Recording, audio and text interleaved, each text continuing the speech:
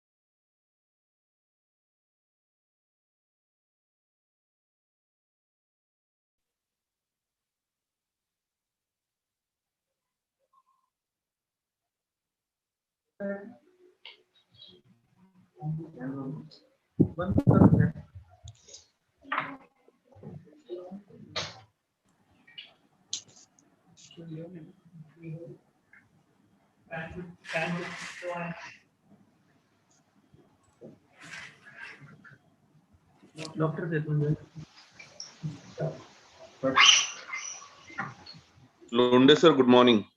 Good morning, sir. We'll start, sir. Praful Pawar बोलतोय. थोडं internet issue आहे, व्हिडिओ कनेक्ट होत नाहीये, पण ऑडिओ अवेलेबल. ऑडिओ जरी असेल तरी चालेल, सर. ओके ओके चालेल. Thank you, sir.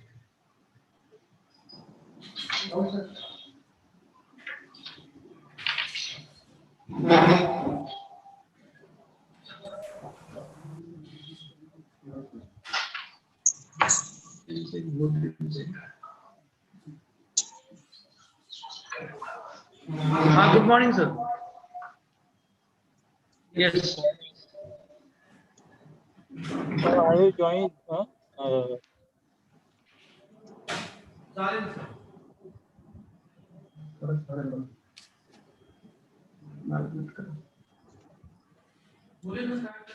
A very good morning to one and all.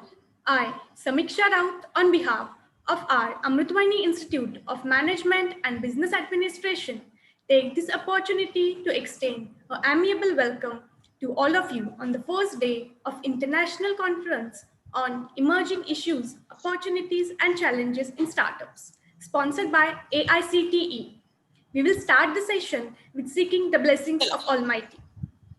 Amrutvahini Institute of Management and Business Administration, established in June 1994, has emerged a reputed and renowned management institution which involved in imparting quality management education. I am glad to inform you that this is our silver jubilee year. Since past 25 years, our institution has illustrious history of developing. काय म्हणते? हो ना ग. हो, एक मुलं नाही आहेत, पण आम्हाला जायला लागतं रोज तिथे जाऊन शिकवायचं.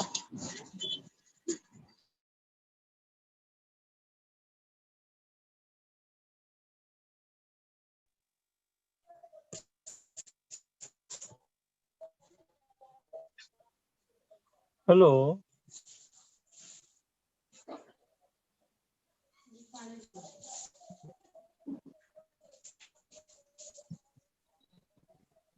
Good morning to all of you. I, Dr. B. M. Lunde, Director, Amrutvahini Institute of Management, Maharashtra, Sangamner, Maharashtra, India, take this opportunity to welcome you all on this international e-conference on emerging issues, challenges, and opportunities in startup. So first of all, I welcome the members of this inaugural session, Honorable Dr. Parag Kalkar, sir, Dean Commerce and Management, Savitribai Phule, Pune University, will be joining and immediately give his address after me. Will be followed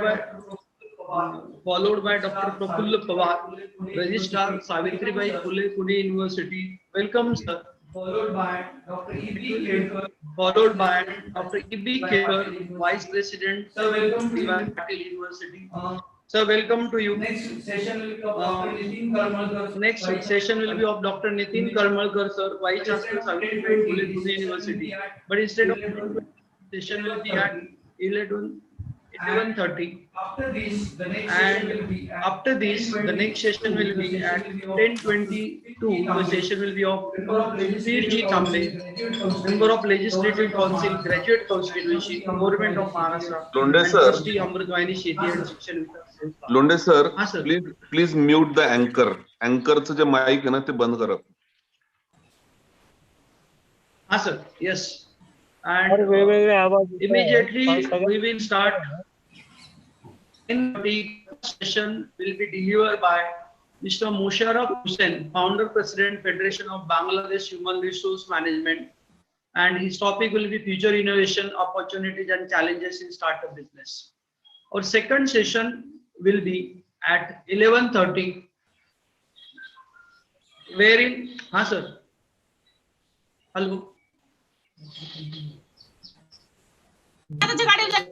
अँकरचं बंद करा. तेच. हाँ sir, केलंय. Next session at 11:30.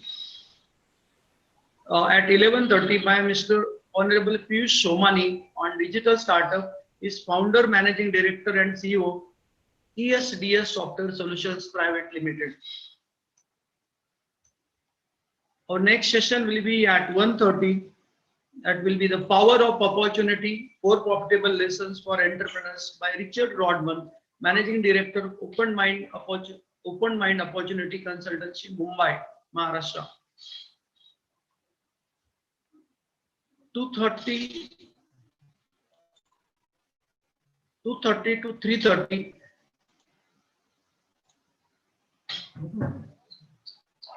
2:30 to 3:30. Future of Innovation Building for Scale and Sustainability by Abdul Dewale Mohammed. He is going to speak on global strategic management, public relation and marketing consultant, mentor, author, writer and publisher. Is from United Kingdom. Next session will be the next day, that is on 22nd, first session of 10:30 to 11:30 on emerging digitization opportunities and challenges in digital business startup by Dr. Chandrahans Chauhan, Professor Jamnalal Bajaj Institute of Management Studies, Mumbai, Maharashtra, India. At 11:30 to 12:30, there will be a next session by Dr. Ashoka Jindasa, founder of Interesting Leadership. He's author and trainer and speaker. He's going to speak from Sri Lanka, the 6-dimensional holistic framework of startup success. Next, at 1:30 to 2:30, Mr. Nandan Bhatt, how I did it, a startup success story, then co-founder of Anna Eco Social Development Organization. And the last session, 2:30 to 3:30, this will be delivered by Mr. Tomio Isugai, a freelance advisor and Indo-Japanese relation trainer, ex-managing director of Chart India from Japan. Look East, Act Global, the critical potentiality of Indo-Japanese bonds. And the last session will be joined at 3:30 to 4 for valedictory of this 2 days international seminar by Mr. Ajinkya Chopde, entrepreneur, educator, co-founder and author. Sir, the objective behind this 2 days international conference on startup global opportunities, issues, challenges and opportunities in startup. As we know that almost $3 trillion contribution to the world economy by the startup, and the average age of startup in worldwide is 45, where in India the average age is 31 for startup founders, and middle age and startups are more successful. There are 9 areas which are more in the startup. One is construction, artificial intelligence, fraud detection, online retail, wearable technology, education, pet care, and well-being. And we see the ranking of the countries on share value of $1 billion. US has 63.3%. China is having 21.7%. India is having 4.7%. And Sweden is having 2.2%. I'm most thankful to AICT for sanctioning this 2 days e-conference to Amrutvahini MBA. And behind choosing this theme for startup is that we want maximum young generation people should go for startup. The participants should understand the challenges and opportunities available for each startup, and we should able to increase the contribution in the startup. I think my time is over. Thank you. Thank you, sir. Thank you so much, sir. First of most, I would request Honorable Dr. Parag Kalkar, Dean, Commerce and Management of Savitribai Phule, Pune University, to guide us. Please, sir. Very good morning to all of you. Dignitaries present today, Dr. Sudhirji Tambe, sir, the Director of the Institute, Dr. B.M. Londe, sir, Registrar of Savitribai Phule, Pune University, Dr. Prafulla Pawar, sir, our former Dean, Dr. E.V. Khedkar, sir, and other dignitaries and esteemed guests who are present today for this very apt seminar, which is sponsored by AICT and organized by Amrutvahini Institute of Management and Business Administration, Sangamner. I think the title also itself tells us that emerging issues, opportunities, challenges in startup. As the startup ecosystem is not new to India, but recently for a young generation, Honorable Prime Minister has asked that Atmanirbhar Bharat. And since we all are aware that people are encouraged, students have thoughts process, but they think in silo. They do not complete their thought process. And that's why we found that there are issues, in spite there are a lot of opportunities that are available. I think you have to get into the real issues first of all, because emotionally we always think that this is a good opportunity, that is a good opportunity. There are a lot of scope is there. But I think before you start all processing your thought process, I think you have to go in depth and try to understand scientifically that gap in any service or any product really exists. So that sampling technique or that research is more important. Emerging problems, I think you have to see that because of the COVID, new problems have emerged in health sector, in service sector, in logistics sector, in food packaging sector, and so many other sectors. You must just reading a newspaper, you will find there are a lot of opportunities there where the solution does not exist at all. And you cannot ask all solution to be given by the corporates. Even a small startup can give the solution. Sincerity is more important in my perspective, that because what happens, the student have something to do and then start up. And then whenever a company comes for the placement, they give up their startup idea and they join a company. So most of the students have dilemma of either join a company with a fixed salary or to continue with the startup. So they give up their idea. Next important thing is the teamwork. I think you have to work in a team.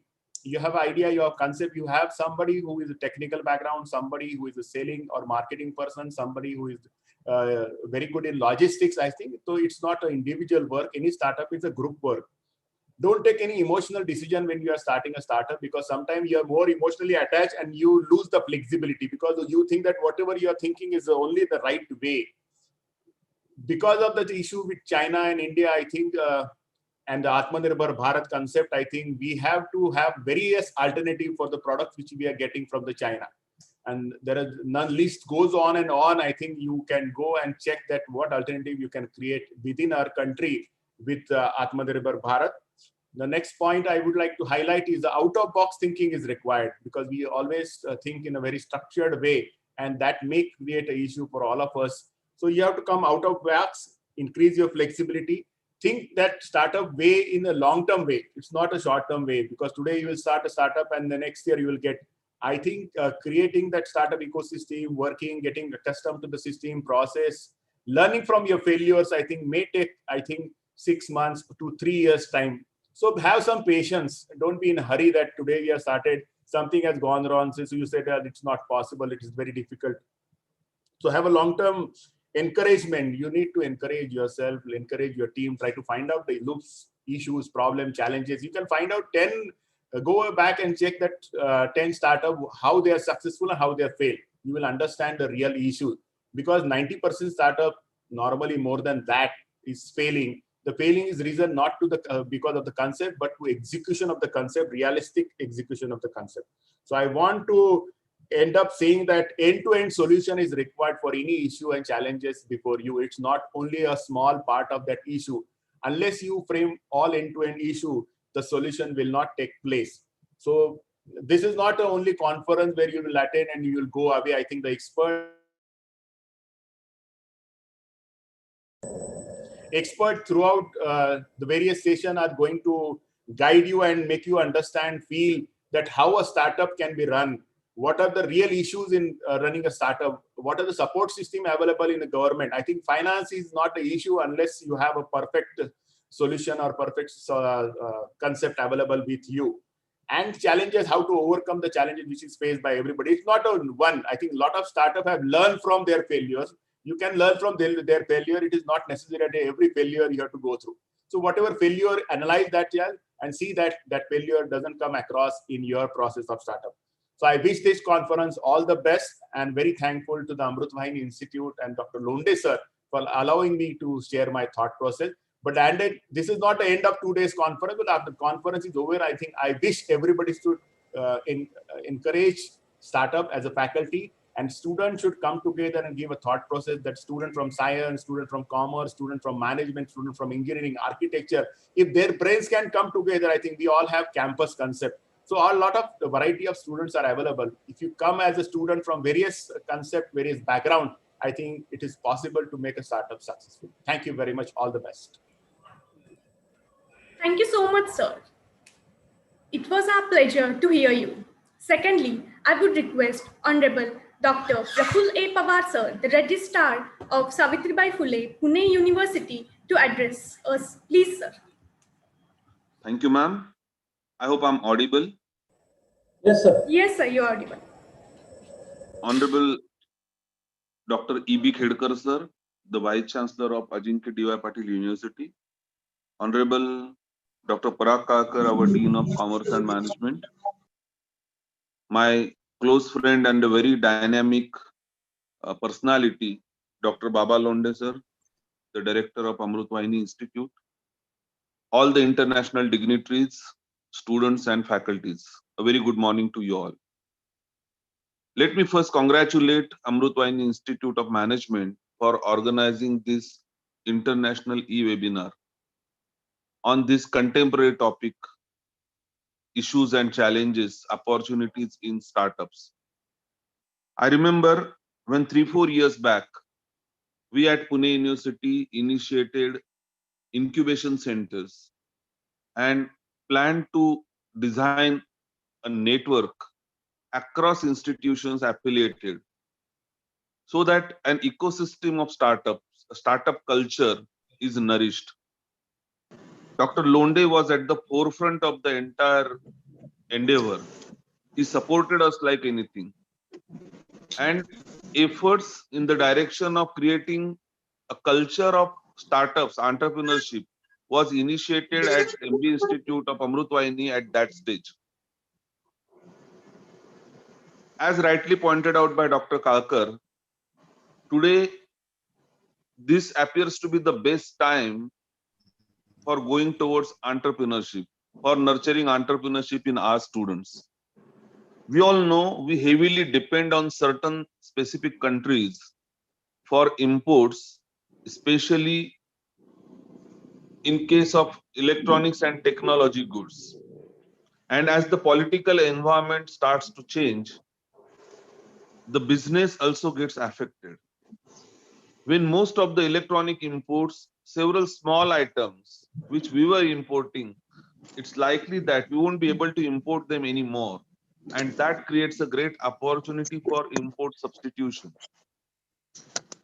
This import substitution episode, or Atmanirbhar Bharat, the way Prime Minister describes it, creates a great opportunity for students, for youngsters to get into business, to become an entrepreneur, to have own startup.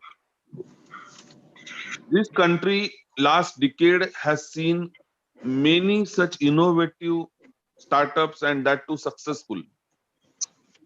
Each startup you evaluate and you will find the entrepreneur tried to address some issue that was faced by masses. For example, somebody said this is unorganized private bus operator sector, and let me consolidate it. Thousands of millions of people are suffering every day. And he came up with the concept of Red Bus, a portal that aggregates all the private bus operators and offers great convenience to lakhs of travelers, passengers every day. And that startup becomes successful. If you look at Book My Show, a startup a few years old, you'll find it aggregated all the theaters, movies in the country, and that offered a great convenience to everyone. The point I'm making is a common problem which is faced by masses is identified by innovative entrepreneurs, and they try to address it. Second thing is they brought technology into it. Each problem they tried to solve with the help of technology and with less human interference. And third important point is they were passionate about what they were doing. In my opinion, if problems are identified properly, if technology is brought into it, and if the person is passionate about it, confident about it, the startup is going to successful and no one can stop it. These three aspects, I am very sure, would be deliberated, discussed in this international conference. I congratulate the institution for inviting international experts from across the globe to guide our students and faculty. I'm thankful to the organizers for giving me this opportunity. I'm also thankful to Dr. Sudhir Tambeji for always supporting Londe sir and the institution in undertaking such novel initiatives. We always appreciate this institution and its effort, especially the efforts which are going into the rural area, supporting rural students, regional students. This land is always known for several cooperative industries, and the same effort now is being taken forward by the institution to bring to develop multiple industries through the students by developing this ecosystem of startups. My heartiest congratulations to all. I'm thankful to you for giving me this opportunity to interact with students and faculty. Thank you so much. Over to you, ma'am. My heartfelt thanks to Dr. Praful A. Pawar, sir. Now I request Honorable Dr. E.B. Khedkar, the Vice President of Ajinkya D.Y. Patil University, to guide us. Over to you, sir. Yes. Honorable Dr. Sudhirji Tambe, Member of Legislative Council, Graduate Constituency, Government of Maharashtra, and also Trustee of Amrutvahini Seti and Shikshan Vikas Sanstha. Being a very visionary person, particularly in the education field, he and Honorable Cabinet Minister Balasahebji Thorat both are doing excellent work and supporting to their principals and directors. Honorable Dr. B.M. Londe, Director of the Institute, is also a dynamic and very intellectual. He happened to be my PhD student, and I have seen that how he is intellectual and dynamic in his work. Honorable Dr. Parag Kalkar, Dean, Commerce and Management Faculty, Savitribai Phule Pune University. Honorable Dr. Praful A. Pawar, Registrar Savitribai Phule Pune University. They have given a very good talk in short time. My some friend which I have seen on the screen, Dr. Musharraf Mohammed from Bangladesh, very intellectual, a senior person. Jina Dasa from Sri Lanka. Romeo is from Japan. Mr. Devleji is likely to come from UK. I've seen also a director from Bajaj, Jamnalas Bajaj. Very intellectual person from international as well as national level gathered together to discuss the issue. The topic is very, very important. That is International In Conference on Emerging Issues, Challenges and Opportunities in Startup. In today's current scenario, after this post-COVID, I think it will play a very, very important role, what I feel. Instead of wasting time as 5 minutes is given, I will go straight away to the various challenges and then few opportunities for the startup in this coming era. Say, just I will flash the points only because in inauguration, there is no time to discuss in detail, but I expect that these all challenges will be discussed in these 2 days. It will be deliberated in detail, challenges as well as the opportunities. Number one challenges is finding the right idea. It's very, very important. Nowadays, there are innovation centers in all the universities nowadays because of the new act. And therefore, correct idea is very important, this being a challenge. There might be many ideas, but correct challenge which can be converted into a startup. Then second challenge will be financial resource management. This is another problem. Then third one is revenue generation. Fourth one is about team members, getting a skilled, qualified, intellectual people for startup. I think that is one of the challenge. Then supporting infrastructure nowadays, particularly in India, there is a challenge. Then creating awareness in markets. This is another challenge. Seventh challenge is exceed customer expectations. Nowadays, because of the globalization, privatization, rationalization, and liberalization, customers having lot of expectations, and this is one of the challenges. The tenacity of founders, regularity obstacles, particularly from the government point of view. In India, yes, they have already reduced lot of permission and licenses, but still there are many obstacles to start the business or startup immediately. It takes some time. This is one of the challenge. Then growth decelerators, that is growth hurdles in growing stages, particularly influence of the incubator institutions, a similar organization which try to control the startup.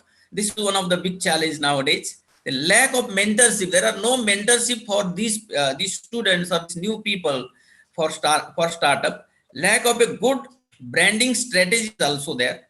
Then replicating Silicon Valley. What is happening in India? India now, the startup new people, they are just replicating the Silicon Valley, but the environment and overall situation, infrastructure, everything is different. We have to go according to the Indian condition. This is one of the challenges. Then fierce competition. Of course, there is a competition in overall world, even in India also. Unrealistic expectation. A lot of expectations are there for the people. Then partnership decision making. Partnership is good. Decision making is not happening as far as the startup is concerned.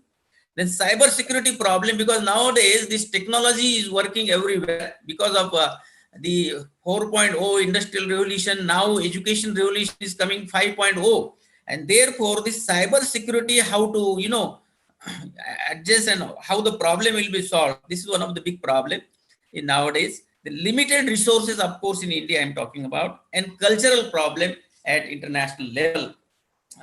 Lack of awareness about the startup, particularly in rural area. Multiple clearances required, as I mentioned. Unorganized market.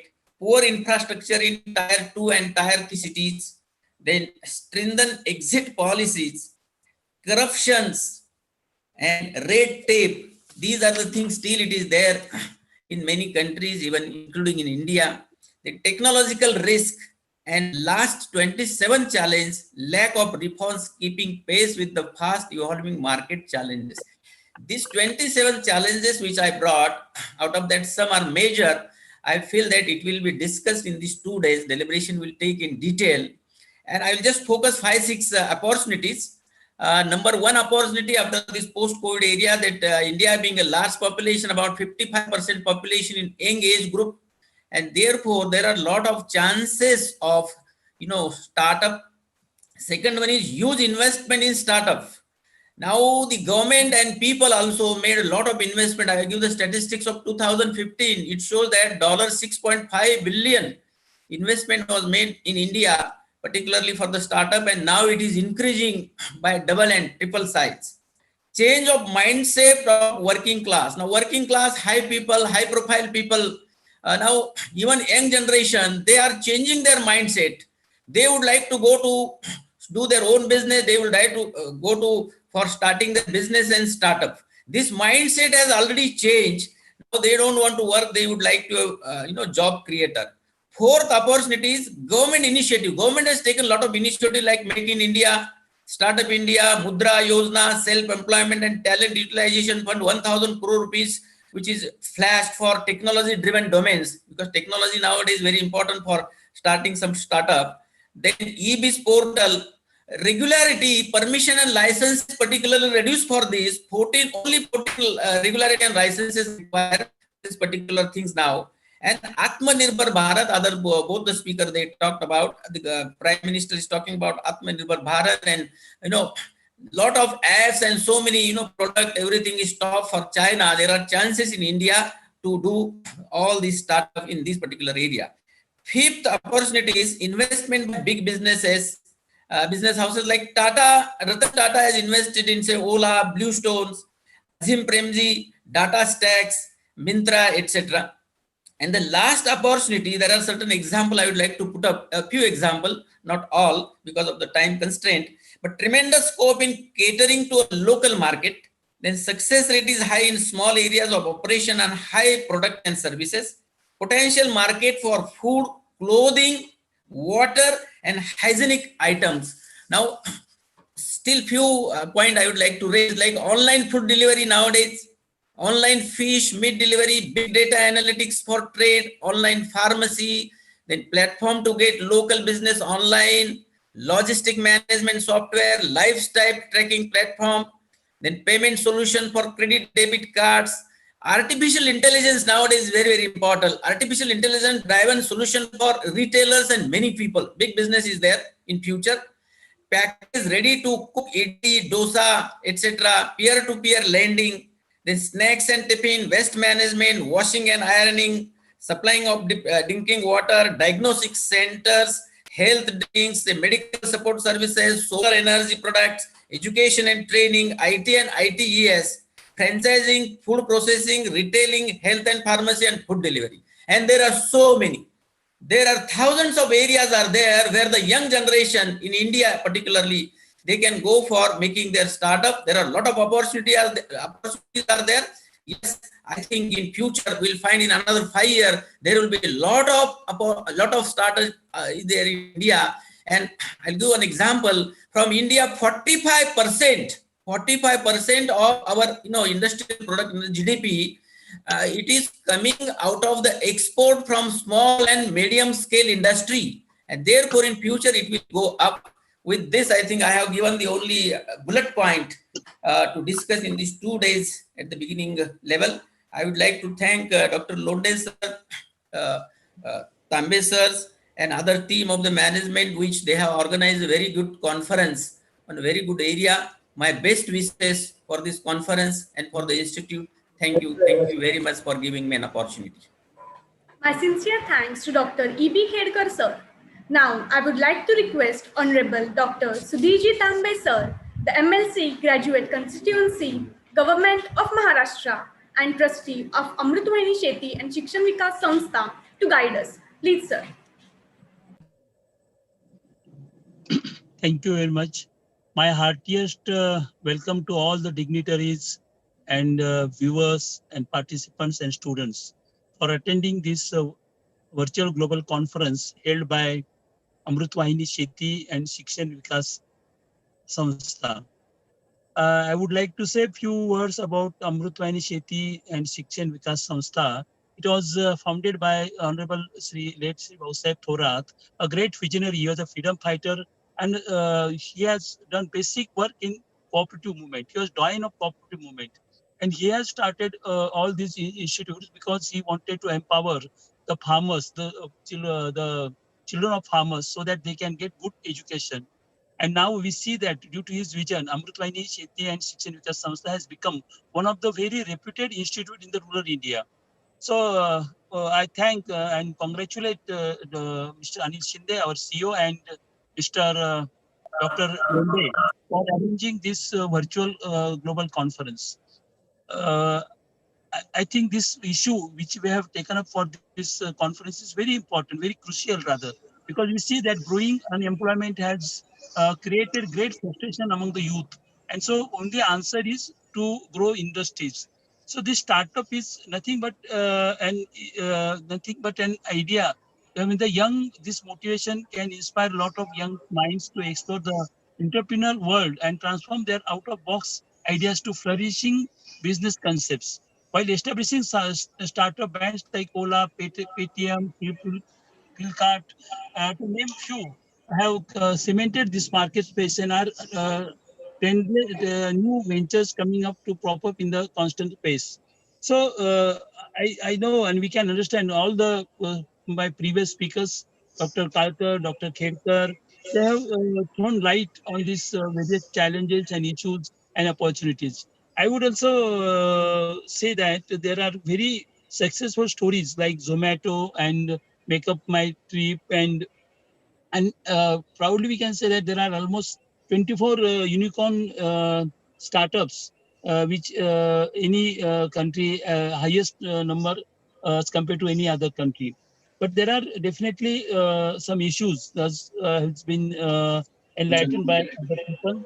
Like there are main issue is financial support. Almost 85% startups are underfunded, and I think that and there is a want of working capital. Another problem is that, to my mind, is that we should have better training for these entrepreneurs. Once they decide, they have got very good ideas, but you should train the entrepreneur so that they can select their proper product. If they don't select a proper product, they don't have a proper market in the marketing opportunities. So we should train the entrepreneur. At the same time, we should have to train our laborers also. We all know that there is a lack of working culture in our country. So we have to train our laborers also. And bureaucratic hurdles, everybody has mentioned, though we think that we claim that the license charge is over, but I don't think so. There are still many hurdles, and there are corrupt practices. We have to do a lot of improvement as far as bureaucratic procedures are concerned. And these are challenges, and there are many opportunities as has been stated by Dr. Khedkar. So friends, I think in this 2 days conference, many world recognized dignitaries are and experts are they going to address this conference.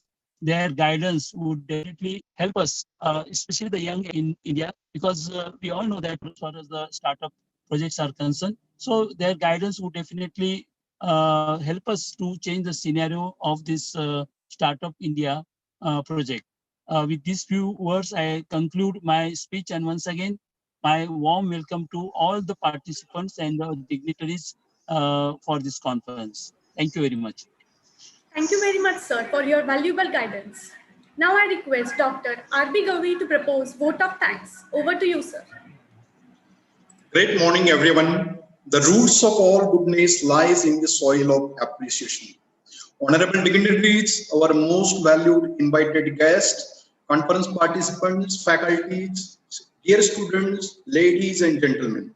I am really humbled and honored to get this opportunity to propose a vote of thanks of the inaugural function of the 2 days AICTE sponsored International E-Conference on Emerging Issues, Opportunities and Challenges in Startups organized by our institute.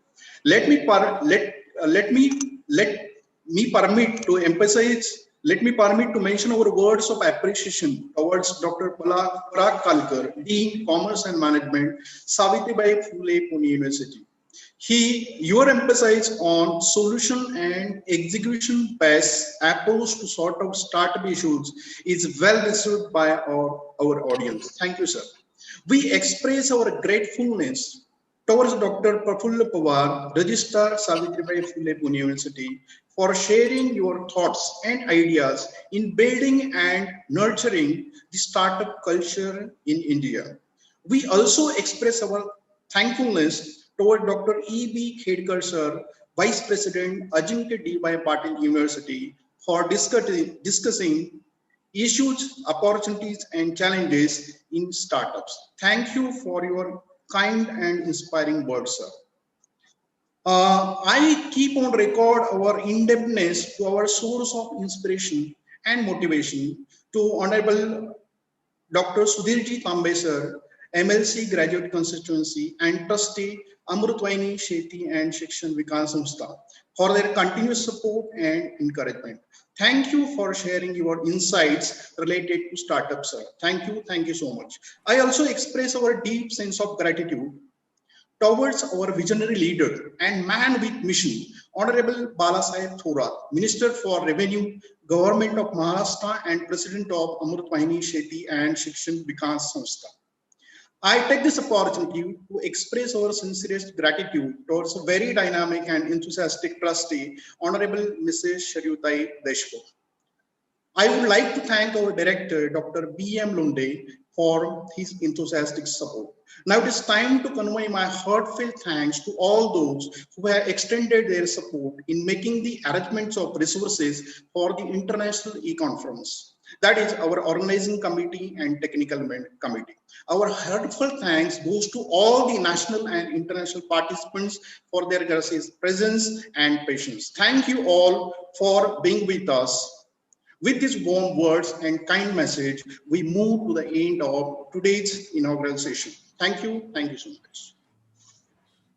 Thank you so much, sir. Now, without any delay, we will start with our session. As Jeff Bezos says, I knew if I fail, I wouldn't regret that. But I knew one thing I might regret is not trying. Good morning, everyone. I am Pranali on behalf of Amrutvahini Institute of Management and Business Administration. Welcomes you all in the first session of this international conference. It's a pleasure for me to introduce our first guest for this international conference, Mr. Musharraf Hussain, who is going to talk to us on future innovations, opportunities, and challenges in startup business.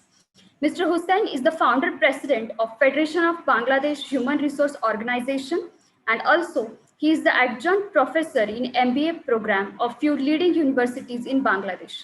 Mr. Musharraf Hussain is the award-winning, internationally renowned HR professional and speaker who is the recipient of numerous national and international awards, including the Lifetime HR Achievement Award 2013 from BSHRM, Lifetime Achievement Award 2017 from World HRD Congress, and Global HR Leader Award 2017 from Malaysian Institute of Human Resource Management. Before handing over the session to our guest, I would request all the participants that if you have any questions regarding the topic that Sir is going to discuss with us today, you can drop your questions in the chat box. Your queries will be resolved at the end of the session. Now, without any further delay, I will request Honorable Mr. Musharraf Hussain, sir, to start with the session.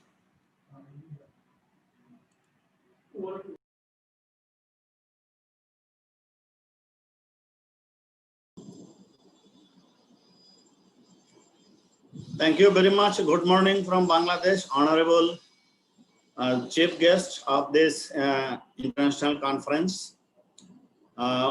Very respected special guest and my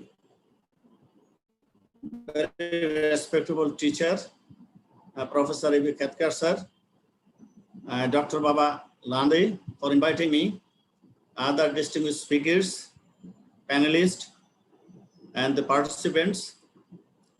It has been an immense pleasure for me to be able to speak in this conference. Thank you for choosing me for the opening general session.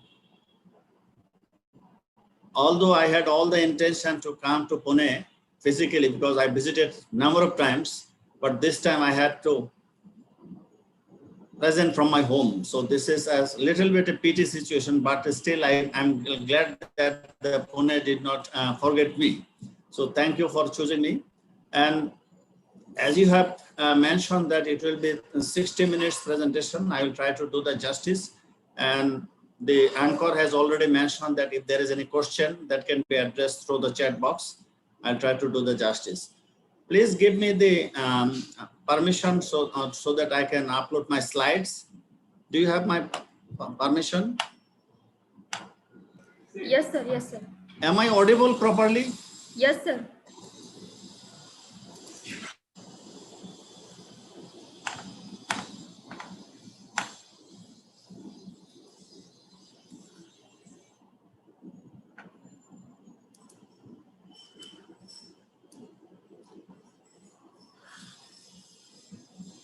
My slides is visible?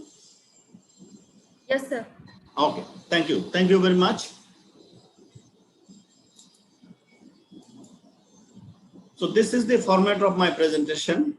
Of course, I'll discuss something about the startup and then innovation and what are the threats of innovation. This is not very easy task. And then what are the opportunities available for the innovation. Startup, in most cases, it is linked with the innovation. So very simple definition of the startup, an organization dedicated to creating something new under condition of extreme uncertainty.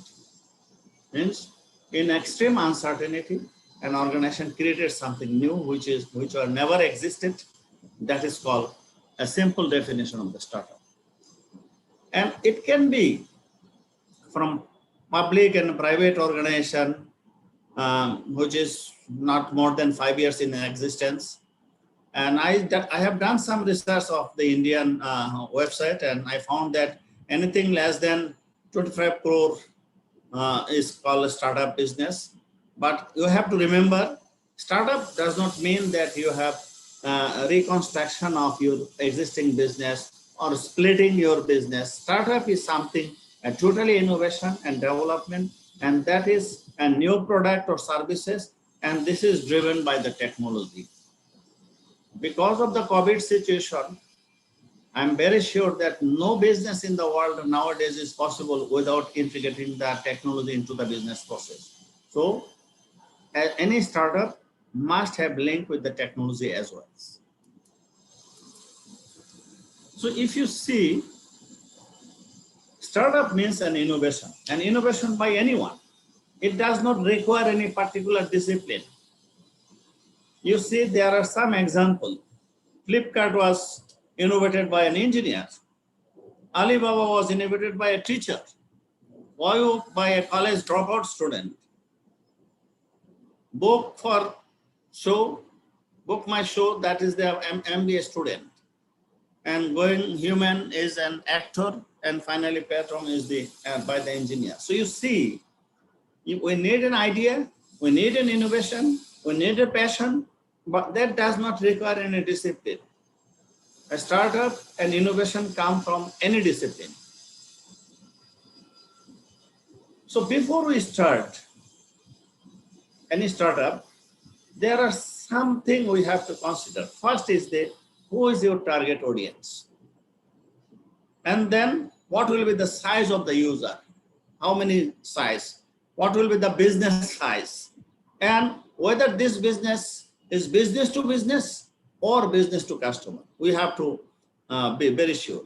And we have to very critically analyze who are the competitors already in the market. The startup I am going to start. So these are the 5 areas we have to consider before we think for any startup. So there are simple equation of the startup. So startup means a new business. That I have clarified already. New business with the innovation. And innovation, the meaning of the innovation is not a copy paste.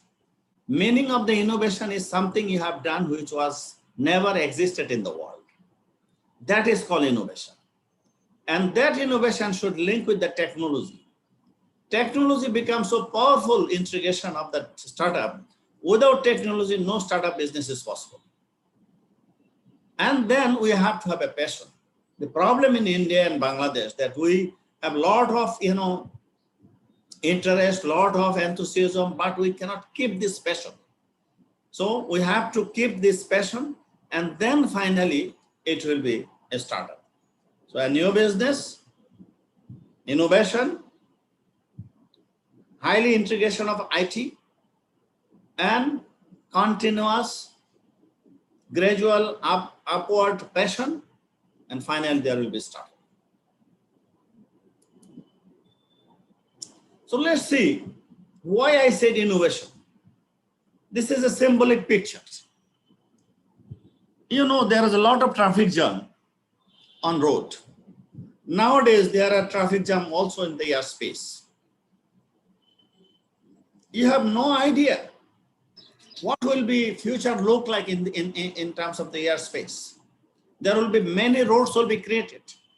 We have to think what is going to come up in the next decade. So there will be disruption. Often we see the airspace is very free for all of us, but it is not free, and it is not going to be free in future. Let's see the disruption. We had a yellow taxi cab across the world. Those disappear. A very new innovation is Uber and Ola. Just for your information, Uber is the largest transport company having no vehicle, driver, technician, workshop by their own. What a marvelous technology, innovation. As I mentioned, that innovation means you have done something which was never existed. And innovation which will ease the life of the people, and it will come up with something different which will make our life comfort. And India, Bangladesh, we all have the Uber, so we can compare. And Uber is helping the customer, helping the owner of the cars, helping the drivers. This is a three-dimensional benefits, an innovation which has brought together a three-dimensional benefits. You see the disruption in the grocery shop. We had a situation, and now we have a big basket and big bazaar and many other things. Look at the library and books situation. Last week, a renowned writer of the world communicated with me to give 20 cases. And he mentioned to me that he will add up 500 cases in his book. And it is only possible because it is not printing. It will be published online. So there is no space problem in online. There is no cost issue. And he is planning to give the cases by subcontinent, by countries. If you are from India, you just click the India cases, you will get all the Indian cases. So the book is disappearing. Digital library is appearing. I studied at the University of Calgary in Canada. And I'm the member of the library of the University. And if I click, I get everything. So this is the disruption. So we have to have a transformation in order for our survival. Look at the Airbnb. No hotel, but they are making more profit. And they have taken up the ownership of almost all the leading hotels in the world and on all the subcontinent. Doing the business. This is a new innovation. Nobody thought of it. So grocery shop as a further innovation. In my previous slides, I mentioned that there is a systematic grocery shop. You go and pick up your commodities. Now you don't need to go. Flipkart and Snapdeal and all this technology will help you. You get everything at your home. As a further innovation is already done. And this is startup. Look at all the restaurants. And vis-a-vis the Food Panda innovation, Zomato innovation. What happened? You don't need to go to the restaurant. Restaurant will rather come to you and feed you at your home. A disruption in all the existing areas are happening, but innovation is making our life comfort and easier. Look at the university and college situation. As the anchor mentioned, I have been teaching in the university programs for the last 30 years. For last 7 months, I am not going to any other university. I'm teaching everyone sitting at home. And during pandemic in Somalia and another university in Papua New Guinea, sitting at my home. Previously, it was impossible. But now, I can teach anywhere in the world. And I don't believe that after COVID, this situation will come back as previous. It is national in the education. And we have to cope up with the disruption. I remember 2 months ago, I gave a presentation, Challenge and Opportunities of the COVID-19 pandemic. And I gratefully remember Dr. Khetkar sir was also present in this seminar, which I did, presented. And I mentioned that COVID has created a lot of disruption, but also given some opportunities in the education sectors. And this is one of the pictures. And you see, in all the disruptions, social media has made our life easy. With the social media, we are now reaching to everywhere. Because of the social media, I am now delivering in your conference sitting in Dhaka, the capital city of Bangladesh. And with the social media, we are connecting all the old friends and family friends, and we are doing all this social program sitting at our individual home. So, in the disruption, this innovation, this is the all are the innovation has made our life easier. So innovation means you have to have a good idea. Dr. Khetkar sir has already mentioned that we have a serious challenge of not getting the good idea. So we have to have a good idea. We must have the intelligence. And ideas and intelligence should be solution driven. And we have to have the inspiration, self-inspiration and inspiration from others. And then the creativity will start, and we have to have a vision. Vision must be a futuristic and very powerful vision. All these 6 will help us to come up with something new, to come up with something different, which never this earth witnessed. You see the innovation. COVID did not come with any notice. Suddenly it comes. There is a serious lacking of hospitals and treatment centers. So innovation, a container turned into the hospital. So something different. We have never seen a container being used as a hospital. So let's see what is the anatomy of the whole entrepreneur. Our whole body should work. Innovation does not mean one person. Our brain should work, a pool of ideas. Our mouth should work. We should be able to communicate our visions. Our stomach should work. We have to trust our gut feelings. Our feet should work, dream high, but we are still close to the ground. Our eyes should be working. We have to looking for investors and the opportunities. We listen to the customers and clients, and we have the full passion in our heart, and we have to keep them going in tough time.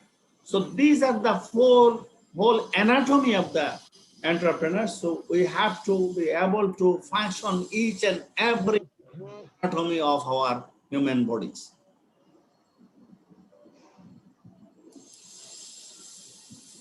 So you see, what will happen if we don't do? Look at Nokia. They had the 36% of the market share of the world.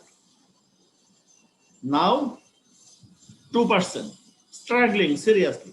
Why? They failed to integrate the new technology, Android technology, and disappeared from the market.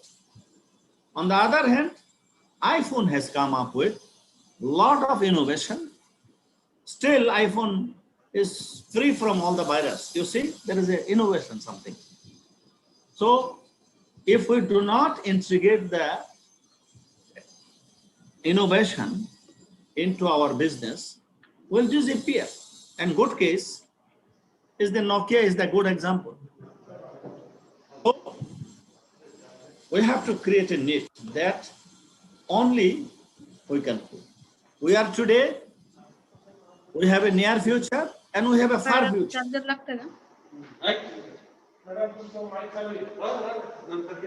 Any problem? Can you hear me, please? Yes, sir. Yes, sir. We can hear you. Okay.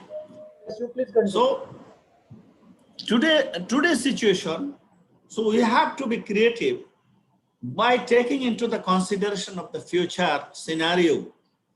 We have to a future oriented problem solver, and we have to also think backward what we have done not right. So we are in a today's situation. We have to consider the near future, and we have to also consider the far future. Look at the most successful innovator of the world is the Steve Jobs, the co-founder of the iPhone, Apple. What he is saying, creativity is just connecting your ideas and views and imagination. So we just connect our ideas, views, and innovation and imagination, and then you will come.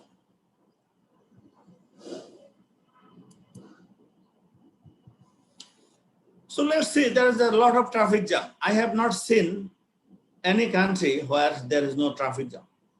Just for your information, I have traveled more than 100 countries. Everywhere I went, there is a traffic jam. So innovation could be flying cars. A lot of research is going on. Maybe in 10 years' time, flying cars will be coming up. Why I am saying this is innovation? It was never existed. It could be a good startup. Look at the saucer. It takes about 24 hours from India to America. We do not have luxury to spend 24 hours. Now we are looking for 2 hours or 3 hours from flying from Maharashtra to in New York. So research is going on. How we'll come up with this innovation? There is a lot of rich people. They are planning to set up their home in Dubai and have a daily shuttling from Dubai to New York. With this kind of innovation, it's possible. In 10 years' time, I'm very optimistic. This kind of saucer plane is coming up.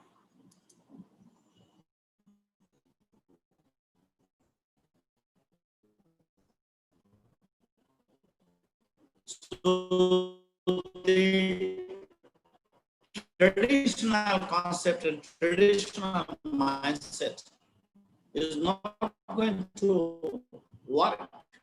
We have to do something different, and only then innovation and creativity. So let's see the future. I have discussed about ground situation. I have discussed about sky situation. I did not discuss about the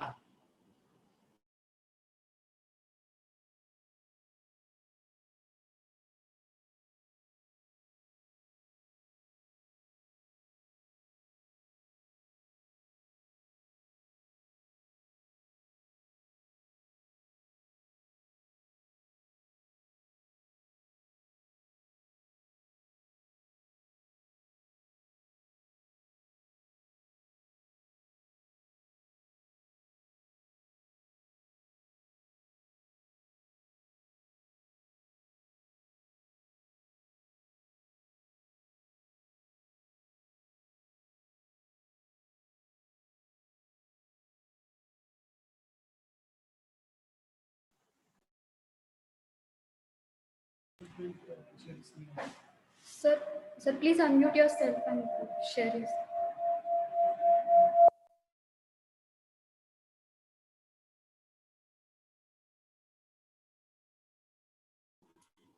Yeah, there are some interruption.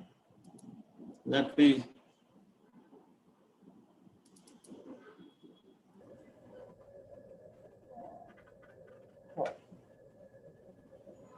Hello. Is it visible now? You are audible. Audible? Yes, sir. Yes, sir. Continue, please. Is it audible now? Audible, sir. Yes, sir. Audible, sir.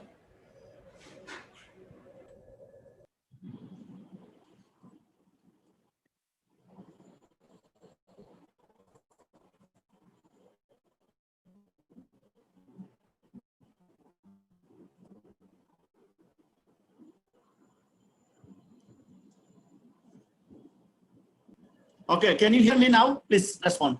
Yes, sir. We can hear you. Okay, thank you. So I was discussing that I have discussed about ground situation, sky situation, but we did not discuss about the deep sea situation. There are a lot of resources available. We can use those. And now see the equation of the another equation of the innovation. Any successful innovation require a process. That means a good idea generation mechanism. Khetkar sir mentioned about the funding mechanism, governing mechanism, how you will govern the whole things. And any innovation and creativity is a people driven. And with the people, formation of the multidisciplinary teams, adjustment of the talent practices to promote the innovation. In India and Bangladesh, we have a mechanism of promoting the seniority. We have to forget it. We have to now promote the innovation and creativity. We have to have a cross-cultural collaboration. Culture means people from different country, different ethnicity, different religion should be able to work together and multiplied by a good conducive working culture in the organization. Culture is meaning a lot of things. The actions and behavior of the people. Remember, we have to have the one culture, and that will be represented by multicultural environment. There are 10 different areas or 10 types of innovation. In any business, there are 10 different, types. One is the configuration, another is the offering, and an experience. First one, let's see the profit model. So what is the way you will make profit or make money? Every business, eventually you have to make money. But the way you will make money, that can be innovated. Every business requires a networking. So which connection and cooperation creates value? We have to give things. And the connections and cooperation which is useful or good for today may not remain good tomorrow. What kind of structure will be appropriate for configuring your business? What kind of process you will follow? And the process failed. There was a lot of different process. in the business in the past. Now, most of the process is the online delivery system, online process. And then how you will evaluate and characterize the product performance, how you will develop the product systems, and then how you will serve.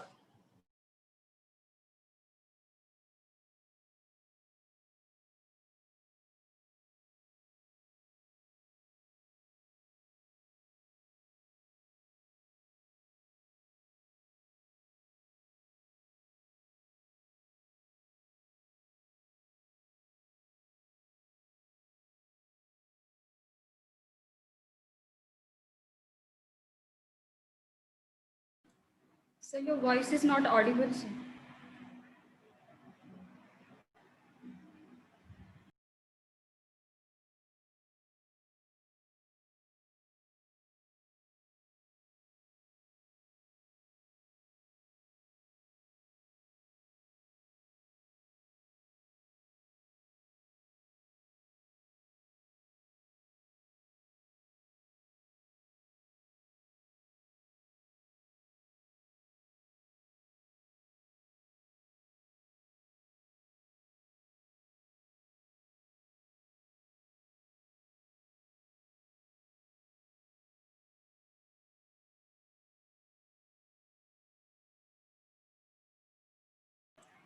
I'll request all the participants to kindly wait for 5 minutes.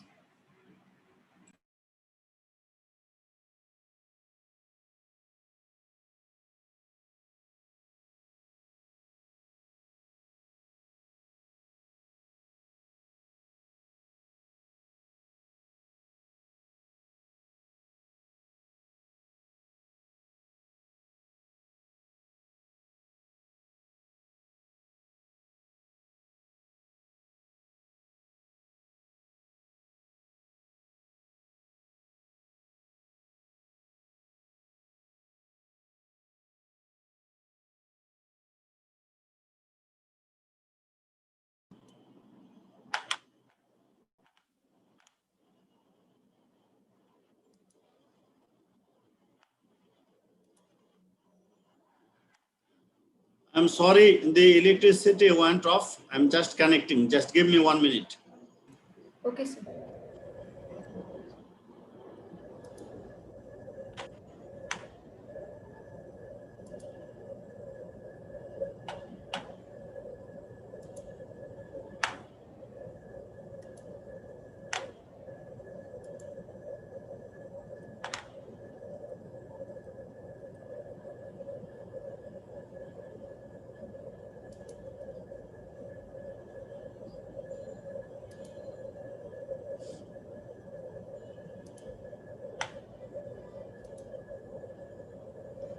Sorry, suddenly electricity cut off. I'm very sorry for this disruption. I was discussing this disruption and now that disruption is affected myself. Can you hear me? Yes, sir. Okay. So you see that which will be the channel of serving the customers that we have to consider. And then customer engagement and customer brand. All these areas, there is scope for innovation and creativity. So there are some challenges. First challenge is creating a powerful vision. Many of the startups fail because of the absence of the powerful vision. And vision means creating its own power of ability to invent, and there will be passion. I have discussed also in my previous slides, a passion is very, very important along with your ideas and innovation. And there should be a lot of market research. Whatever startup you are going to start, that require a full of research in order to understand the business, the prospects, the process, the competitors in all aspects. And we have to have a detailed business plan so that nothing is in your head only. It is also translated into the pen and papers or in the computer so that we have the written evidence of our business plan. We need some money. we have to also think how we'll raise the capital for the startup. In India, it is 25 crore taka, up to 25 crore taka. Why we will get those money? And then we have to have the digitalization. Without digitalization, be it say education or any service industry or product industry, there should be a digitalization. So proper digital change management is necessary. We have to have a digital strategy in place. We have to organize the change readiness activities. As you know, change always faces a lot of resistance. It is very difficult to introduce change without any resistance. So we have to have rewire the difference between the digital transformation and legacy business. We have a lot of legacy that we have to give up, and customize the change communication with the customers, and integrate the training and learning system in the organization. Our employee should continuously learn and come up with some kind of innovation and transformation in terms of the digitalization of our product and services. We need a very good business team. In order to have a good team, we have to have a demographic. We have to think what kind of demographic mix will be necessary. Are we thinking about all the young generation, or all men, all female? It should be a good balance, a gender balance, culture balance, age balance. So you have to have a deliberate mix up of your team. And that team should be a global standard, and integration of some people from other country, that is also necessary. And whoever will be hiring, everyone should be tech savvy, digital friendly. Bangladesh and India, we are struggling. There are old generation. They are not that much tech savvy, and they are struggling. So we have to think, when you have a new startup business, we cannot afford any kind of limitations. So you have to think what will be the demography of your team, what will be the global standard or the global representation of the team member in your team, and the digitalization with the, of course, the new technology capabilities. You see that all these things are planned, but suddenly something happened unplanned. You never thought. COVID is the example.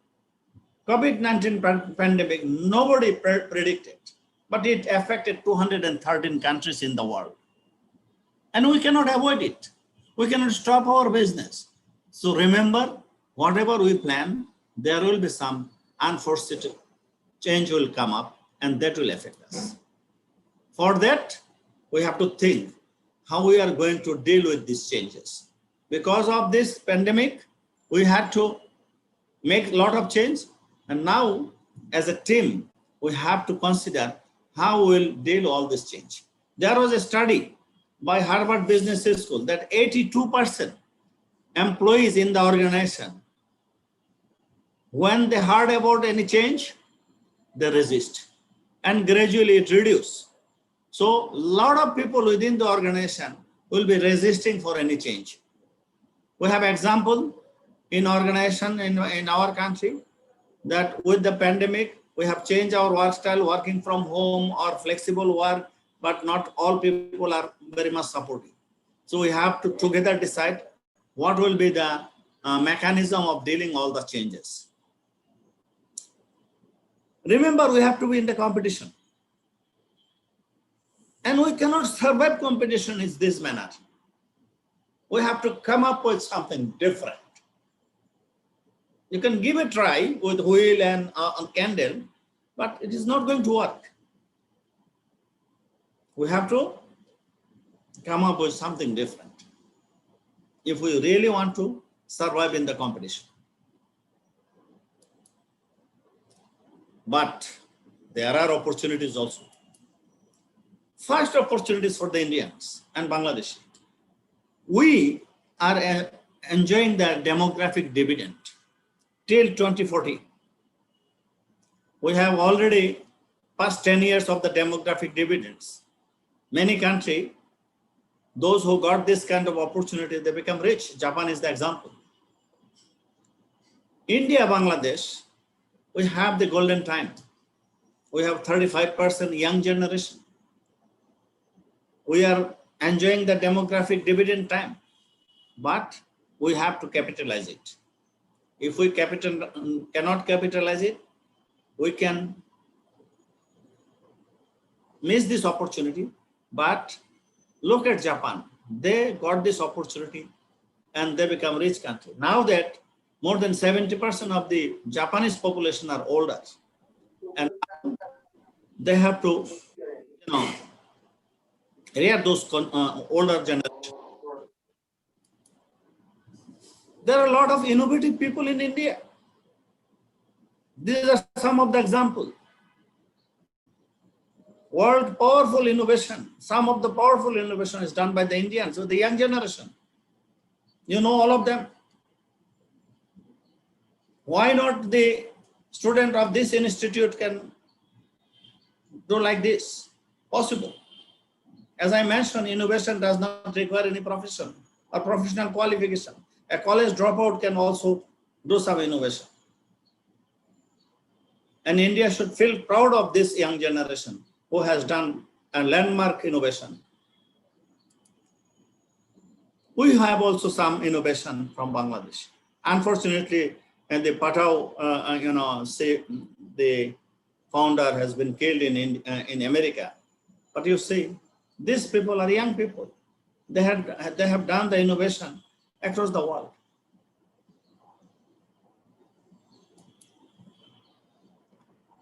Good thing is that Asia has 60% of the world population. I was also the president of the Asia Pacific HR Federation for 4 years.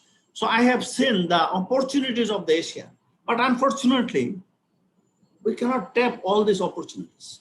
People are the most important resources in the world, in any consideration, from holy book, religious book, from anywhere. And we have the 60% of the world population in Asia, but we cannot take the leadership of the business of the world. So this is an opportunity for us. We have also the opportunity that high mobile penetration in the Asian countries. I have taken some example. If you look at the India, 85% people by the year 2025 will be connected to the mobile. In Bangladesh, it is slightly more. And this is an opportunity for us. If 85% or 100% people are connected to the mobile, so this is a platform already exists for us for doing our business. So any innovation, integration with the mobile technology is easier. And on top, we have to also think for the whole world. We cannot just concentrate our business in India or Southeast Asia. And you see that the investment of the digital platform is so huge. So many of our business can be incorporated using this digital platform. This platform is already exist.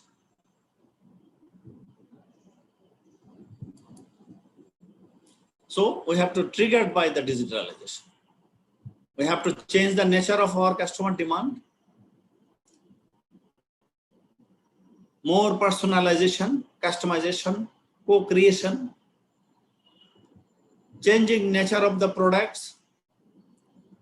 The product nature need to be changed in order to bring the comfort of the customer. Changing economic of production, we have to reduce the operation cost. Changing the economic of distribution, direct to the customer or build to order versus build to the stock. Many of the business that they are not stocking anything. This supply chain system developed in such a manner, there is no need for stocking any product. So in order to do this, what do we need? We need an agile and flexible workforce.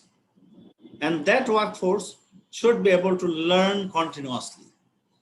They should be able to continuously learn, and there should be a lifelong learning. And if we can do this, we can have a closer collaboration interdisciplinary working, collaboration each other, and we can create a synergy instead of creating conflicts in the organization. So thank you very much. This is the reference of my presentation. I have taken some reference, and thank you very much.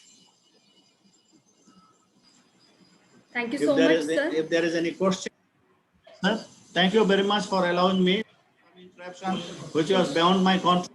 The electricity and the network problem. Now I am on the mobile data, but it's fine. So over to you. Thank you, sir. Thank you so much, sir. Now I'll request all the participants, if you have any question, you can drop it in chat box. Or you can unmute and ask the questions directly. Hello, great morning, sir. Hello. So yes, the nice presentation, the very good insights you have delivered, sir, and very powerful presentation. Sir, my question is related to the human anatomy of entrepreneur. So you had talked about the different senses, but when the question of ideas comes, so many people have so many ideas, but hardly see 5% ideas comes into practice. So what can be done on the human resource side so that this can become the part of continuous training and development of most of the education institution? So is there any work that has been carried out by you or by someone else, or can you throw certain light on it, sir? Thank you, sir. Deepak, sir. Thank you for asking the question and your appreciation. I have briefly touched about the passion, that we have idea, but we cannot keep this idea for a long time. So there is the issues about the passions. And the second thing is, this is the organized by the institute and the university. The problem in our education sector, many of the students, 90-95% students, their mindset is that after passing, they will be working, they will be serving. Nobody wants to entrepreneur. And India and in Bangladesh, there are very few universities who patronize this kind of entrepreneurship education. So you are right that in the anatomy, I have covered a lot of ideas, but a lot of ideas, they do not materialize finally. So we have the responsibility as the faculty member at the university to encourage, because for the undergraduate student, they live with us for 4 years. And master student, they live with us for 2 years. So we have some responsibility for giving them the challenging task and assignment so that they have to stimulate their ideas and brain so that they come up with some new ideas. And sometimes I have seen in my class in the Dhaka University is the #1 university in Bangladesh, some of my students, when I have given a very challenging assignment and task, they come up with some of the ideas which I even never thought of. So my suggestion would be, we have to incorporate as a faculty member very challenging and stimulating class assignment and task for the students so that they always stimulate for new ideas and new thoughts. And we have to patronize this. And some of the university, one of the university in Bangladesh, they have declared that if you want to start a business, we will give you some seed money in order to start the. So university will come up. So my suggestion would be, we have to integrate this startup and entrepreneurship in school of entrepreneurship, those kind of things, because we need more people. Thank you. Thank you. Thank you, sir. Sir, I did not hear your. Sir, there is one question in the chat box. So the question is how to validate an idea scientifically from different aspects other than discussing with mentors or seniors. Okay, thank you very much. In my credential, I am still working full-time as a head of HR with with the International Health and Population Research Organization. It's a scientific research organization. And this is only one in the world and based in Bangladesh. So I'm the head of HR there. You are absolutely right. For the scientific idea, there are some protocol we have to follow. If you have an idea that requires some kind of protocol. In Bangladesh, there are BMRC, there are government institute, they will validate your idea. And within our organization where I'm working, we have the institute, we have the research review team, institutional review team, though they will try to validate whether your idea is a great idea, whether this idea can help you. Because of the COVID situation, one of the Bangladeshi company, they have come up with the idea of creating the vaccine. And that this is an idea, but it has gone through different process and finally there is approval. So in organization, if there is any idea, then that has to be validated by the next level of people. My idea might be a wild idea. It is not the implementable idea. So if this is the case, then it is not going to work. So somebody within the team or within the organization, within the community need to validate it and try to challenge the initiator of that idea, whether that idea is feasible. Thank you, sir. Yes. The next question is, what is the difference between Zomato delivery of food items and Amazon delivery items? Almost same. This is the example. Almost same. These are not a big difference. These are the channel where you can use. It's not a big difference. Okay, sir. Thank you so much, sir. It's my privilege to have been asked to propose the vote of thanks on this occasion to our guest, Mr. Musharraf Hussain, sir. The excellent coverage given by you on the various topics like startup, innovation in various sectors, challenges while starting a business, and the opportunities will definitely be very helpful for all of us present in this seminar. We have been fortunate to get an opportunity to listen to you. Thank you so much, sir. Pleasure.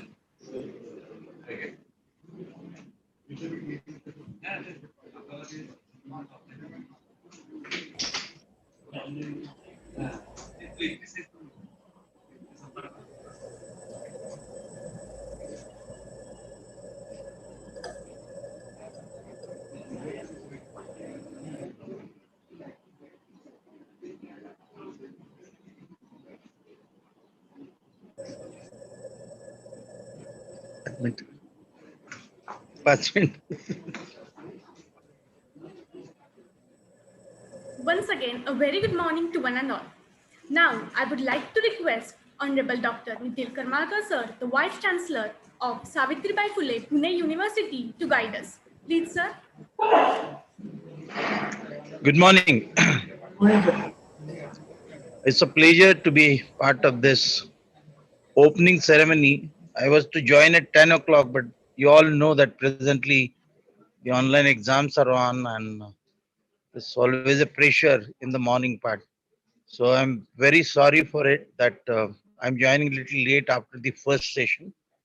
It's a very apt topic that has been chosen by Amrutvahini. The startups and the various different sort of elements or verticals that are related to the startups. We all know this is an era wherein we have been passing through a pandemic situation, and it has to a great extent, I would say, impacted the industry, the economy, the trade, the education, in fact, the online education that we are going for. And this transition has happened basically overnight as such. We are not really prepared. Startups, although the policy to a great extent been outlined and given by the central government, and our Honorable Prime Minister is very keen, in fact, to create the required ecosystem for startups. But despite all that, we are still not, I think, prepared enough. And from that point of view, this particular deliberation that is happening, the challenges, the opportunities in innovations, especially in startups arena as such. At the Savitribai Phule Pune University, we have been actually concentrating the most on this particular aspect. If you all are aware, and if you are not, let me candidly um, share it with you that we on the campus have created a special purpose vehicle to promote startups. It's called as the SPPO Research Power Foundation, which is a sectioned company. And we, to a great extent, are concentrating on 5 verticals: artificial intelligence, water, electrical mobility, healthcare, and agriculture. So this particular time, basically, where the industry is generally passing through, and there is a tremendous sort of a innovation that happened uh, with respect to basically the methodologies. As we all know that we are into industry 4.0. In fact, industry 4.0 was last year. It has moved to almost industry 5.0, which to an extent actually emphasizes more on IoT. But prior that, machine learning, artificial intelligence, blockchain technology, all these new terms to a great extent, and wherein we can see that the machines are more or less replacing the human being. And that is a great challenge, in fact, that we are all going to face. So basically, we shouldn't get redundant ourselves. We should understand this technology. We should understand this new language and try actually adopting these various different things in the industry. On the campus, in the SPPU Research for Foundation, during the recent time, we in fact have provided a space for a prototype of a smart industry, wherein everything to a great extent is handled through sensors and through artificial intelligence, through machine learning. And the idea being basically the student would act as an entrance and would understand what is the development that is happening globally as such. When we speak about startups, obviously the first and most important thing is the idea. Actually, get many times we are so much attached to the idea, we don't think about the economics of it, the marketing of it. So there are various nitty-gritties that needs to be resolved and needs to be actually understood. And for that purpose, basically mentoring, not necessarily only the technical mentoring or academic mentoring, but beside that, the kind of seed funds that are required, basically, then the kind of market that's available, uh, the to scale it up further, uh, we in fact have created venture capital. So there are various different aspects and elements of these startups as such. And to promote basically startups, we require to understand the entire ecosystem as such. I'm sure that this Amrutvahini MBA program, under which this particular program has been organized, will certainly take care of the various different sort of elements of this startup ecosystem. And then we will try to actually inculcate that culture among the student. The student, to a great extent, we will not be just prepared, but they would be ready for.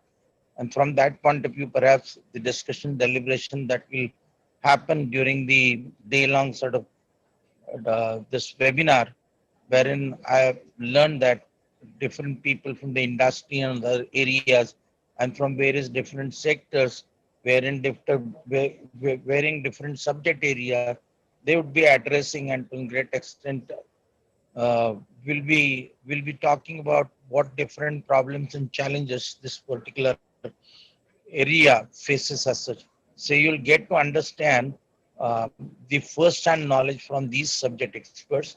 I'm so happy that on a very apt topic, this particular webinar has been organized. So I wish every one of you a wonderful time. And then obviously to give a boost to the industry, startups are very essential, in fact, and from that point of view, understanding the ecosystem becomes very, very, I think, interesting and important. So with these, I once again welcome you all and wish you all the success. Thank you so very much for giving me this opportunity to have a little chat with you. Thank you so very much. Thanks a lot, sir. Thank you very much, sir. It was our pleasure to hear you. Wisdom says that timing, perseverance, and 10 years of trying will eventually make you look like an overnight success. It's my pleasure to extend a genial welcome to all of you on behalf of our Amrutvahini Institute of Management and Business Administration. I take this opportunity to introduce Honorable Piyush Somani. Mr. Piyush Somani is the founder, managing director, and CEO at ESDS Software Solution Private Limited, India. ESDS has global perseverance and has its branch offices in UK, US, and rest of other countries besides India. Sir is an innovator, creator, technocrats with lot of zeal and enthusiasm to develop a socially application-oriented solutions to society's problem. His curiosity, passion, powerful leadership, and ability to bring positive change make ESDS one of the fastest growing company, not only in India, but also at a global level in offering cloud-based platforms and services. ESDS is also the recipient of several awards, recognition, accolades for their work. In 2017, ESDS was ranked in top 50 companies. In 2020, ESDS has received 28 India's Best Company Award for work by GPTW. Now I request Honorable Piyush Somani to start the session on digital startup. Please, sir. Yeah, so thank you. Thanks for the invitation. And I'm an alumni of Amrutvahini College of Engineering. And my life has been transformed by Amrutvahini College and especially the MBA college. So though I have not done MBA from Amrutvahini MBA, but I have done my engineering from Amrutvahini. And how my life got transformed because of Amrutvahini MBA, that I would like to share with you. So in short, like I'll explain you how exactly I landed up in Amrutvahini College of Engineering. So I was an average student till standard 10 and standard 12. So my numbers were quite average. And then unfortunately, then there were no free seats available in any of the colleges in Pune. So typically what happens now when you want to do engineering, the target is to go to Pune and get admit in best of the colleges in Pune. But that could not happen because I didn't score well in the 12th. And then I landed up in Amrutvahini College of Engineering. And then in the engineering first year, because of a lot of mistakes that I did, I won't call it mistake, but a lot of leadership things that I was doing in the engineering first year, like organize events and organize trips and all of those things. And then anyone who had any problems, I would go and try to help them in their problems. So I would lose majority of my time in solving problems of people. And at the end of the engineering first year, the Pune University gave me a huge shock. My 5 subjects from the final semester were down, and I was not sure how it could happen because I was very hopeful that 3 would get cleared and only 2 may go down, and then I will get an admission in the next year of engineering, second year of engineering, due to ATKT rules. But unfortunately, it was 5 down, and no one takes a provisional admission with a 5 down score. So I had to stay at home. Whatever happened 6 months later, like my out of those 5 papers, 3 subjects got cleared in the revaluation, rechecking. But because I had not taken provisional admission, so I had to stay at home. And then in that process, because I was at home and had nothing to do, my father forced me to join a computer coaching class. So I clearly told my father that, my dear father, I have sworn that I will never touch a computer in my life. So please do not force me to learn computer. So my father asked me, when did you take a swear on not touching a computer? So I said, like, couple of years back, I understood that there are lots of side effects of computer, and that's the reason I don't want to touch a computer in my life. So but he forced me to join a coaching class, and I went to a computer coaching class where he paid the fees as well. So now, because my father has paid the fees for like 6 months, so I have to go there and I have to learn computers. I had no choice. But within a month after joining that computer coaching class of C++ language, I started loving coding a lot, and I started enjoying coding a lot. And then I figured out that this world is completely different. Coding is so entertaining, so much knowledge is there, and you require real brain power to actually learn coding. And in the same year, what happened when I failed in the first year of engineering, whatever fear of failure I had since my childhood, because since my childhood, there was only one thing in my brain, that I will study to pass. I am never going to study to excel, or I am never going to study to become a topper or anything. So I had that fear of becoming a topper or something, or that fear of failure was also there in my mind, that I don't want to fail, neither I want to become a topper. And with that failure, I continue to live till the first year of engineering. So whatever happened at the end of the first year of engineering was a very, very important milestone of my life. And if that had not happened, probably I would have never got rid of fear of failure in my life. And I had probably the biggest fear of failure compared to any of you. Probably I had the biggest fear of failure in my life, and that went away because of the engineering first year results. And then when I learned computers, there was another thing that happened because of this failure and because of this year down. That was, I learned computers, or probably I would have never touched computers in my life, because I was at home. I was forced to learn computers. So whenever there is adversity, do not think negative. Do not believe that something negative is happening and my life is gone, disturb everything. So you have to be positive all the time. Always be positive and look forward. Now this epidemic has also came. So this epidemic came to transform the world digitally, to transform India digitally. Look at the amount of travel that we were doing till last year, unnecessarily traveling here and there, going and meeting a person unnecessarily. When something meetings can happen online, we were going and meeting everyone individually. So the epidemic has told us to digitally transform our business. And you will see that though there was a slowdown of this 6-7 months period, but now the kind of growth that we are going to see next year onwards in every field would be phenomenal. So things are going to be very, very positive in the 2021, and we all need to look at the future very positively. Now, because my fear of failure had gone away in the first year of engineering, what happened was, like, I had absolutely no botheration. I had no fear in my mind that I will fail or anything.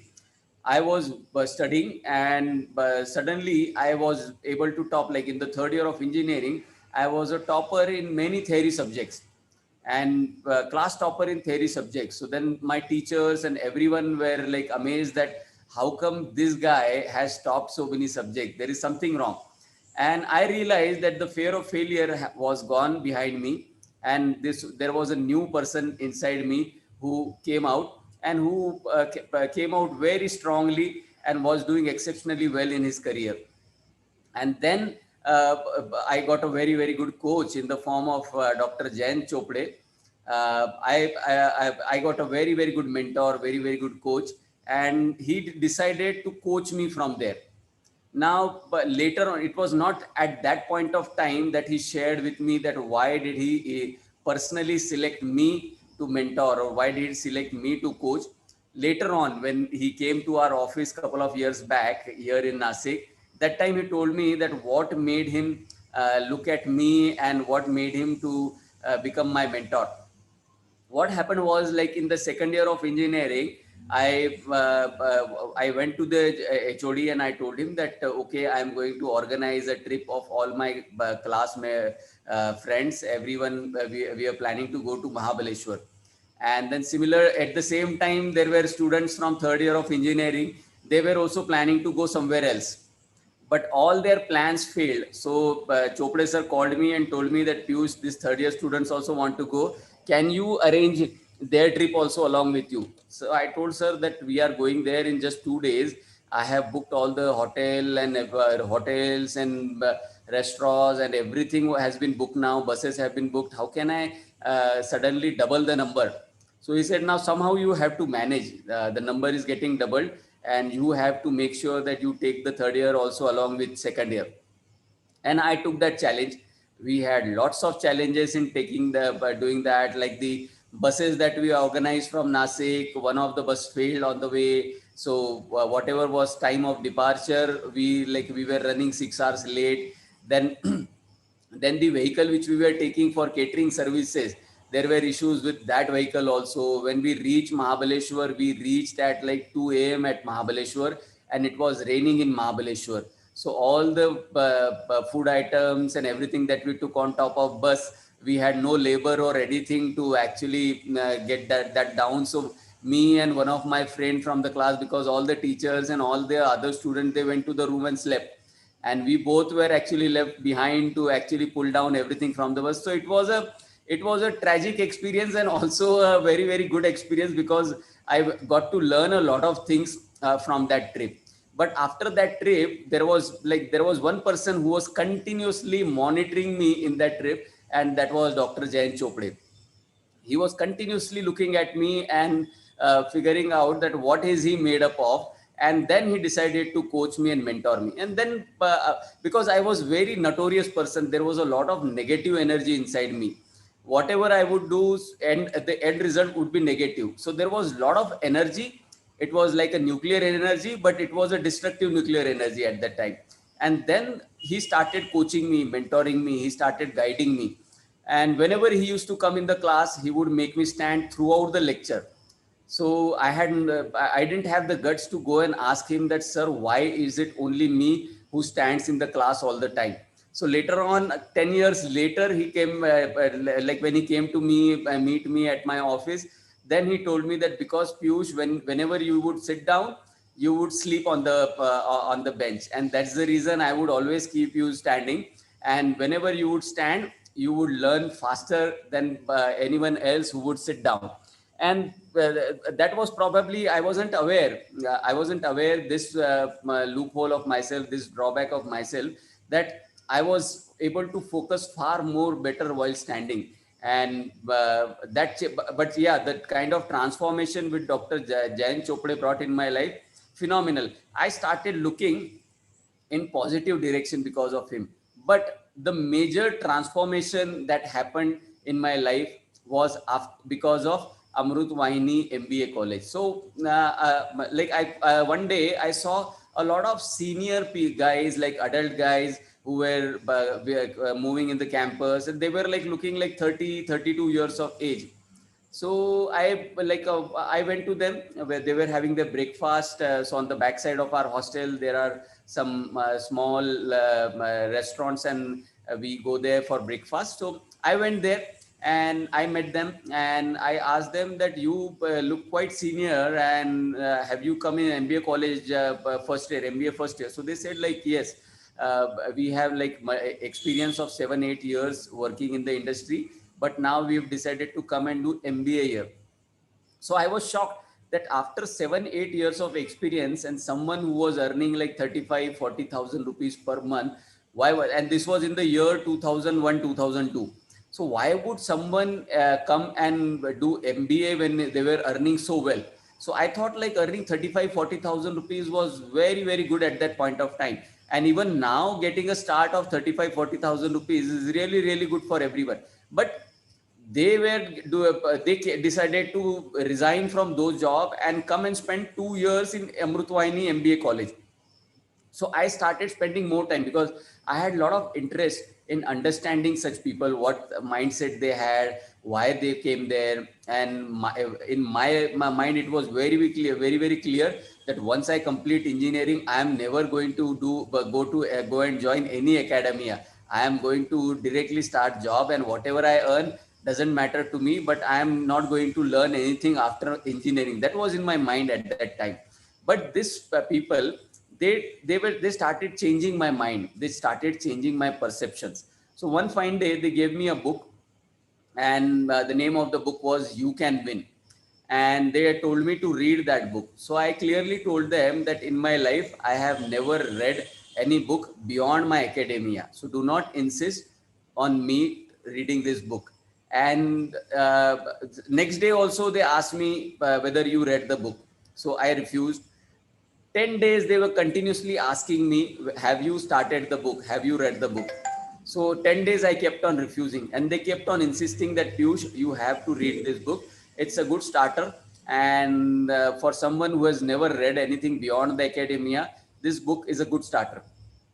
So I said, like, fine, tomorrow I am going to read this, or tonight I am going to read this and come back to you. So but that night, like, I read the book, and next day when I met them, they asked me, have you started the book? Have you opened the index? So I told them that I have finished 30 pages of the book. So they were surprised, they were taken aback. And then they said me, like, how come you were not even ready to open the book? Suddenly you read 30 pages. And after 4 days, when they asked me, where have you reached? I said, like, I have completed the book. So suddenly a lot of things got transformed in my life after reading You Can Win. So I'm sure a lot of you would have read that book. And if you want to go for an advanced version, then 7 Habits of Highly Effective People, that is another good book. Then Start with a Why in Your Mind. So there are many good authors. I would share the list of those books and authors with sir, with Londe sir, and he may probably forward that to you. But there are lots of good books which will help you transform and go beyond the life of perception. Because what happens, no, with all of us, there is one problem. More knowledge we gain, more experience we gain, we start creating perceptions, and we have lifetime perceptions about things, and we start looking at a lot of things negatively. We create a perception. So let's say a lot of students would have a perception about one of your professors also, that no, this professor is not good, this professor is good. You have created a perception. 10 people sit together, talk to each other, and they all come together and create a perception about a person. Once you have created a perception, you are looking at the person with the same lens. You are not looking at the person from a different angle. So see what all happened till the end of my engineering. How many important milestones did I cross? I got rid of fear of failure.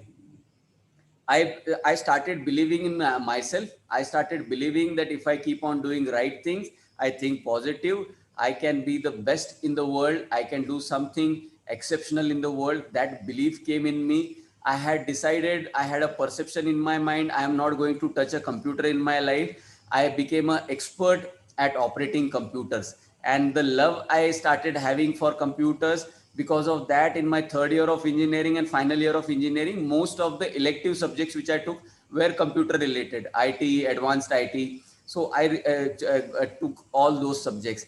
And the positive thinking, the concentration and the positive thinking, this all came because of Amrutvahini Engineering and Amrutvahini MBA. If I had never taken an admission in Amrutvahini, probably I would not have been what I am today. Whatever perceptions I had of Amrutvahini before taking admission, all of that is changed now. So when I go back 20 years back in the history, and when I connect all the dots, everything was designed by Almighty or some superpower to make sure that I reach here. Wherever I am today, it was all planned by my destiny or the Almighty to bring me so far. And if I had not been there, I would have probably been working in some organization. I would not have created employment for thousands of people. I would have probably, whatever we are doing today for tree plantation, for digital transformation of the country, creating an Indian enterprise, which is giving cutthroat competition to foreign companies. All of the achievements that ESDS has had would not have happened. And another important thing that ESDS has done is we have changed cultures of the organization. So when I came out of my engineering in the year 2002, June 2002, I completed my engineering. and I joined a meter. I wanted a job immediately, so that was very clear in my mind. So I immediately joined a meter manufacturing company in Mumbai. So I worked there for 4 months, and I figured out that the treatment which was given to the senior most employees in the organization was very, very bad across the industry. Whether it was my company in Mumbai or whether it was their parent co in Nasik, they all were treating employees very, very badly. So in 4 months, I resigned from there, and then I sat home for 1.5 months. Fortunately, one of my friend was going for an interview somewhere. I just jumped along with him and went there, and gate crashed there, and simply got an opportunity to give an interview. I got selected. So this was a IT company. This was a BPO company. I started working in that company, and there also I realized that people were not treated well. People were treated very badly, and the kind of bias which they had in their company was not doing justice to my talent, and was not doing justice to anyone who was working hard for that organization. So, and at the same time, a couple of things happened with my father. He was in a Bank of Baroda. My father was in Bank of Baroda. My eldest maternal uncle was in Canara Bank. So they sat with me and they told me that, Piyush, we have wasted our career and life for more than 30, 32 years in different banks. And the banks have been treating us very, very badly now. So please make sure that, like us, you also don't end up your career in any bank or any company which is going to treat you very, very badly couple of years later, or at the end of your career. That went inside my head. I said, like, then I need to start something on my own. So my father made it very, very clear. I will give you one computer and one internet connection. The world tomorrow is computers and internet. Whatever you want to do with it. I don't want any earnings from you for next 5 years. So I said, Papa, I have become an engineer so that I can support you. He said, I am very, very clear. I don't need any money from you. I am an expert at accounting, and I am expert at managing my own finances. In 30,000 rupees a month, I can run the family. I can take care of education of your younger sisters also. So that gave me a lot of confidence. And then, along with a couple of my friends, I started an outsourced hosting support company in November 2003.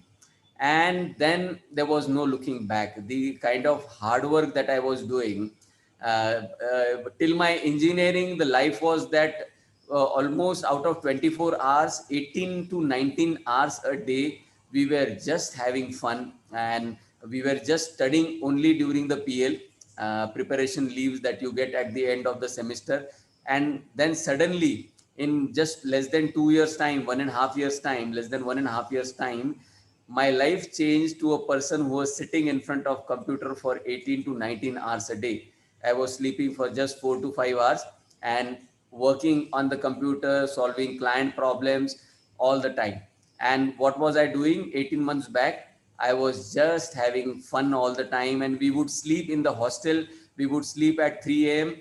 I would get up again at 6 a.m., go on the ground, run, go to the gym, exercise, attend 1 or 2 lectures only, and again come back, chit chat, enjoy, have fun. That was the life till engineering, and the life suddenly changed. I became very, very disciplined, and the kind of discipline I adopted. So I created a statement of my own. 99% people fail when they are 99% close to the target. So the simple example is, most of the athletes you see losing them in the last moment of the competition, whether it is a match or whether it is a race. The majority of them give up in the last moment, and the winner is the one who will push hard in the last moment. Last year we saw the World Cup also, how Ben Stokes was able to pull it out and get the World Cup for England. We've seen how Johan Blake and Usain Bolt have been competing for so many years. We've also seen Andre Agassi and Pete Sampras doing that. We've seen Roger Federer and Rafael Nadal doing that. So these are the examples of people who've gone beyond that 99% and finished it. So it is very, very tough to cross that last milestone. You would probably find everything easy till reaching that 99% in your life, but that last 1% no requires a lot of discipline. And there is another saying which I keep on repeating to everyone: pain of discipline is nothing like the pain of disappointment. So today, whatever discipline you have to put, you should do that, because it is not going to hurt you. It is not going to kill you. Discipline will always make you a better human, and you will be able to transform not just your life, but lives of hundreds of thousands of people if you continue to be disciplined in your life. So I continue to enforce a lot of discipline in my eating habits, my personal, so any habits that I have, whether it is for my diet, or whether it is for my office timings, or whether it is for completing any task, I am very, very disciplined in executing all of that. And I go and challenge myself. I keep on telling myself that, Piyush, come out of the comfort zone. Every time I go into a comfort zone, I tell myself that, Piyush, you have to come out of the comfort zone. If you are not going to come out of your comfort zone, then you cannot expect others to step out of their comfort zone. And that keeps on driving me. And see where we have reached today, the kind of dreams which I had seen in the initial days were very, very small. I just always believed that, okay, what I expect to do is hire some 50, 60 people, run the company, and earn a decent earning, and make a bungalow for myself, and get a Mercedes car. That's it. That was my only dream which I had in the initial days. And where did we go? Where did we go from there? So whatever predictions I would make, that ESDS will build its first data center in Nasik, and people would laugh at me when I would take staff meeting or in the parties, which because we were all of the same age. My employees and me, we were all of the same age. So whenever in a party, I would say that in the year 2008, ESDS will start making its first data center, and people would fall on the floor and start laughing. Like they would roll on the floor and start laughing. That was the kind of disbelief people had in my dreams. A lot of relatives would come and say that you are just doing rubbish, you are just doing nonsense, whatever you are doing, stop doing that, join some organization, go and do some job somewhere. But I refused to listen to any of those. And then so many challenges came. I have a ebook written on it, so I will share with Londe sir, and then probably he can share my ebook. So many challenges, so many failures, so many disasters, everything happened in the life. But because there was no fear of failure, so I was not worried at all. I was not scared at all. Now, when this pandemic also started, first quarter, we all were worried. But I was not worried at all. I was not scared at all. We didn't cut even single penny out of anyone's salary. We did not cut down our operations. We did not punish anyone because of the pandemic. We continued to take very good care of all our people. And look at the kind of benefits we are seeing today. Everywhere now people are talking about cloud. Everyone is talking about software as a service. People are talking about digital transformation. Next year is going to be huge for ESDS. Next year is going to be huge for India's digital transformation, and we are going to be the pioneers in that. ESDS software is going to play a very, very crucial role in digital transformation of the country. So over to you guys. I would like to spend some time in taking questions from you and answering those questions, because an interactive discussion will make it more entertaining for everyone. Hello, sir. Thank you so much. So there are a few questions in the chat box. The first question is by Professor Deepak Vaksaude. How you deal with perceptual issues while making board decisions? Yeah, so very good question, sir. See, perception is temporary. Perception happens to you for a very short span of time. But if you decide not to react, neither to act and neither to react, you just take pause whenever someone has enforced a perception on you. So probably a lot of times same thing happens in case of students also. Someone would come to you and tell you that this student is very mischievous, very notorious, does this, does that all the time. and you immediately decide to take an action that, okay, let me take an action. Same thing happens with the students also. Someone comes and creates a perception in our mind that this professor is like that, or this person is like that, or so and so politician is like that. We have a lot of perceptions. Now, best example of perception is the political party lovers. When you see a person who is following ideology of one particular politician, he will not allow you to speak even a single single thing about that politician. And at the same time, there is another person who is so angry over that politician that they would probably want to hit each other and manhandle each other, or even the people in states like West Bengal and Tamil Nadu even kill each other because of their love for their politician. So that is the level of perception, and the reason people have such strong perception and end up making so many mistakes after perception is because they immediately react on the perception that they have in their mind. They are not ready to change their perception. So if you take a pause, ask questions to yourself, whatever I am thinking right now, is it just a perception or is it reality? And do not immediately go on searching for the reality. Take your time. If you are occupied with something else, if you have some other task at hand, finish those, come back after half an hour, 1 hour, and then start working on the perception that has been created on you. You will probably get the real picture. So in You Can Win or in the 7 Habits of Highly Effective People, they have shown a sketch of a woman. So 50% people in the world look at that woman as a young woman, 50% of the people look at that woman as an old woman. So, and those who have a perception, very, very strong perception, if you tell them there is an old woman in that picture, and if they are seeing a young woman, they do not agree. They will fight with you. They will like get into a quarrel with you, but they will not change their perception. And those who have perception she is an old woman, they will not come and listen to the perception of those who are saying that it's a young woman. So those who are perceptive, you have to evaluate yourself, analyze yourself, that are you a perceptual person? Do you keep on creating perceptions all the time? And if yes, you need to change that habit very soon, or else you cannot be a successful person in your life. I can guarantee that, mark my words, a perceptive person who lives with perception throughout the life cannot be a successful person in his life. He can be a goon, but he cannot be a positive person in his life. He can be probably the Dawood Ibrahim of the world, but he cannot do anything good for the society or the people.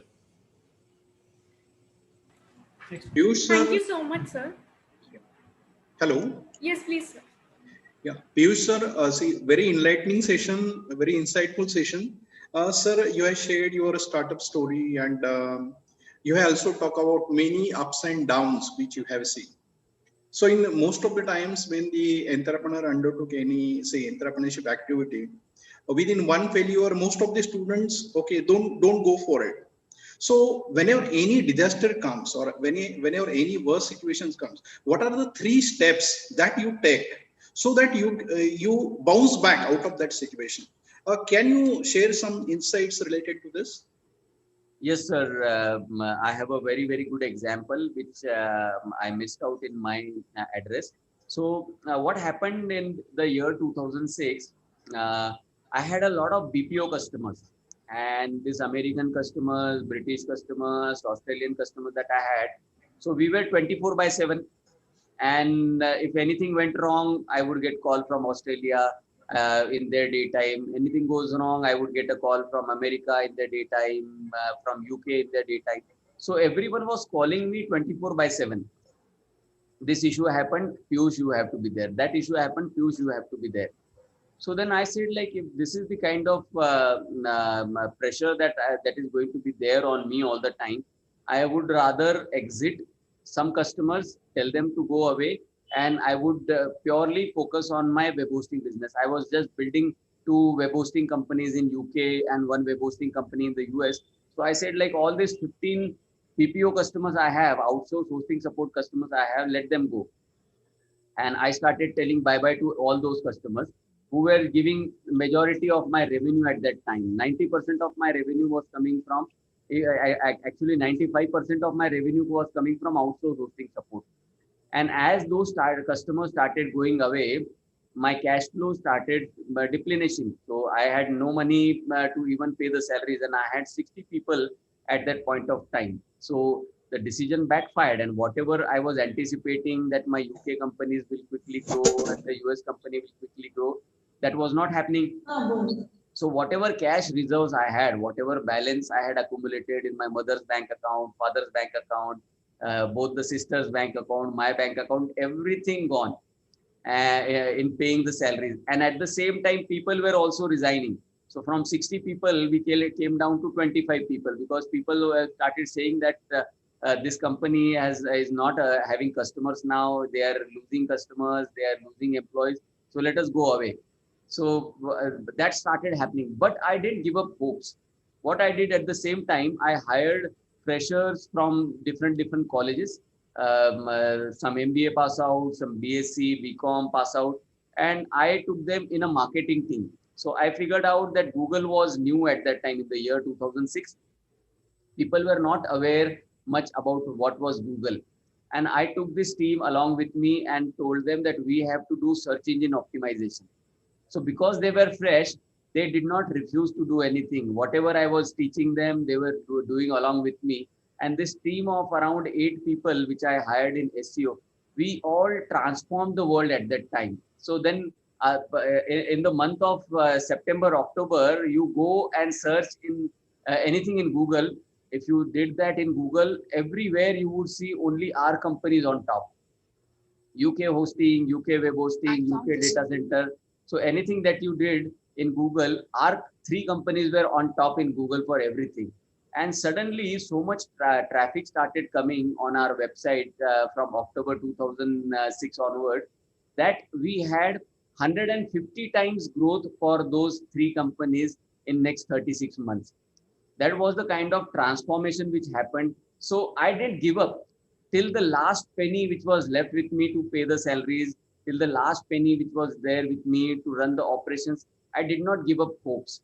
And not even a single day I had a thought in my mind that the business, sometimes you have that doubt that are things going to work or not. But I was always positive. Yes, things will work out. Whatever I am doing is right. And the outcome is also going to be right. So having that belief that when you are doing right things, you will get right results. And whatever results you have got, accepting that the result is right is very, very important. You cannot have a perception that this is the only outcome I should get. Sometimes you go and play a match and then the match ends up in a tie. So that was not a desired outcome you were anticipating. You played to win it. But probably at that point of time, a tie was necessary. So same thing happens in our life also. There is sometimes a tie, or there is sometime we lose. We lose for something important to happen in our life. So whatever has happened, accept it. I am happy with the outcome, and again prepare for your next competition. Again prepare hard for your next milestone to be achieved. Thank you, sir. Thank you so much. Thanks, sir. Thank you so much, sir. Sir, there is another question. Sir, I'm teaching organization management and entrepreneurship theory at Diploma Academic. How can I deal with perpetual issues of students? So if you can actually explain me what are the perpetual issues of the students, like see, there are students which are mischievous. So are you talking about the students who are mischievous, or the students who make you uncomfortable as a professor? Because I know a lot of students try to make a professor uncomfortable, a teacher uncomfortable when they are teaching. And then a lot of teachers also lack confidence. So they lack the confidence in their body language, and the students are able to quickly judge that. They create a perception that if you do this, if you do that, this professor will become uncomfortable, and then they will start behaving rashly with the class. So some students also misbehave and do that. So if you can elaborate what kind of issues you have with the student, I'll be able to pinpoint and address that.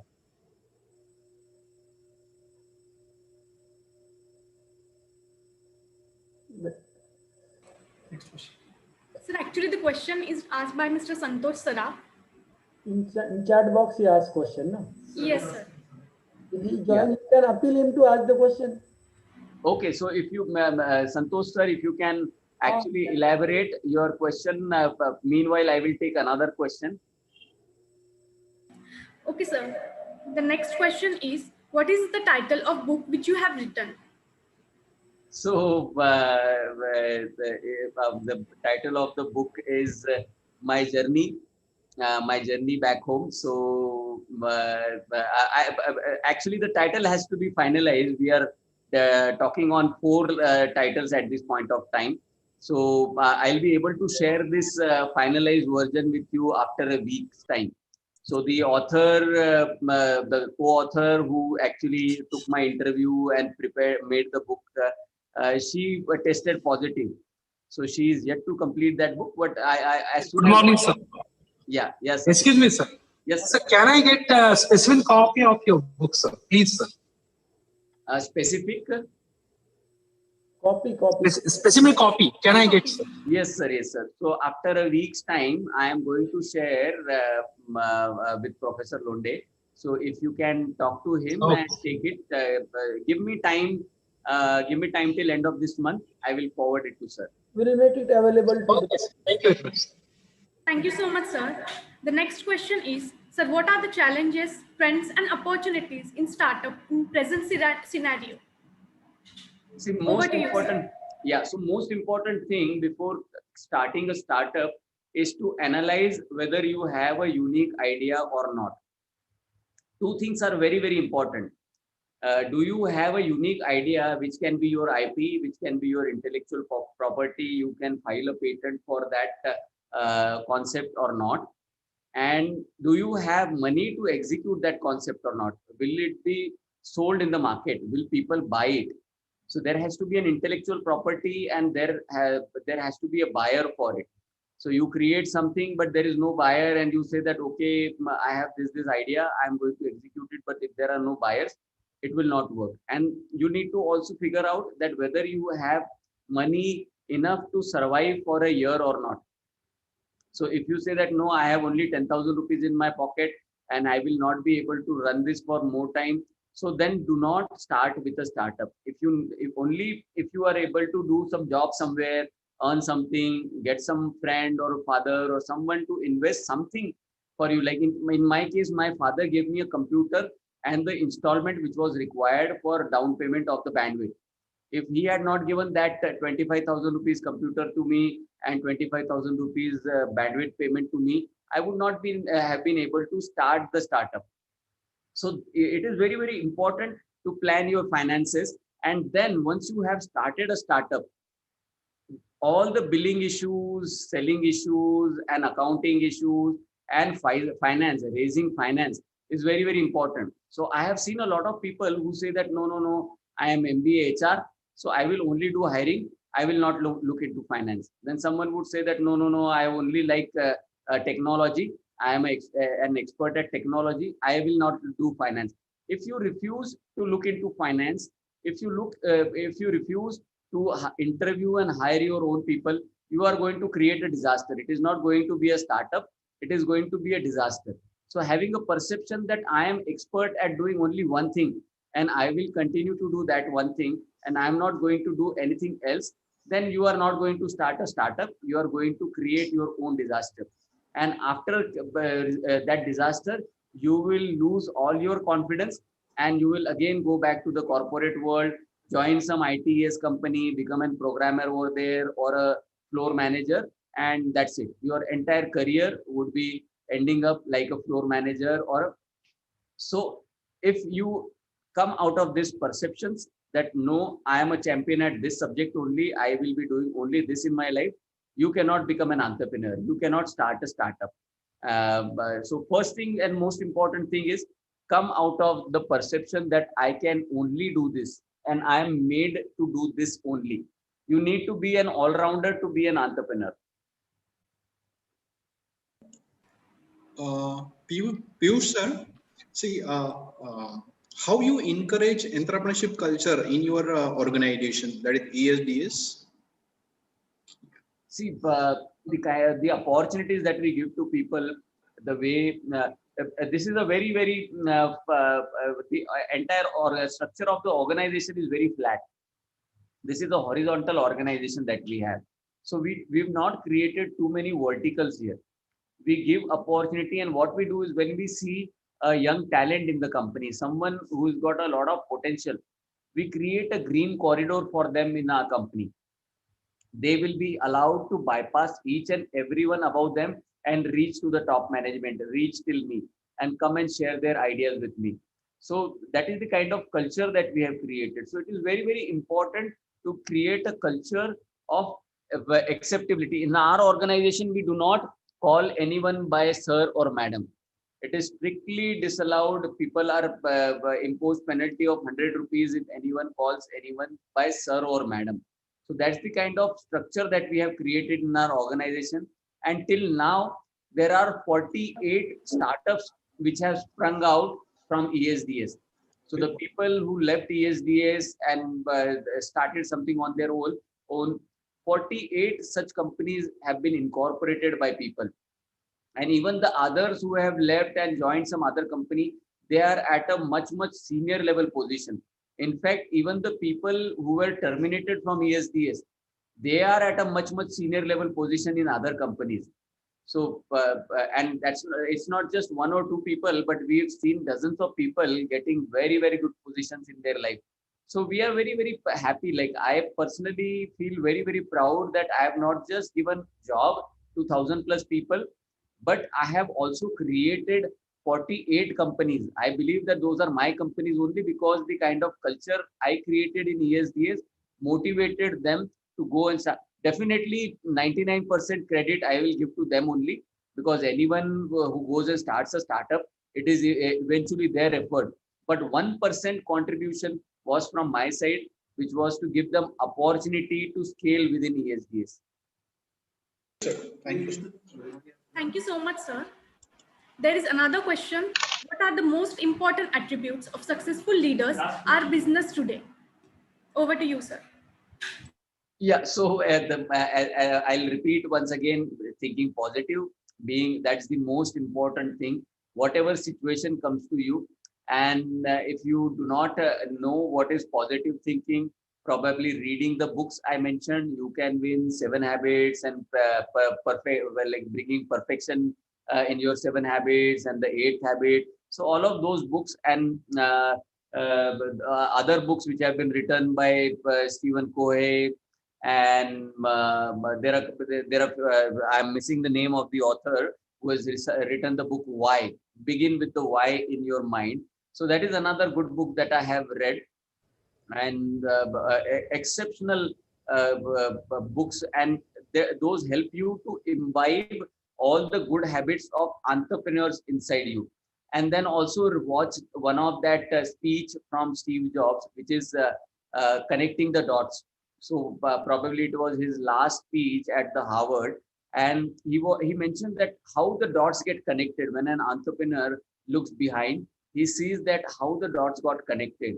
And it is very important for you to understand whatever is happening today, whatever is going to happen tomorrow. There is a proper planning created by someone who has written the script, and everything in your life is going to happen as per that script. So your role is to make sure you accept it. If you start fighting against the person or against the destiny or whatever has been written in your life, if you start fighting against that, then probably you will not see success, and you will end up with a lot of depression, lot of problems in your life. So I've never had any feeling of any depression because I always accepted everything that has happened to me. But I see, like in case of some of my family members, some of my friends, some of my office staff, you give them option, tell them that, okay, this is not possible, this is possible. They do not accept it. They will say that this is what is there in my mind, and I want an outcome like this only. There cannot be any other outcome. So if you tell them that, okay, you were expecting 1,000 rupees, here you have 900 rupees, they will not accept it. Because in their mind, they have expectation of 1,000, and they want 1,000, so they will not settle for 900 rupees. Similarly, there would be a lot of examples where people would assume something and they only want that outcome. They do not want any other balanced outcome. So I see a lot of people living in stress, living with depression, because they do not accept what is happening. Our job is to put the maximum effort, go beyond your limits, give your 100% and achieve it. But if you keep on expecting outcomes also, that this is the effort I have put and this is the outcome I want, your life will end up in a disaster. So do not live with those kind of perceptions. Thank you so much, sir. Here comes the last question for the session. How do you continue to grow and develop as a leader? Over to you, sir. Yeah, so what all is required to be a good leader? It's very, very important to understand what all is required to be a good leader. To be a good leader, the most important thing, please listen carefully, the most important thing to be a good leader is to unconditionally support the people who are below you. You become a leader and then someone comes to you and says that I want this benefit, I want that benefit, you have to listen to everyone. You go to someone and tell them that, okay, I want this work to be done in 2 days, next 48 hours, you have to submit this to me. The person comes to you and says that I have a situation in my family, I'll be able to do this after 4 days. You have to accept it. As a leader, you need to have acceptance for everyone. You need to include everyone. It should not happen that there are people who are criticizing you, and because there are people criticizing you, you go and do some damage to them. All the popular successful leaders in the world, we've seen presidents for some country who have no acceptance for other, and we've seen prime ministers of some country who have acceptance for everyone, whether there are people who are hating them or whether there are people who are loving them. They have acceptance for everyone. So that is the kind of attitude a leader needs to have in their mind, that whoever is expecting whatever from me, I am going to do my best for them. And then when time comes, you need to also work on the SWOT of your team members. Whoever is there below you, following you, you need to work on the strength, weakness, opportunity, and threats of those team members, and time to time keep on guiding them. And also ask them to make your SWOT. So time to time, you keep on guiding everyone to improve on their weaknesses and on their threats. Whatever threats and weaknesses they have in their life, it is very, very important to get rid of all those weaknesses and threats. And then telling your team members that this is your strength. So I have a lot of people in my organization who joined me as a fresher, but over a period of 1 year, 1.5 years, they did not figure out, they were not able to figure out that what is the role that they will play in the organization, or what are the positions at which they can reach within the organization. Then I would sit with them and tell them that this is your strength. Go and do this. Relationships is your strength. Whenever you go for a meeting, meet a decision maker, you are able to convince that decision maker and make him friend. So then people started figuring out that, yes, this is my strength, this is my strength, this is my strength. And when you tell someone that this is your strength, then they become your followers, because you are the one who has transformed their lives.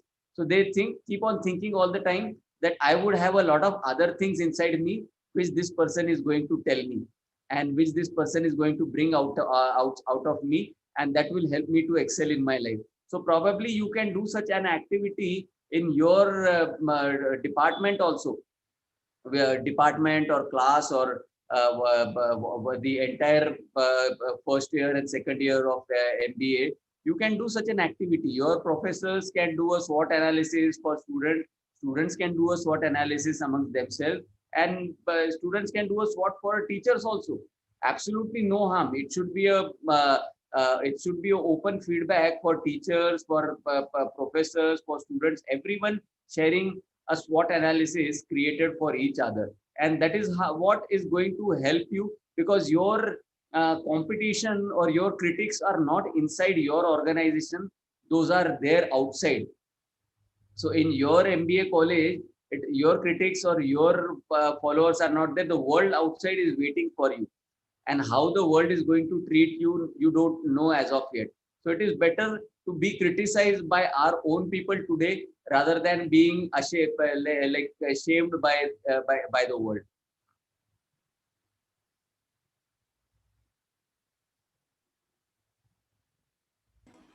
Thank you so much, sir. I would like to express my sincere thanks to Honorable Mr. Piyush Somani.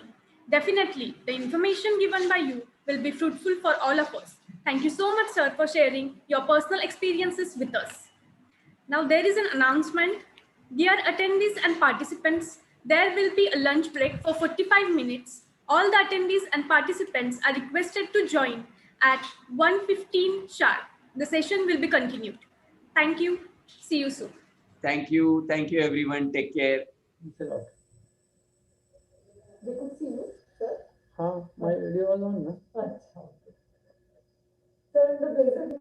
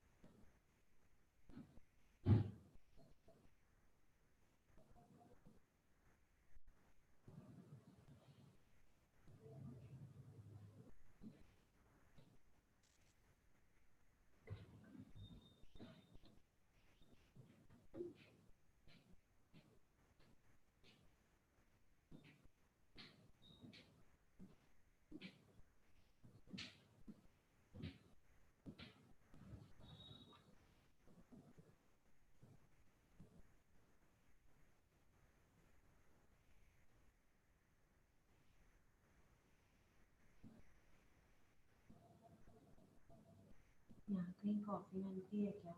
Coffee पीने चलेगी मेरे साथ?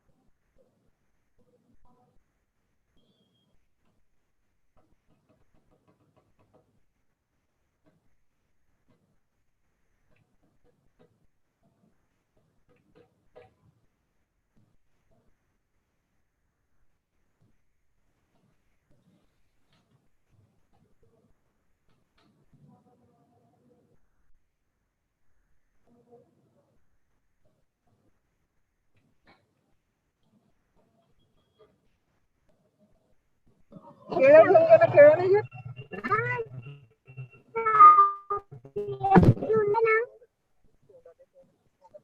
केळं म्हटलं केळं chocolate घेऊन दे ना घेऊन देते का नाही बाबा चॉकलेट नाही खाते बाहेर भूक लागली नाही मला केळं नाही आवडत चॉकलेट सर्दी होते काय डझन दिले नाही मम्मीच्या बडे मम्मी केळं कसे दिले वीस कोणते मी खायला जाऊन घाजून चाळीस द्या बरं एक डझन द्या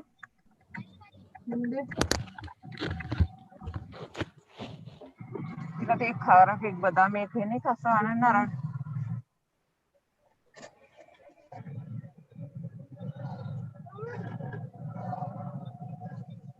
पैसे घे तो द्यायला येईन तेव्हा घेईन ना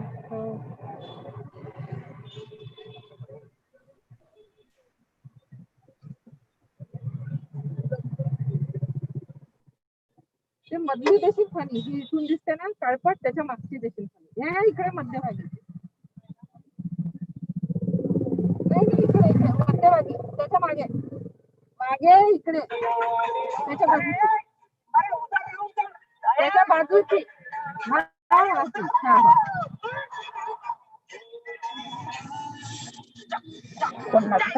एकदा कोई पीनी नहीं डोबी लपट जल्दी नहीं आ सकती है चल मेरे साथ मंदिर में मुझे अपनी तैयारी करने में मेरी मदद कर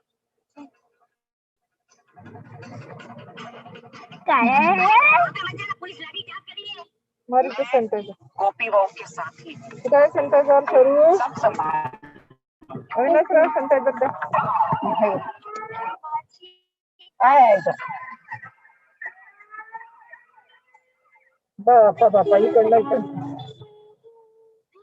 एक सुपारी एक बदाम एक हार किती हार फोटो नारळ घेतला ना 20 रुपयाचा हार घेऊन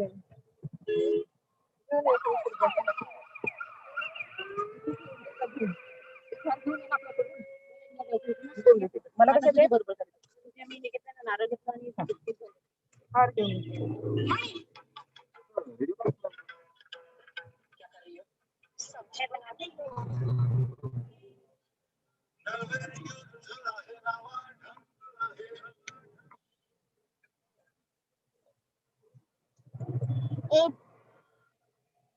ABCD काय कशा कोणती ABCD पाहू कुठे होता मग अश्विनीला माहिती अश्विनीने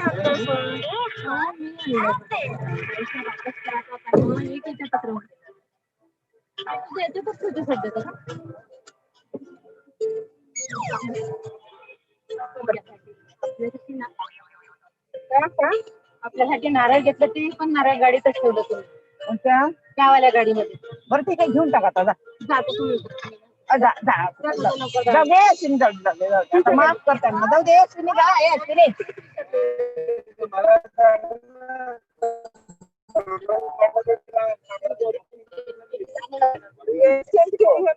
गाडी घेतो म्हणे तुमची घेऊ म्हणे तुम्ही चला स्टेपनी वगैरे बरोबर नाही आमच्या गाडीला स्टेपनी नाही ऍक्च्युली त्याच्यामुळे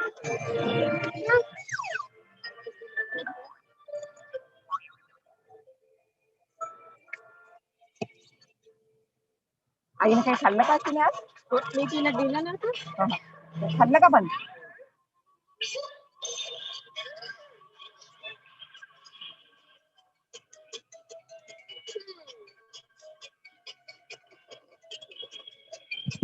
झालं का नाही झालं हे काय समजून नेट नाही ना इथे त्याच्यामुळे लक्षातच नाही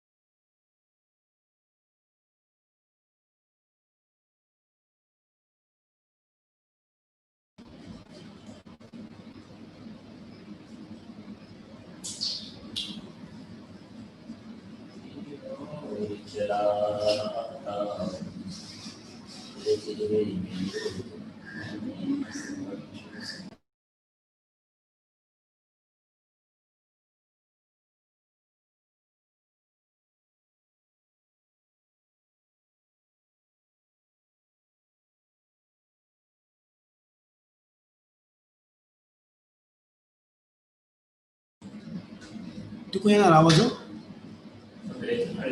हा.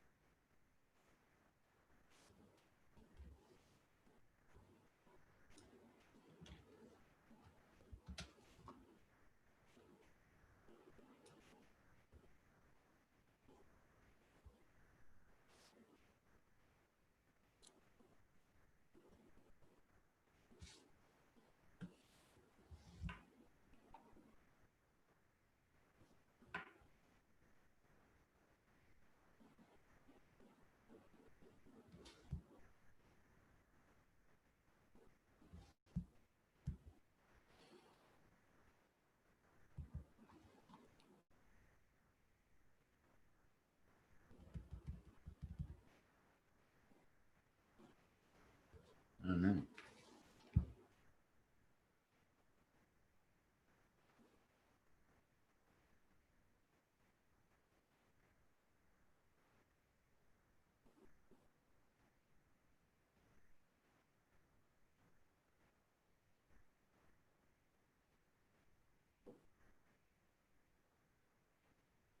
Oh, fuck.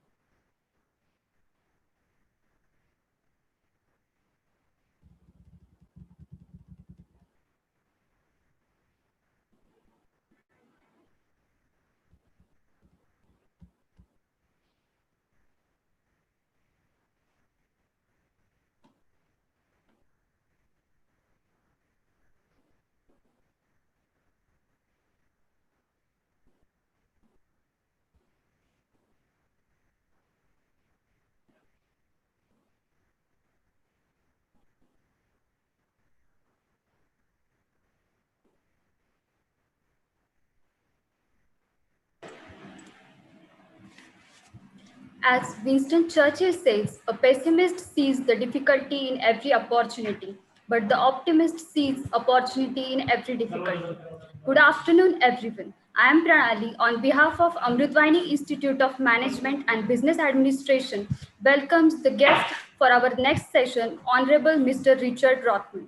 It's a pleasure for me to introduce the guest of our next session, Honorable Mr. Richard Rothman, who is going to talk to us on the power of opportunity for profitable lessons for entrepreneurs.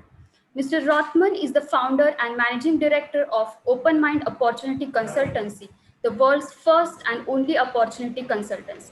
Sir has taught marketing and strategy at the graduate level for the Graham School of Management Milan and the Indonesian Institute of Management Jakarta, and was a facilitator for Harvard Business School's corporate training unit.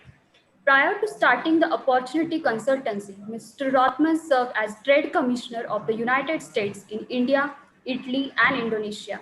Sir's first book, Master Opportunities and Make It Big, won wide acclaim and was a national bestseller, and his next book, The Power of Opportunity, was recently published by Penguin Random House India. As we all are very eager for this session, without any further delay, I will request Honorable Mr. Richard Rothman to start with the session. Thank you very much. I'll need to share the screen with my PowerPoint. Can you allow me to do that? Yes, sir. Is that, you can see it? Not yet, sir.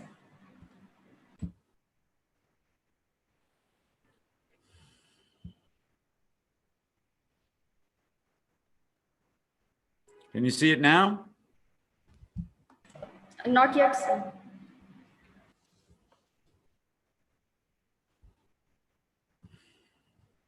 Let me know. Yes.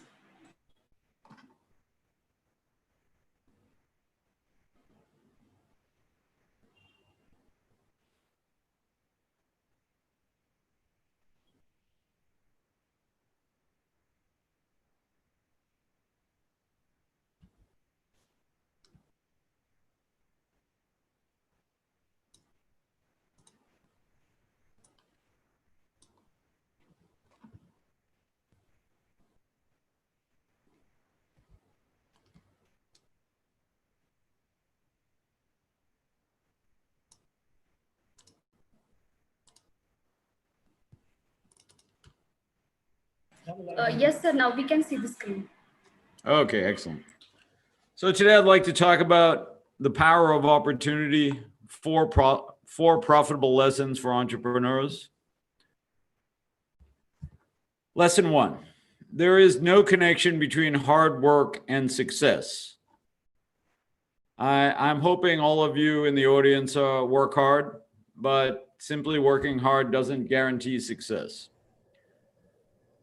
Very few people actually thrive. You may be familiar with this. This is a bell curve or a normal distribution between effort and results. Every company hopes to be able to thrive, but the fact is that the vast majority of entrepreneurs have average results, which is shown by the top of this bell curve. Unfortunately, if you're getting average results, you're probably not doing very well. The companies get average results are only surviving. The vast majority of profits are taken by a very small number of companies that are on the right tail of the bell curve. No more than 1 or 2% of companies get the vast majority of the profit. A better way of looking at it is by looking at something called a power curve. This is a better representation of efforts and results distribution. So this is the distribution of world income. So we can see that the average income in the world is extremely low. It's in the middle right here where I have this sign that says average income. The top 1% of people in the world, on the other hand, earn at least 100 times average income, as shown by the right side of the power curve. And the top 10% earn 10 times average. So obviously, regardless of how hard you work, still only 1 or 2% of the people are getting virtually all the income. And this is where you want to be, on the right side of this power curve. The same distribution comes when you look at profits of companies. So McKinsey, which is the world's most prestigious consulting firm, did an analysis of the average profits of the top 3,000 companies in the world in 2011. And again, we see this power curve. So in the leftmost quintile, in the top quintile here, the top 20% of companies got an average profit of $1.18 billion. In the next quintile, the next 20% got only 1/10 of that. And the next 20% got only 1/10 of that. And the bottom 40% of companies actually lost money. And you can see in this first quintile that, again, we have this power curve where just a few companies actually have taken the vast majority of the profit. The same thing is true in the Indian market. I did an analysis of the largest 100 Indian companies ranked by profit after tax over a 3-year period. And again, we see this power curve. The top 20 firms earn 68% of total profit. And more remarkably, the top 20 firms earn 95 times more profit than the bottom 20. And these are all big companies. And recently, Marcellus Investment Advisors did a study and found that the 20 most profitable firms in India actually generate 70% of the entire country's profits. So this phenomenon is becoming even more and more apparent. That's up from 14% 30 years ago. So I think other people need to mute because I'm hearing noise from other people.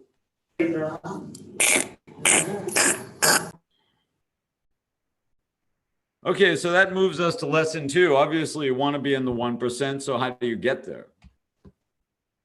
Well, the first lesson that's very essential in getting to the 1% is to focus.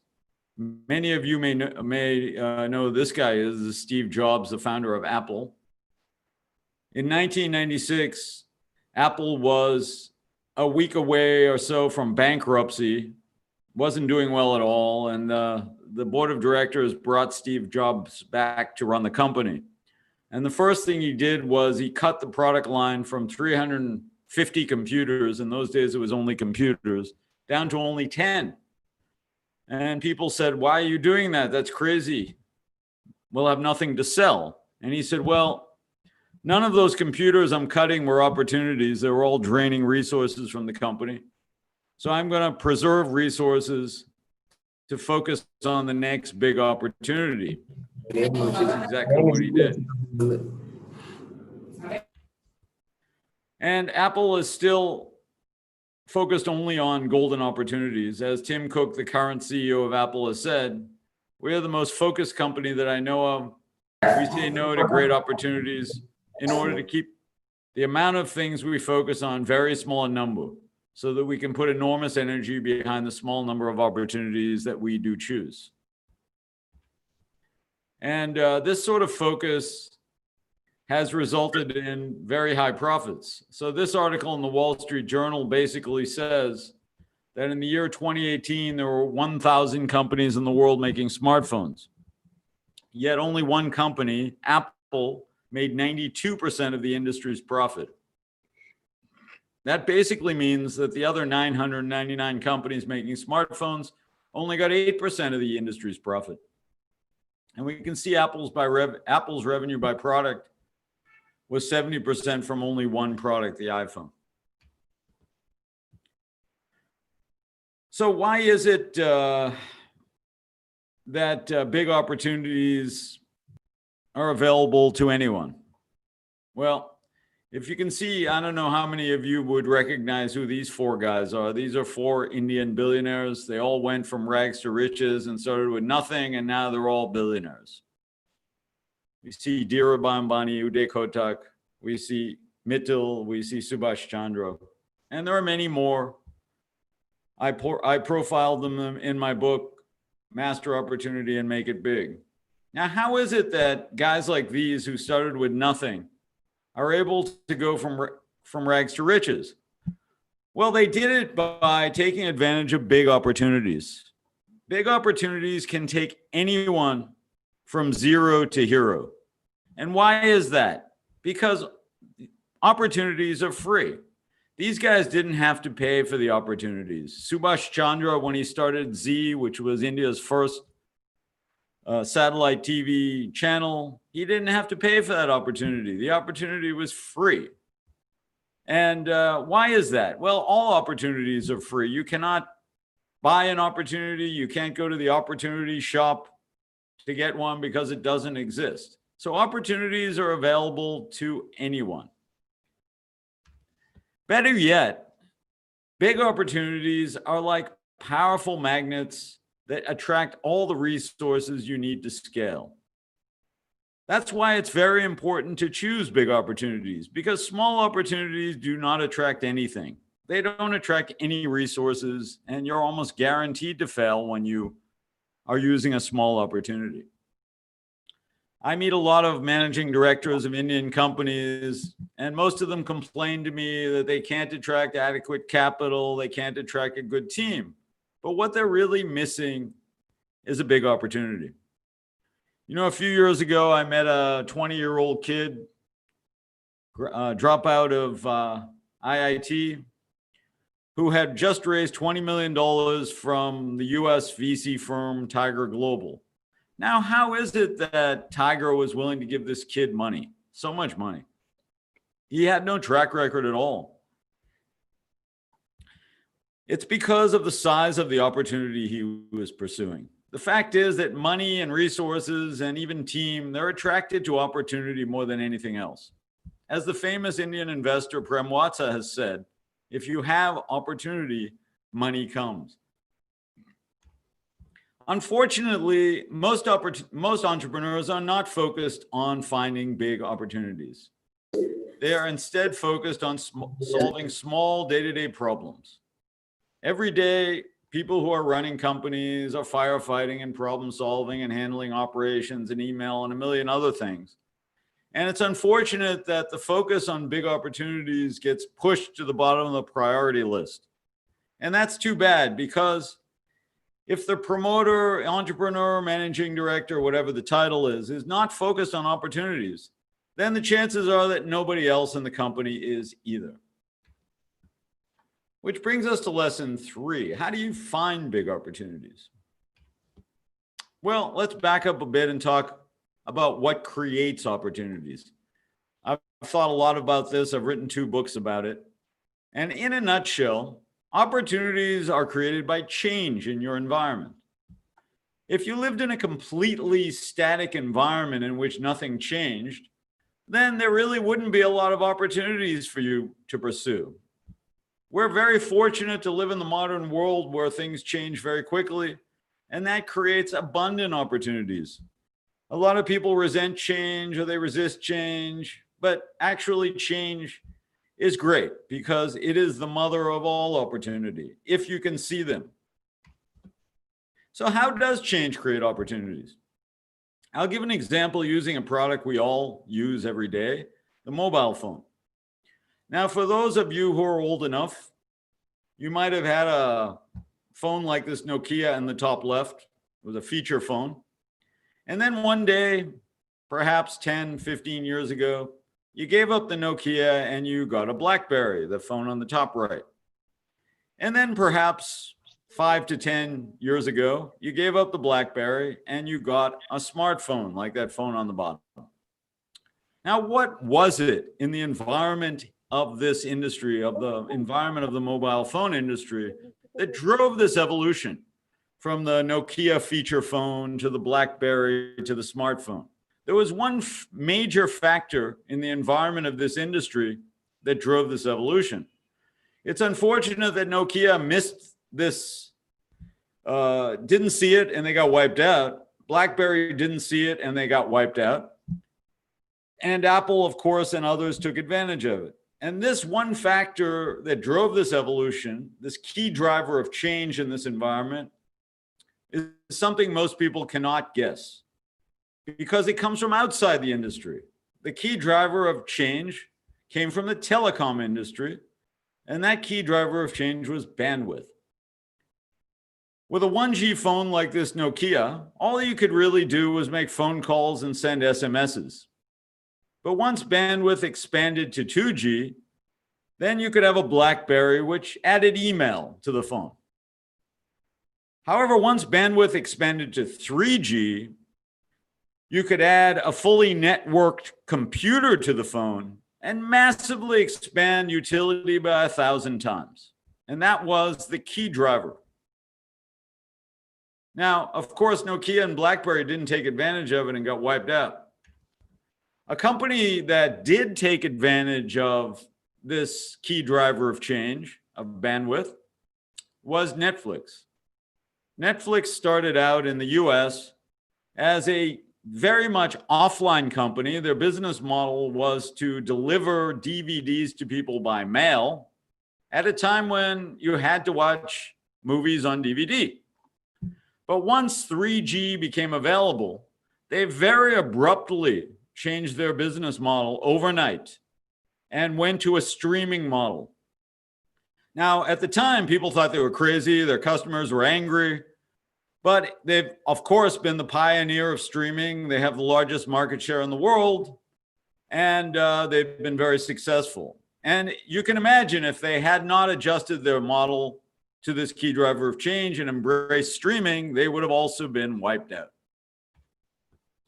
It's unfortunate that the vast majority of companies do not benefit from change. A few years ago, I was fortunate to be invited to a lecture by Professor J. Bruce Harold of Harvard Business School. Professor Harold had studied companies throughout the world, all sectors, all sizes.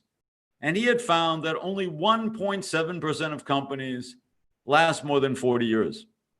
That's pretty remarkable considering that, that's only half a human lifespan. How long should a company be able to live? Well, theoretically, forever. Professor Harold found that companies die because everything has a life cycle, including all opportunities. And eventually, change makes every company's opportunities irrelevant. In reaction to change, many companies either choose to stand still. A good example of that would have been Kodak in the film business, Or most companies pursue new opportunities that do not adapt well to change. And that's a good example of that would be Nokia or BlackBerry. The most successful companies like Netflix choose new opportunities that adapt best to key drivers of change. And it's quite clear, given the mortality rate of companies, that very few companies choose new opportunities that adapt best to key drivers of change. Somebody has drawn some lines over my presentation. If you can remove those, please do. Thank you. So how do you find the 1% of opportunities that are golden opportunities that put you into that 1% that takes almost all the profit? It's unfortunate that golden opportunities are not colored gold on the outside. They're colored gold on the inside. So they're not easy to see or obvious. How do most entrepreneurs choose opportunities? It's unfortunate that most people choose opportunities by using the Xerox machine. In other words, they copy what other people are doing. This is not typically a good route to success. It will just land you straight into the middle of the bell curve with people getting average or below average results. So how do you choose golden opportunities? Some people you think you need to be a genius like Steve Jobs to see and choose the best opportunities. But I reject that because very few people, including myself, are geniuses. Or is it really about luck? A lot of people think that choosing opportunities is just plain luck. Imagine this scenario. Imagine that some rich uncle just left you 50 crores and you're suddenly rich and you decide, I'm not going to work, I'm going to chill out. So you take your 50 crores to a wealth manager and you say, hey, I want to earn some money. So tell me how you can invest my money in equities. What's your process? And he says, well, you know, I used to have a whole team of analysts and I realized that it was just a waste of time. It's all about luck at the end of the day. So I hired this monkey and I put the stocks on the wall every day and he just shoots darts at it. And that's as good a way as any. So would you hire a wealth manager who chose equities using a blindfolded monkey? Well, of course not. Nobody would. So how about using a process to choose opportunities? Wouldn't you agree that using systematic processes creates better outcomes?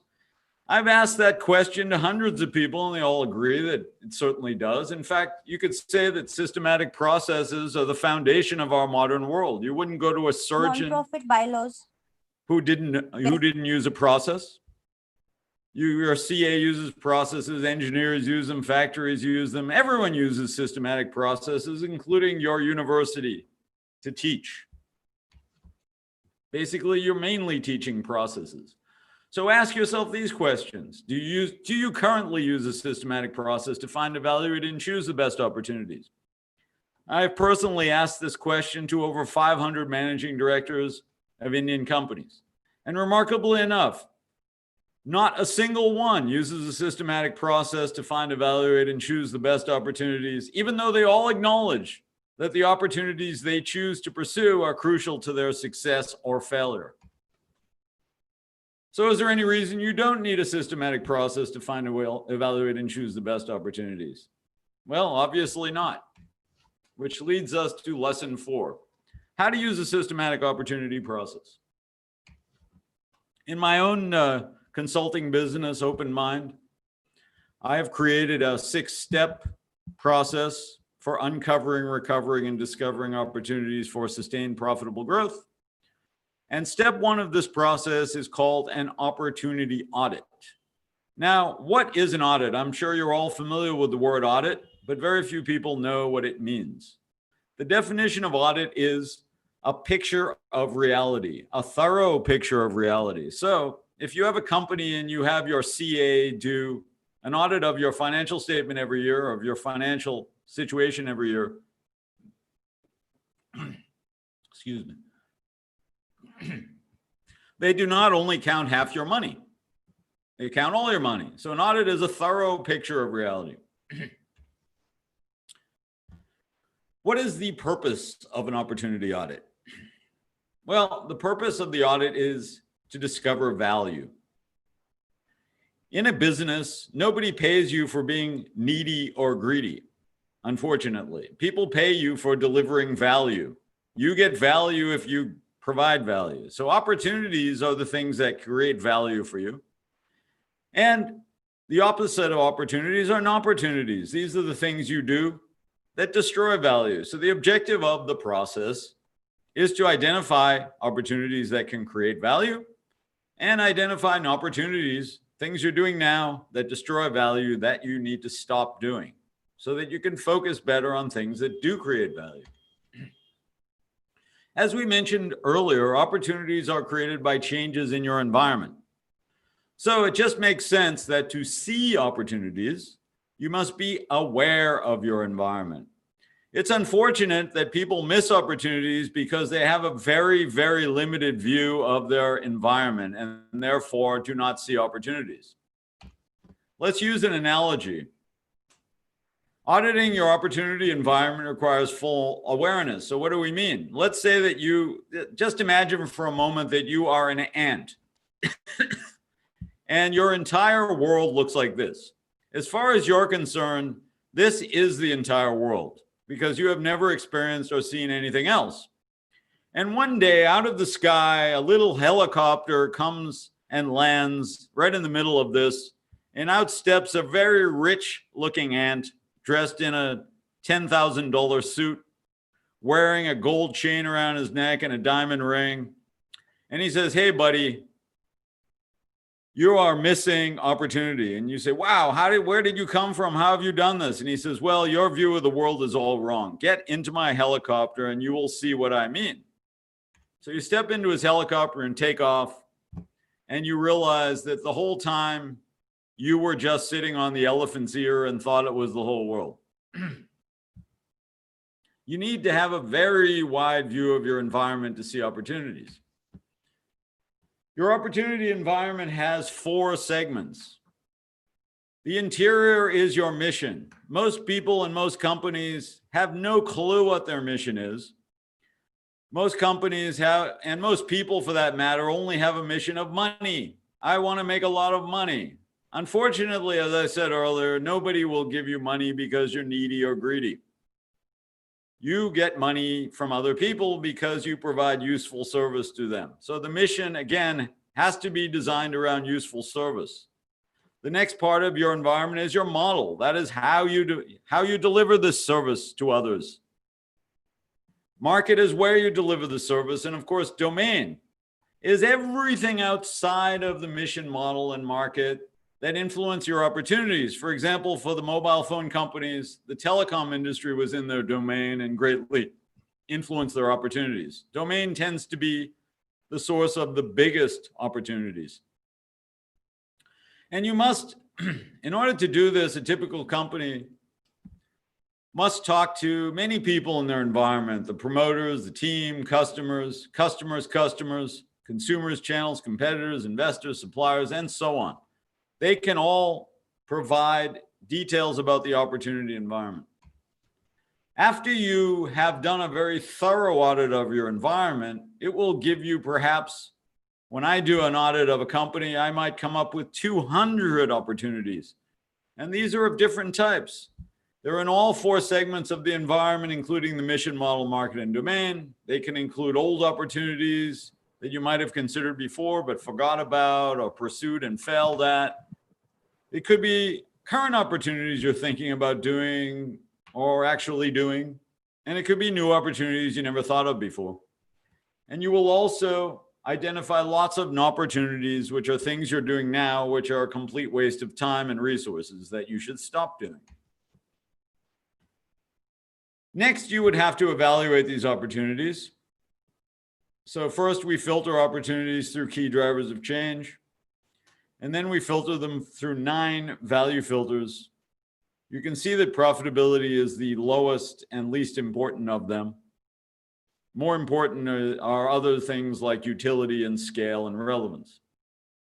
And then we filter opportunities through alignment filters. Any opportunity has to be able to align well with your mission, model, market, and domain. They all have to work together in order to execute an opportunity effectively. Obviously, in a short presentation like this, I cannot go into great detail about this process, but the process is described in great detail in my book, The Power of Opportunity. And my other book, Master Opportunity and Make It Big, has inspiring stories of 18 Indian entrepreneurs who went from rags to riches by taking advantage of big opportunities and all the lessons learned by them in doing that. And these books are, of course, available on Amazon and Flipkart. Now I'm ready to take questions. I'll request all the participants, if you have any question, you can drop it in a chat box or you can directly ask. Yeah. Don't be shy. Any question is fine.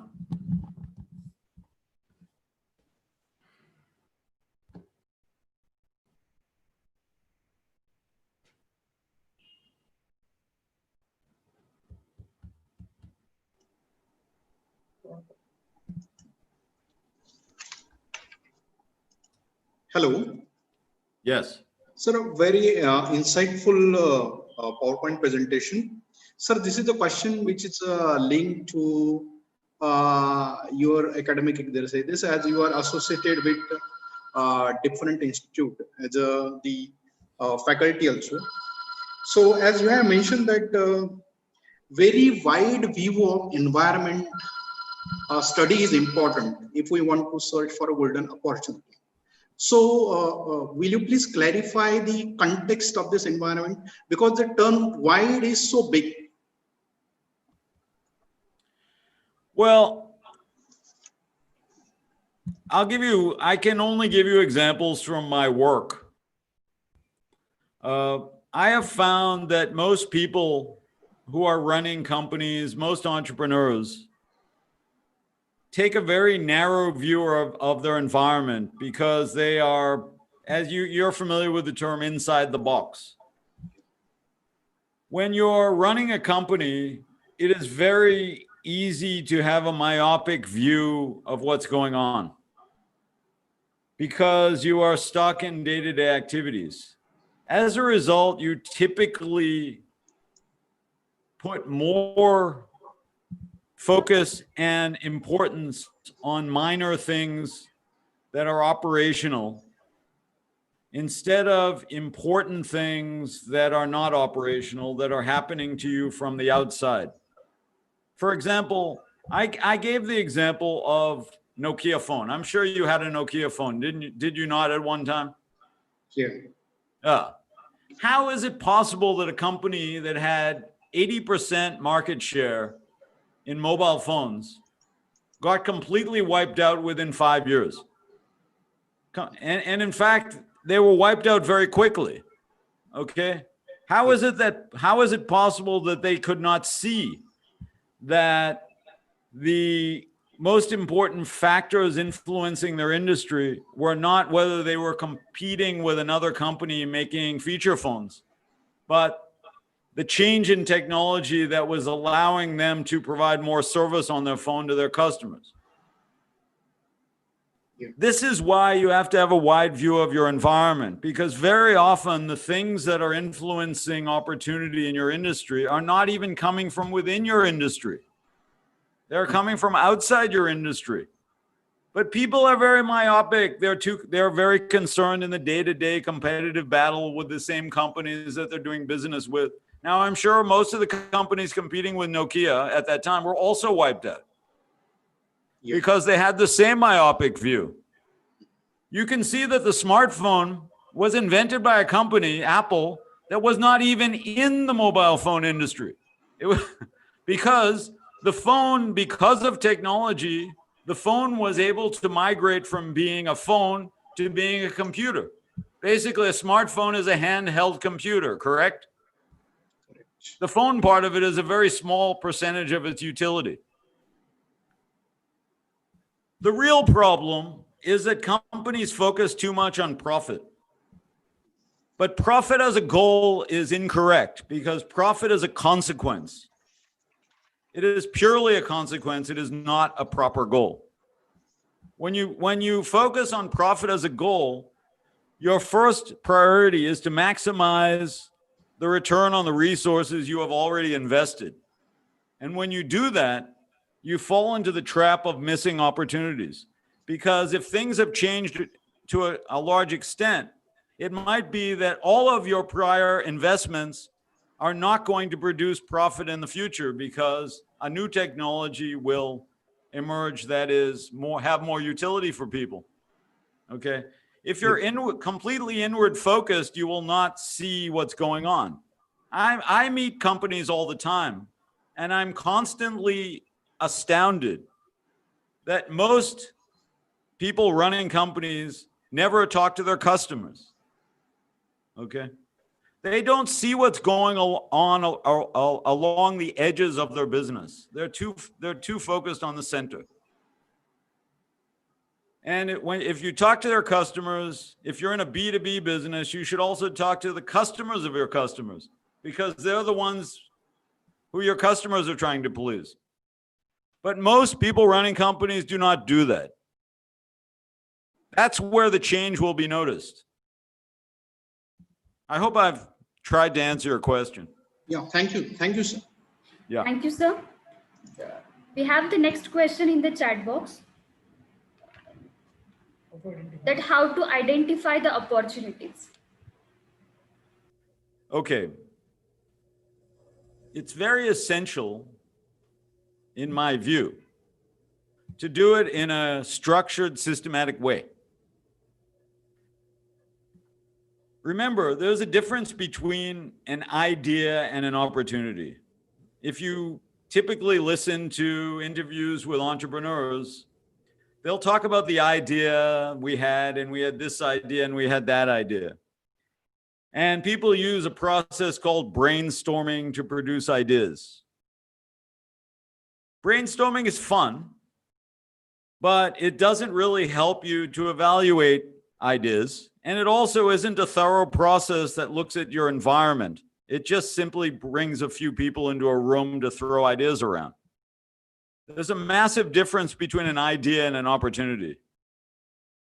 So I recommend, if you're truly interested in how to identify opportunities, not only for business, but also for your career or for your life, that you get a copy of my book, The Power of Opportunities, and that you actually read the book. There are no easy answers. You don't get an MBA degree simply by showing up the first day. You have to do the work. So I would recommend, if you are truly interested in this and don't just want to figure it out in 3 seconds, that you read the book. Thank you, sir. The next question is how to validate, cross-check an idea and its viability in different aspects in a scientific way rather than only discussing with seniors. Again, replace that word idea with opportunity. If you're truly interested in distinguishing between an idea and an opportunity, you should focus on opportunities. Opportunities are things that could create value. How do you validate an opportunity in ways beside talking to your seniors? Well, if it's a business opportunity, you should definitely be talking to customers or potential customers. You need to find out if there's a need in the market for your opportunity. It's no different than any other type of business. You aren't going to sell anything if people don't want what you're producing. So it's very important to talk to people who are using similar products or services and understand where their pain points are, where the friction is, where there's dissatisfaction, where there's inefficiency created by current solutions, so that you can study a better way of doing it that provides better, useful service more efficiently, more effectively. Opportunities come in all types, but generally they provide either a more efficient or a more effective solution, or both. So there's no better way than talking to the people who might buy it from you. Thank you, sir. The next question is, after seeing the opportunities, how can you pursue it if you don't have the financial challenges? Okay, as you may have noticed in my presentation, I talked about the fact that the best opportunities are like powerful magnets that attract all the resources you need to scale. They will also attract the team you need to scale. If you cannot attract resources to your opportunity, there's probably a good reason for that. It's because the opportunity is not big enough. The fact is that there's lots of capital out there in the world hunting for opportunities. I know the angel investors and venture capitalist community in India, and they are constantly looking for opportunities to fund.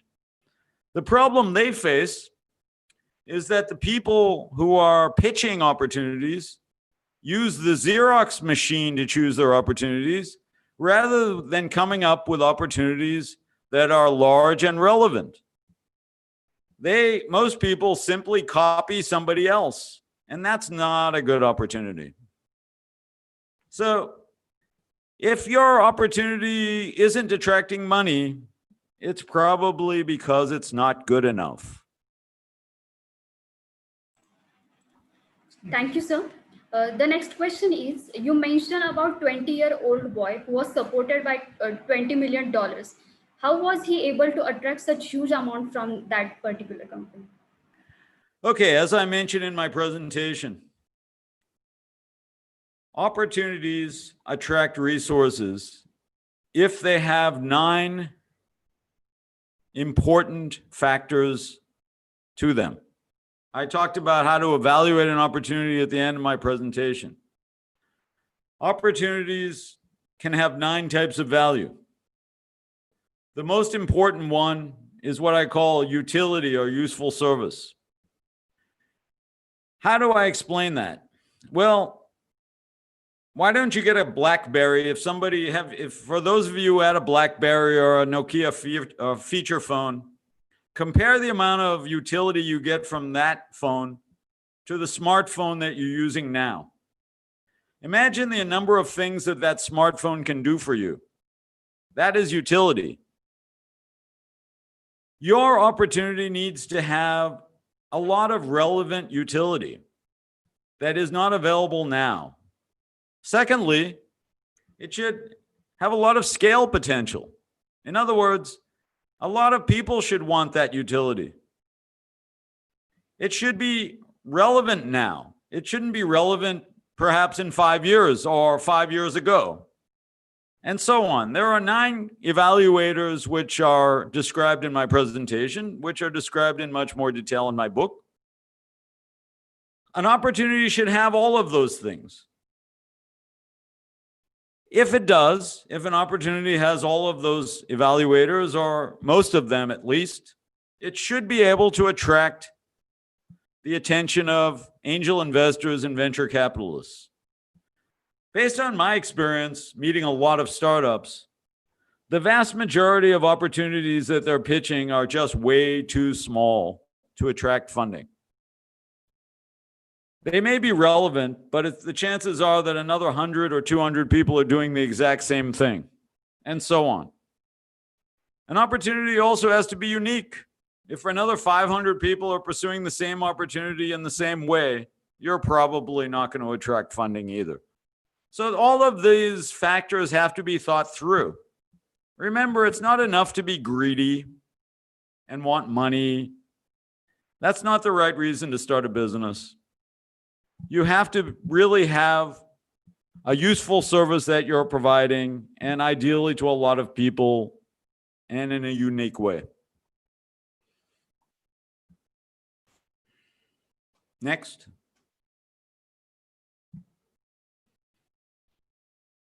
Is there any question, audience?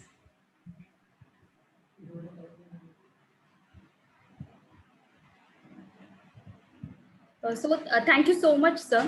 It's my privilege to have been asked to propose a vote of thanks on this occasion. I, on behalf of Amrutvahini Institute of Management and Business Administration, thank you so much. The excellent coverage given by you on the various topics like opportunities and the 4 profitable lessons are definitely going to be very helpful for all of us present in this conference.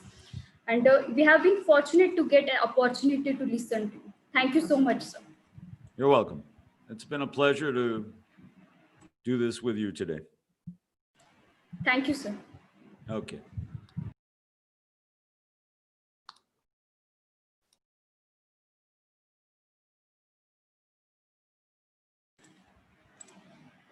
Next, we have Krishnadhan Das, gold medalist BE Mechanical, has shared a video in which he will be sharing his insights on the conference theme.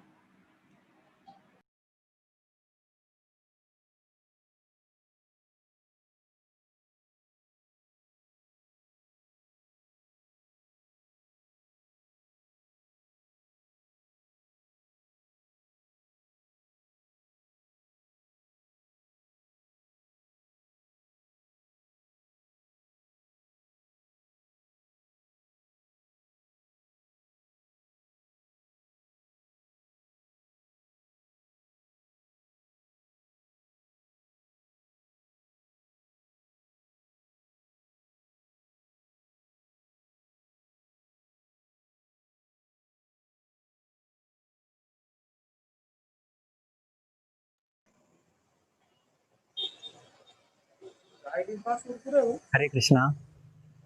So today the topic for discussion is role of spirituality in startups. Startup is a term which is gathering a lot of momentum these days.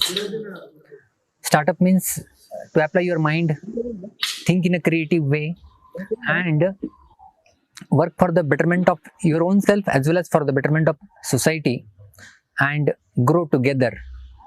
Being an entrepreneur, that is basically something like startup. This startup is not a very recent or new concept. In our Vedic culture also, even a cobbler would do startup. They were entrepreneurs. Even a carpenter was an entrepreneur. So when we talk about role of spirituality in startup, I'm basically going to talk about or throw some light on 2 basic concepts. The first being clarity.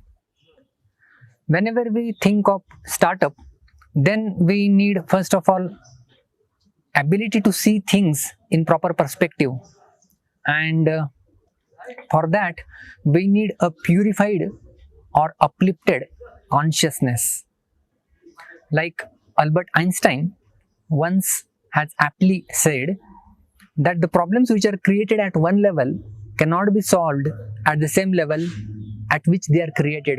One need to go above them and seek the solution. So spirituality actually takes us one level ahead of the problems at which they are created. When our consciousness is always entangled in only one thing, we can't think from a broader perspective when we are talking about solving some problems. Like I remember when in the Western countries there was a problem of plague, which was caused because of the rats, and people were not aware of it, and the solution which was brought forth was killing off all the cats. So they killed all the cats, and then later on they found that actually we have done worse thing. So the plague, instead of diminishing, it increased a lot, and then they came to know actually the rats are causing and the cats were actually a part of a solution. So in order to understand what the problem is and what the solution to the problem will be, we need first of all a clarity of thoughts. Because of this buzziness or haziness created in our mind, we are unable to focus clearly and we can't come to a right solution by seeing things in their proper perspective. So spirituality comes to our aid here. Spirituality basically means when we have a serene mind and a clear consciousness. When we do meditation, when we do some kind of breathing exercises, and when we connect ourselves, our consciousness to the supreme consciousness, that is called as God consciousness, then actually we see things in a proper perspective. Our mind is peaceful and we can see in a proper perspective. Not only in a proper perspective, we can identify a problem and we can work towards its solution when we are able to think properly. The problem today is that people are not able to think clearly and identify where the problem lies and how to bring about the solution. So this is the first aspect, that a clarity of mind and a purified and uplifted consciousness.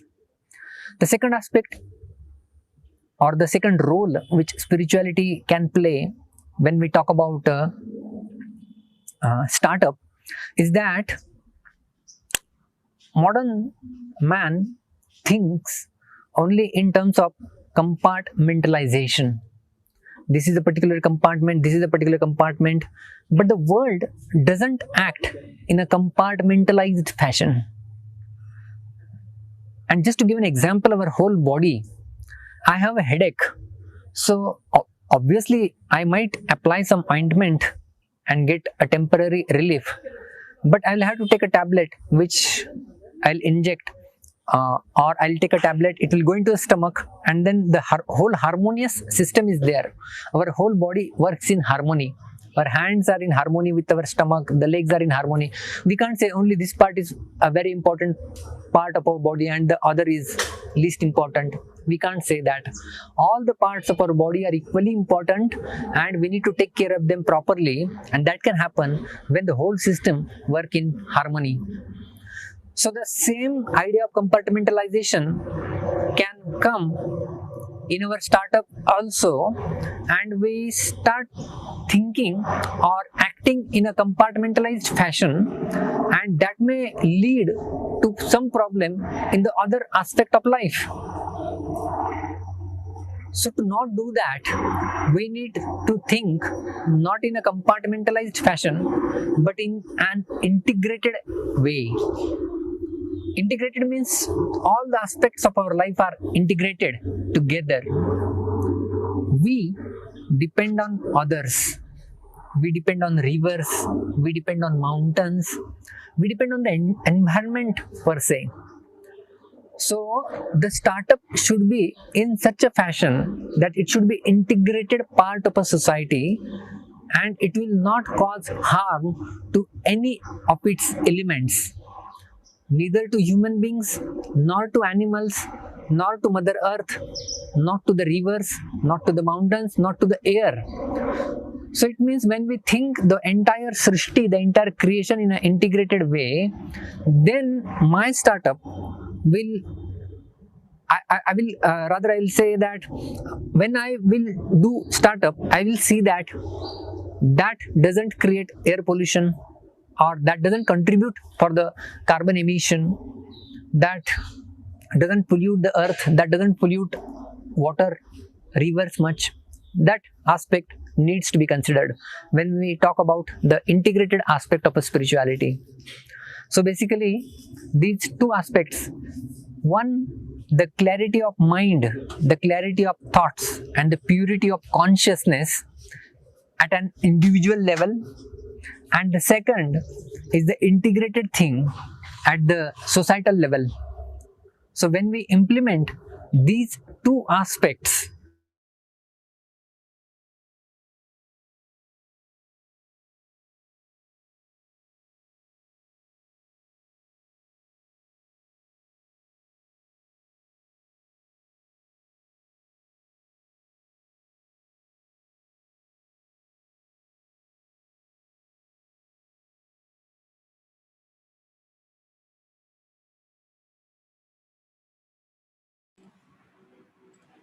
Thank you so much, Honorable Krishnananda sir. It is said that act enthusiastic and you will be enthusiastic. A great afternoon to one and all. Once again, I cordially welcome to you all in this afternoon session of 2 days international conference. With immense respect and honor, I welcome Honorable Mr. Abdul Diwale Muhammad. Mr. Abdul Diwale Muhammad is an icon, reformist, and change maker. He's a global strategic management, public relations, and marketing consultant, a prolific entrepreneur, renowned public speaker, mentor, author, writer, publisher, and philanthropist of high repute. He is the founder and group executive of President of Asia Scholars Global Network and the founder and executive chairman of Global South Economic Forum. He is also founder of Africa Arab Asia Pacific University Presidents. He is signatory to the United Nations Global Compact, member of UK Stakeholder for Sustainable Development, affiliate member of International Association of Universities, member European Alliance for Innovation, strategic partner Danubia's Academic Consortium, and advisory council member, associate of Association University of Asia and the Pacific. He is very adherent and close associate of Association of African Universities. It's our great pleasure to have such a dynamic personality with us today. Now, I request Honorable Mr. Abdul Diwale Muhammad, sir, to start the session on further innovation, building for scale and sustainability. Over to you, sir. Good afternoon over there, everybody. I really appreciate it. I hope I'm on now. Can I confirm that I'm on? Can I confirm that I'm on? Yes, sir. Yes, sir. Thank you very much. I want to thank the AIMBA, the organizers of this meeting or conference or virtual webinar, and also the AICTE for supporting this initiative. Also, I want to thank the anchor, that is the the convener of this event, Dr. BM Londe, for also giving me the opportunity to participate in this very important event, meeting, I will say. First, I want to say that I am one of those that really feel not really happy with the processes of conferences. I say this from my heart for the fact that probably I'll give you an example because I'm going to talk through examples at this meeting. Because any conferences, I always ask first, what is the outcome we expect from this meeting? And if you don't think about the outcome, or what are the processes you're going to take after whatever resolutions or contributions make at that meeting, if you cannot use it further to benefit those who are listening and those who are not listening, and in the benefit of the large masses, then what's the point? I remember in 2016, if I'm right, at the that was in Siena, in Italy, where you have the International Association of Universities, which has the largest number of university presidents across the world. And when I look at all of us sitting down there, I could not keep away from sharing my minds, my thoughts, with all the academic scholars present at that event in Siena. And I said, without any regret, which I still maintain to today, we all, through most of our conferences, it's like we're all academic tourists, I said at this meeting. Tourists in the sense that we hardly take on the points raised at our meetings to benefit society. And I've sent a brief, which I hope the presenters will be able to show on the platform, which is part of what I'm going to relate to based on personal experiences. But before I go on, I think I will state clearly a point raised by the last speaker now about issue of spiritualism. He said something which I really buy into, and I want us to be very clear about. As an entrepreneur or wherever you are, first is about the clarity of mind, which is the clarity of purpose, your intentions, what you want to do, what you want to achieve, and in whose interest, what you want to achieve. And he also mentioned purity of conscience. So I take those two as very vital, and I want to thank the speaker what he's just said about clarity of mind and the purity of conscience. Now I'm here to about the emerging issues. So let's look at the emerging issues. You see on the screen there, you see the way forward. The way forward is about a startup. Because before you start a startup, you must be thinking, and that is why I referred to the last speaker about purity of mind and also about conscience, and which is the way forward. How do you move on? And we all know business is about solving problems. I remember when I spoke some universities and institutions in India last year, and also here in the Kent University, in Kent here in Greenwich, in Canterbury. I did specifically mention to our young ones, the students, the graduates, they need to go out in groups and find out the problems. With some of the speakers here have talked about opportunities. And I'm going to say that I have said it.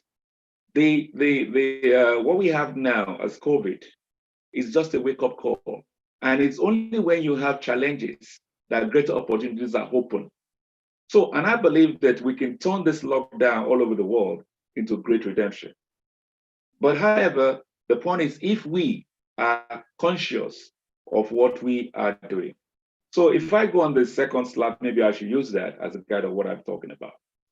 We had a meeting not recently with a lot of our colleagues, including our great chap, Dr. Sandy Marwa. We had a meeting and my colleagues, and we were able to look at what are the ways we need to move forward. But let me give you first about the process about the way forward, how this initiative started. And when I said about COVID opportunities, I remember in 2010, when it came to a level, I think we're 26, 27, up to 2010, when there was a big challenge here for my person and my organization, which was helping a lot of people out of benefits in the UK. And it was actually helping people to change their mental, to be able to at least get them back into the system. And those who are ex-offenders, who are lone parents, who are refugees, who are, who have mental issues of concern, these are people that we were able to save. But unfortunately, the system does not really help to go forward. Because when we talk about opportunities and when somebody has asked a question, how does somebody get $10 million or whatever to support his initiative? Now, it doesn't happen just like that because the system we have are not really helping. And today, even the United Nations has said the issue of governance, governments are distancing from the people. Because if we talk opportunities, does the system help? For most people who are entrepreneurs today to achieve their goals. Then going back to how we set up the organization, you remember in 1955, about 65 years ago, in Bandung, we have Jawaharlal Nehru, the first Prime Minister of India. We had all the presidents from Africa, Asia come together in Indonesia and agreed about not only political independence, economic independence for developing countries. But unfortunately, the universities and even the media and the civil society organization, they fail to enlighten people like me to tell us about the fact that our developing countries come together to make sure that we are economically viable and sustainable as developing countries. But unfortunately, that wasn't done. And that was what created the Africa Asia Scholars Global Network in 2010. So we had to do a bit of research. And that was one of the times that I had as a person. I probably would have been in a mental home. But if not the fact that I had to take up research, you have to believe it. That's why I talk about purity, the conscience of your mind. And that's why I said the last speech was very, very key and important to whoever is that he is an entrepreneur and he believes, because like I said, business is about solving problems. And the fact there is that we were able to now see the importance of creating the organization, the African Scholars Global Network. We knew it's not going to be easy. And that's why if you're an entrepreneur, first thing you have to look at it, how do you invest in people? And invest in people is first about trust, building trust. And it's not easy to build trust because the immediate past president of the United Nations General Assembly the major focus he was going to do during his time, unfortunately, what came in, was about building trust. We have 75 years old of United Nations this year. Yet we are still trying to build trust. I mean, it's quite unfortunate. It's quite unfortunate because I've said our generations have failed our young people. And there's no two ways about it that anybody will be contrary to what I've just said. And the fact that even this was corroborated in 2018, in January 2018 by the World Economic Forum in Davos in Switzerland. And that was the fact when it says, and the theme of that conference was about the fractured world. And which is quite disheartening. Even the Pope had to send a message to the World Economic Forum. You know, the World Economic is the largest, most exotic conference in the world. Even Donald Trump had the largest delegate to that conference. And what happened at that conference? Well, they said about 2018, and the same problem with World Economic Forum is the same thing we do in our universities. Every year we come up with a theme of a conference. The following year we pick up another topic with the hope that people will then be able to drive to come to our meeting so that I can go to their meetings. Not about how do we develop society, how develop communities. This is quite very unfortunate. And based on these facts, looking at all this, we feel that then we as an organization, we are signing to United Nations Global Compact, and we ask ourselves, now the World Economic Forum says we have a fracture. Well, that's what I'm saying. When we talk about COVID, COVID is just a wake-up call because already we have a fractured world. We have a big problem all over the world. And that's why you find COVID has actually been able to expose the problems in our society, irregularities in our society. Because if we are trying, if the countries, when you talk about globalization, it's not in essence, it's only on the social media. If countries cannot come together within the United Nations and be able to get the best scientists in this world to solve the problem of this, what you call COVID-19, then it tells you a lot. It tells you a lot. But unfortunately, every government is now competing to come out with a vaccine. That's a shame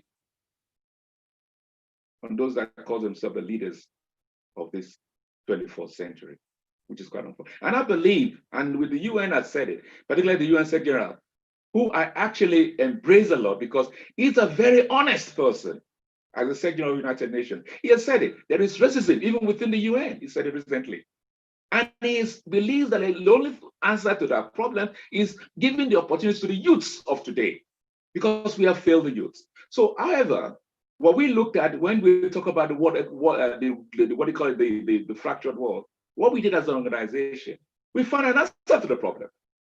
And we then decided, because for the first time in history of the World Economic Forum, that was the 48th anniversary. And that was the first time they were able to bring women to co-chair the whole of the event in 2018 in Davos in Switzerland. And we felt that was a great thing. So we're very happy the fact that we thought that maybe the World Economic Forum has not got it right. But unfortunately, it was just using women as numbers.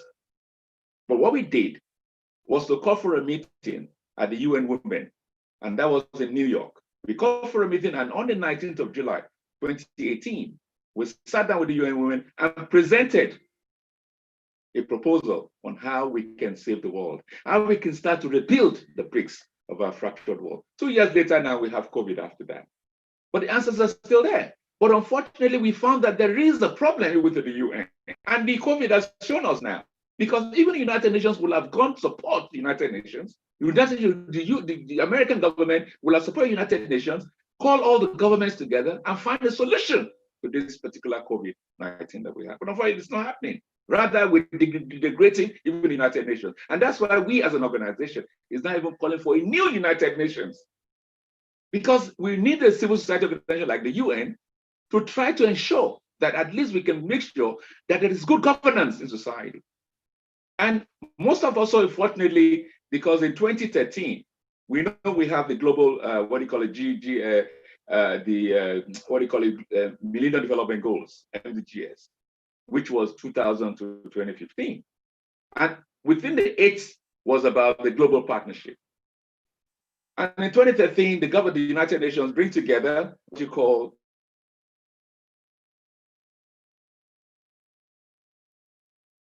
2013, and we had the Prime Minister of my country, David Cameron, then in the UK, and we had the President of Indonesia and also the President of Liberia were invited to find a way to see what is going to be the world will be doing by 20, what's it called, by the world will be doing by 2015 after the MDGs, what's going to happen. And they sat in Bali, Indonesia, and they said, renewed global partnership, and people-centered policies. And I believe these are the two key things that can make our society a better world. But unfortunately, what happened in 2015, the UN came up with 17 goals. When we don't have a foundation, even the what do you call it, the OGD, which is the which I also put on this what do you call it, on this this file presentation, is when the OGW, which was the group that was brought together to plan what is going to be the world is going to be doing after 2015, and it says there's no foundation. Even the structures we have today are unsustainable. When we have a structure all over the world not unsustainable, then what are we talking about building a better future? Because even the UN Secretary General did measure, we only have 12 people in the world. 12 people in the world that own almost 50% of the wealth of the whole world. But what do we do about it? What do we do about it? So the basic fact there is that there is no unification among governments across the world. There's no unification among society organizations in the world. And that's why we believe that we need to strengthen the United Nations. I know that most of the years, most of the Secretary Generals, Kofi Annan and the current Secretary General are all doing reforms. And to what level does this reform go? Now, if you can stop, if you go down a little bit, you find that when we talk about go down a bit and just one more step down, this before that. If you could please go before that, please. We're going more about. But however, yeah, go down a little bit, please. This was, yes, this is, look at it, look at that.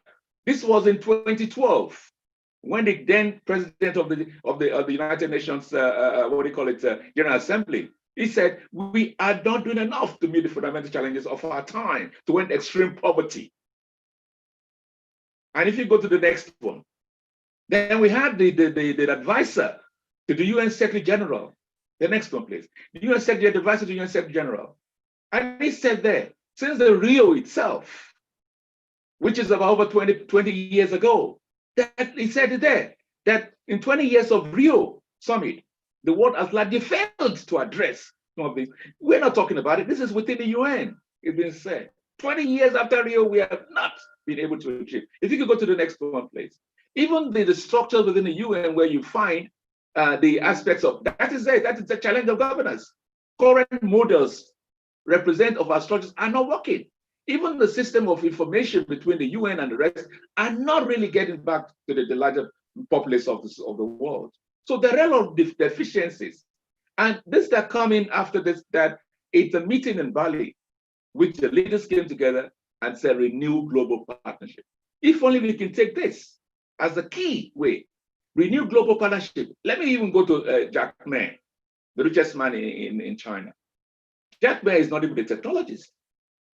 What Jack Ma did as a teacher was to bring people together, people that believe they have conscience, they have purity in their minds, brought them together, and they started to think about how can they be able to at least improve. Even when you talk about Facebook, or you talk about the few other innovators that we have today that are well known all over the world. The idea is, how can I solve this problem? It's not a matter of how much do I have. It's a conscience of mind that you have. How can you solve this problem? And when you look at the greatest order we have, we don't have a foundation. So the basic thing, how do we lay the foundation? And we have said these things, we presented to the United Nations, but unfortunately, I can tell you, the UN itself, because the governments are not working closely with the UN. For instance, now, by the 10th of December, is the Human Rights Day. Because without protecting the rights of people, we cannot have a sustainable society.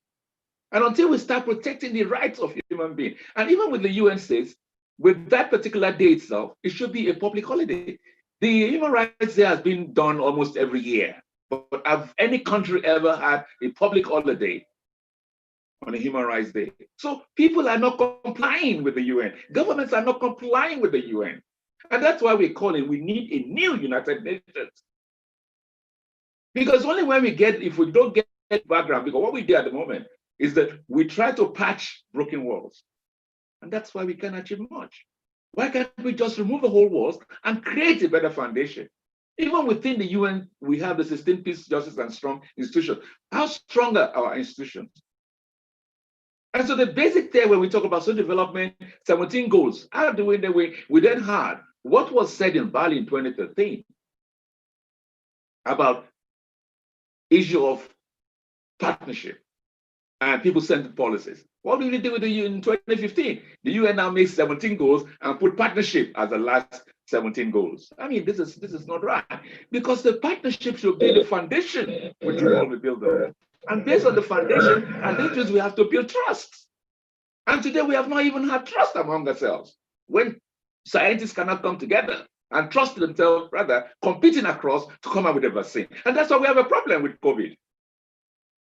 Now, there is a great North-South divide, because my organization, the African Asia Scholars Global Network, and the essence of why the Global South Economic Forum was created was because when the World Economic Forum said we have a fractured world, and we realized that whatever the World Economic Forum has been doing over the last 50 years has not made any impact on developing countries. And when we relate to what happened in 2015 and 1955 in April, in Bandung, in Indonesia, that's why we felt the North-South divide needs to be looked into. And when you look at the fourth industrial revolution, which is now with the artificial intelligence, it's going to be high. The increase will be so much on the area of North-South divide. And we felt these are the things to be tackled. So over the last 10 years, we've been working and looking at what is the best way in which we can start to rebuild trust and to rebuild a system which can be more productive, which can be sustainable in our society. We knew it wasn't going to be easy. We know it's not going to be very easy because the kind of society that we have, the system of governance needs to be reviewed. And that's why I'll give you straight away the position what we placed in front of the United Nations. And we're now looking, at the moment now, we're looking at governments that will be more progressive governments we're looking at to see how they can be able to listen to what we're talking about and relate to them. Because when somebody said opportunities, sometimes it's who you know. And why do we have to have favoritism? People is out to favor who you know.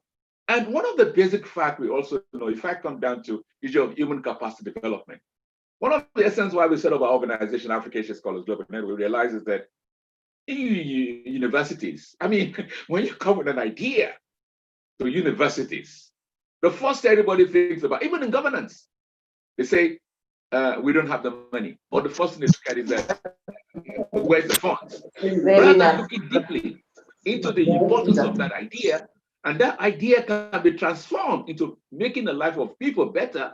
I mean, in India itself, I remember when I had to travel 39 hours by train between Bhopal and Hyderabad to go to the Ramoji Film City, because we're trying to organize what is called the First World Film Music Arts Award Festival. That is part of how we want to build trust among people across the world. And when I had to travel 39 hours by train from Bhopal to Hyderabad, I could see the level of poverty. And it's disheartening, Lord, to tell you. When you see the level of poverty in societies, and then what are we doing? And that is because societies could come together to share ideas. Like I said earlier, Jack May is not a technologist, but he brought people together. And that's why we said, let every university, our business schools, send our young people into the streets, into the communities, find out the problems, come back to the university or the institutions, sit together and start to find solutions to these problems.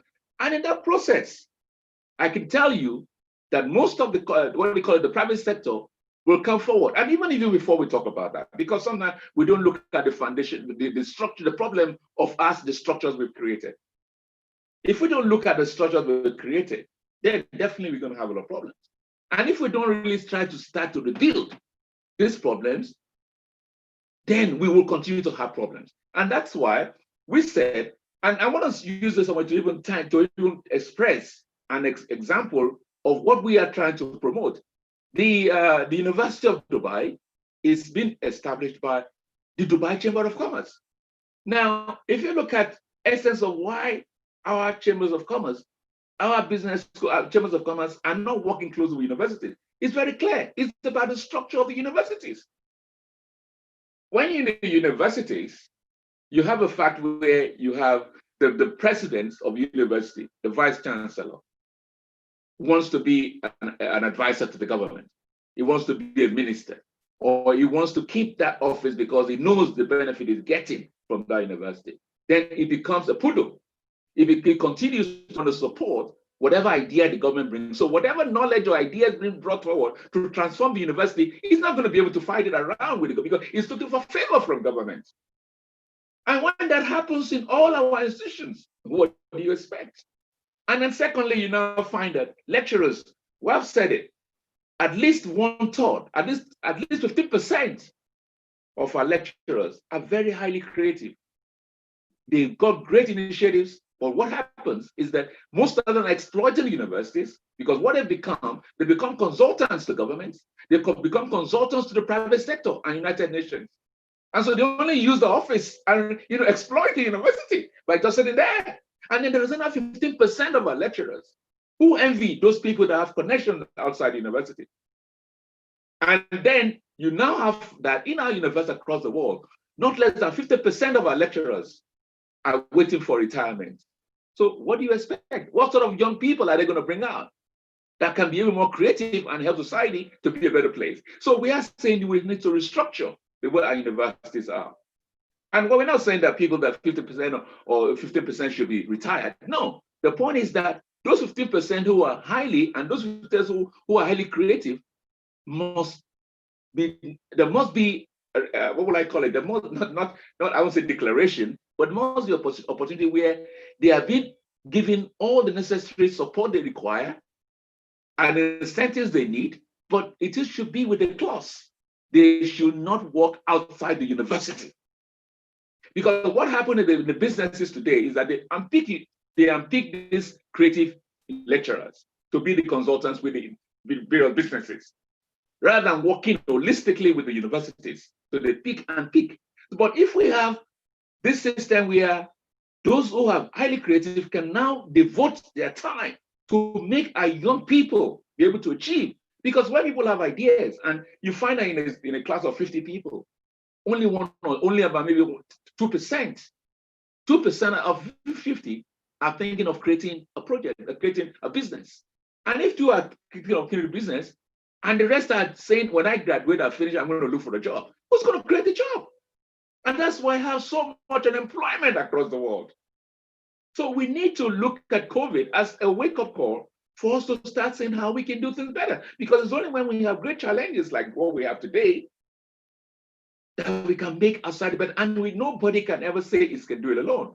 You have to look for. And when you look at people, when you talk about innovators and creativity or whatever, some do not have the knowledge of how to be able to package their ideas.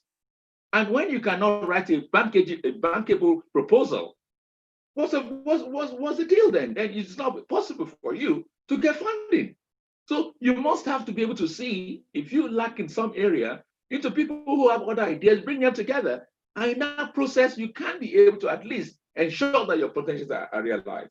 And one of the greatest facts of the problem we have in society is the education itself. We all know is fragmented. Our education is broken. What are we doing about it? And unfortunately, even when this COVID started, I have seen so many people just going, we're Pina. I mean, it's so, I don't, but what I'm saying is that we need to talk. Unfortunately, I cannot say we shouldn't have meetings because we still need to talk.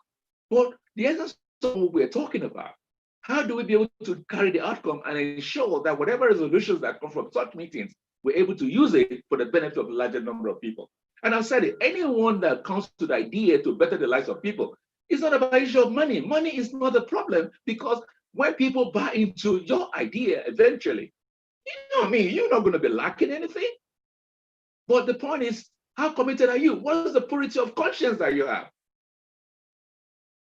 If you don't have that purity of conscience or the state of mind or exactly what you're trying to achieve, then that's exactly because you have to be very clear about your mind.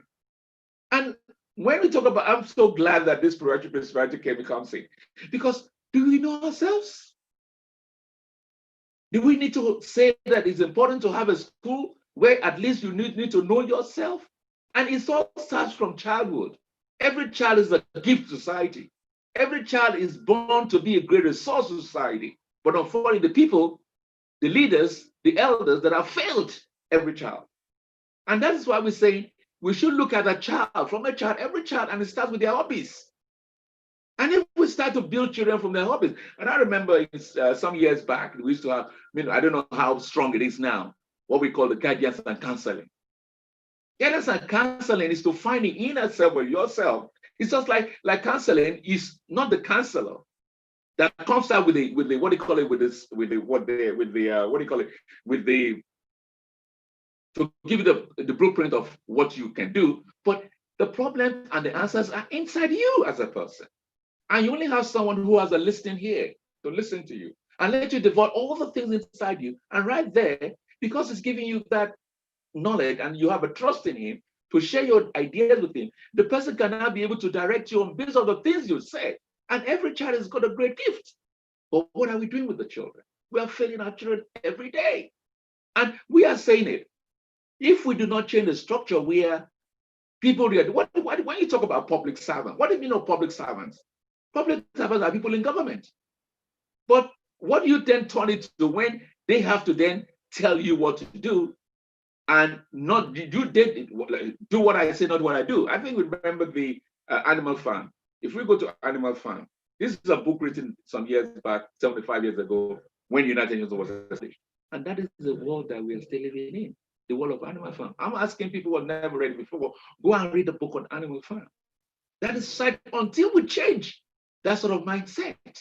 We're going to be failing millions and millions of people. Can't we change the whole things around? And it's only the universities, people who are educated, that at least have the knowledge and experiences to have gone around around the world, learn from a lot of things and share ideas that can be able to come together and impact these great things into our people. And we're asking from our organization, we're looking for, and I know one thing, there are a lot of people who have great ideas, but they've been frustrated on the system. They have been frustrated. It's only 1%, very little percent, that have the opportunity of connecting with the right people who just say, oh, let's support this. Even when you look at the banks, you look at this, what happens? The most important thing that you need to look at is how can we be able to come together? And I'm going to say that the three things which you said, which were presented to the United Nations, and even our report, which was sent to the UN, because every 2 years we have to send a report, and the last report sent to the UN Secretary General into 28th of March this year, states exactly what we're talking about. There are three things that we are talking about, and we are asking, and it's only governments that can do it, because we have created a machinery. We pay taxes, and the taxes we pay has created a very strong machinery that is required for us to be able to change. And if we don't use this machinery, we cannot change society. And if we can change the machinery, whereby we now have three things to start to review the rule of law, because most of our laws marginalize a larger number of people in society. And if we don't review the rule of law, and I can say one single example, if I'm given the time on this event, to just a single example of marginalization of law. A lot of people are, they're in debt when they go to school, go to university particularly. And when they're in debt, they come out, they have to go for interview 15 times before they're lucky to get a job. And all this time, they're still amounting debts. And by the time they get this job, they are going to slave for 30 days before they get paid. So their debts are mounting and mounting and mounting. So perpetually in life, they never get out of debts. This is part of what we said need to be reviewed under what we call review of international rule of law. And secondly, is that we have to make sure teachers are the highest paid in the world. And what I said to the UN Women on the Secretary General in 19th of July 2018, it was like, oh, how can it happen? Excuse me, it's happening in Germany. And when the chancellor was asked by doctors and lawyers who wanted to be paid more than teachers, and what you told them, what is the rationale for me to pay you more than those who made you? Anybody can understand that. So let's try to equip us, our teachers, and ensure that they make the best to bring out the best of our young people so that they can be able to maintain and achieve their potentials in life. But we're failing the children because we don't do that. And the third one, which is saying, we need to start believing the African adage, which says that it takes a village to raise a child, not a family. And until we start realize that every child is important to everybody, every society, every community, then we can start to see that we can build a better and better society. So the basis of what I've been asked to say, which I've mentioned here, is about the future, because the emerging issues, which that's what I mentioned about COVID, because these are emerging issues that we have seen, and we have seen the lapses of governments in finding an answer to the issue of COVID-19. And we also challenges of opportunities, and challenges and opportunities are now greater for us than ever before. And we studied about even the COVID come now, that fourth industrial revolution. We need to start planning now, because end of the day, a lot of jobs will be handled by machines. And so we have to start thinking in the university with rebranding our what do you call it, curriculum. Because if we don't rebrand our curriculum, we'll be failing more of our young people. And that's why we set up what is called the Africa Asia, which what we call the FAPO, Forum of Africa, Arab, Asia, Pacific University Presidents. Because we believe that if you don't rebrand, if you don't rebuild the structure, and you continue on what we're doing at the moment now, we continue to fail our young people. And so what we fail as an organization, and I'm very happy, and I want to thank even the Arab Asian universities. I want to thank the Association of Asia Pacific Universities, which I serve on the board, on the advisory board.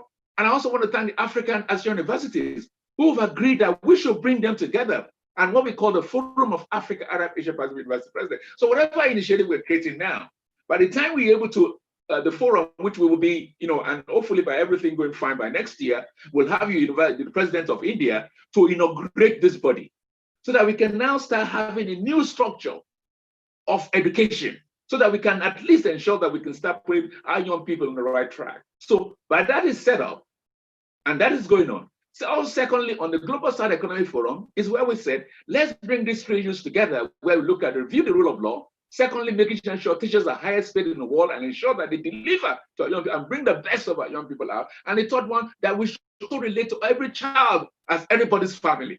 And until we do that, then we can start saying we're now building a much better, a more sustainable, and and even in fact, if we can do that, then whether COVID or not, there will be significant success by 2030 of the UN Sustainable Development Goals. And we can believe in it. So the UN itself needs a great reform, not just issue of just paper reform. We need to see it in action. And that's what we're calling for new United Nations. And we're calling for a review of the mindset of everyone to start thinking as a family. It is important that we start to ensure that the government, it listens to people. The government needs to reduce its distance from the people. It's not only every 4 or 5 years when you need to be re-elected in the government. But the point is that people need to take up their powers back and let the society, when you call public servants, let them know that they're serving the people. But unfortunately, few of us who are able to benefit from government or from one largest, we just believe that, oh, I want to, because I'm in the comfort zone. I remember when I was invited by the Institute of Directors, IOD, India, to speak Dubai. I think I first spoke on corporate share responsibility in Mumbai. That was last year, I think last year, January. I was asked to speak in Mumbai, the inspectors, and it was a CSR. And if the people, the corporate society come together, they cannot come together and every organization is doing it differently, we will still be in the same problem we are. We need to work together. And then when I was asked again in March of the same year last year to speak in Dubai at the World what they call business excellence, and I look at everybody in their comfort zones. Because when I travel wide in different countries, including, like I said, in India, when we said, okay, in India, we have in Madhya Pradesh. I remember in 2015 when I was invited by the, the IICE, that is Institute of, International ISTE, Indian Society for Tech Education. And bless them, today they started it free, which I really commend and appreciate it. And that's why I said, even me as a person and our organization, believes a lot about India. Why we do that? Because apart from the fact that Jawaharlal Nehru was part of those that set up in 1955 about this issue of Africa, Arab, Asia coming together, not only for political independence, for economic independence. And secondly, that even the current Prime Minister of India, Modi, is the only country leader that has at least been able to ensure that they can support the issue of the South-South cooperation. And I tell you this gathering, the what they call the Bandung Speech, the Asia Africa Conference in 1955, came into what we call non-island movement, which is called NAM. From now, it came to South Commission, which was then shared by former president of President Nyerere of Tanzania. From there, it was created into South-South Cooperation. Now today we have what is called, we have the South Center, which is based in Switzerland, which is headed by most past heads of governments. And then we have the UN Office of South-South Cooperation, which is under United Nations. But I bet you, in the United Nations itself, we have the largest group of people that meet in the UN is called G77. And these are the people that are responsible for the future of developing countries. So if we continue to talk about UN, we need to look at those people that are responsible for the future of developing countries to start thinking twice about the way they relate with the people. So there's a lot of things to be done by society organization, because the civil society organization, if it fails, and one other thing we do, we don't blame any government for whatever. We have come out of blaming anybody in government. We blame society, because every person in government, everybody in the media, they're all products of the universe. They're all products of society. So in the civil society, everybody needs to contribute. Everybody needs to look inward and say, how can we make the best life? After all, I'll go back to spirituality before I end up my speech. Spirituality has been enjoyed, and I'm so happy that the organizers putting spirituality in before I put my speech. Everybody needs to start thinking about, what's the purpose of my existence? Why am I in this world? And everybody in this is in this world to lift up those who are less privileged. That's why you are here. And until we start thinking the fact that we're all just passers-by, we're all going to go one day for God's sake. But what have you contributed to society? What little have you done? And it's only when you do this, you can say you have lived a happy life. So I call on those who are here who probably have never worked with an organization, let's share ideas together, because no organization can do it alone. We all have to come together and see, because life is not how much you make. If you make $1 billion, for God's sake, life is about, what do you call it? Life is about moderation. That's what life is all about. If you drink too much water, what talks about? If you have too much food, you know what it is. If you sit on a chair, 3 chairs, you take out of, if you sit on two instead of, what do you call it? If you occupy 2 seats in a chair, whatever, it means you have a health problem. So moderation is life. So what kind of education have we given our young people? I mean, so that's why if we can't teach about values in life, then I think we need to sit back and realize that we have failed, not just our generation, we have failed ourselves. Because at the end of the day, we're going to leave this world and we're going to ask ourselves, what have I done? And that's why one of the things before I end up, people, when they retire from office, what is even called retirement? The state calls retirement. What is it when you call some people black? What is it you call some people disability?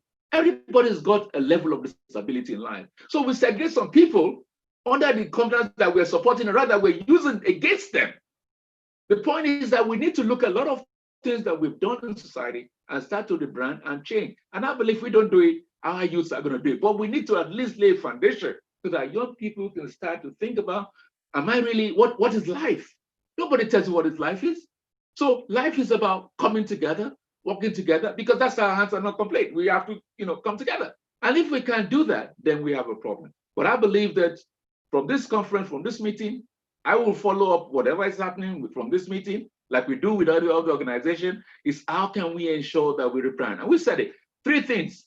We're looking for a government that will work with us, because the UN can't do it at the moment, because the UN itself is not really. So we're hoping, and as we go on in 2021, to build a new United Nations, to build a new mindset completely. And I use the word of my friend who spoke lastly about clarity of mind and purity of conscience about your existence.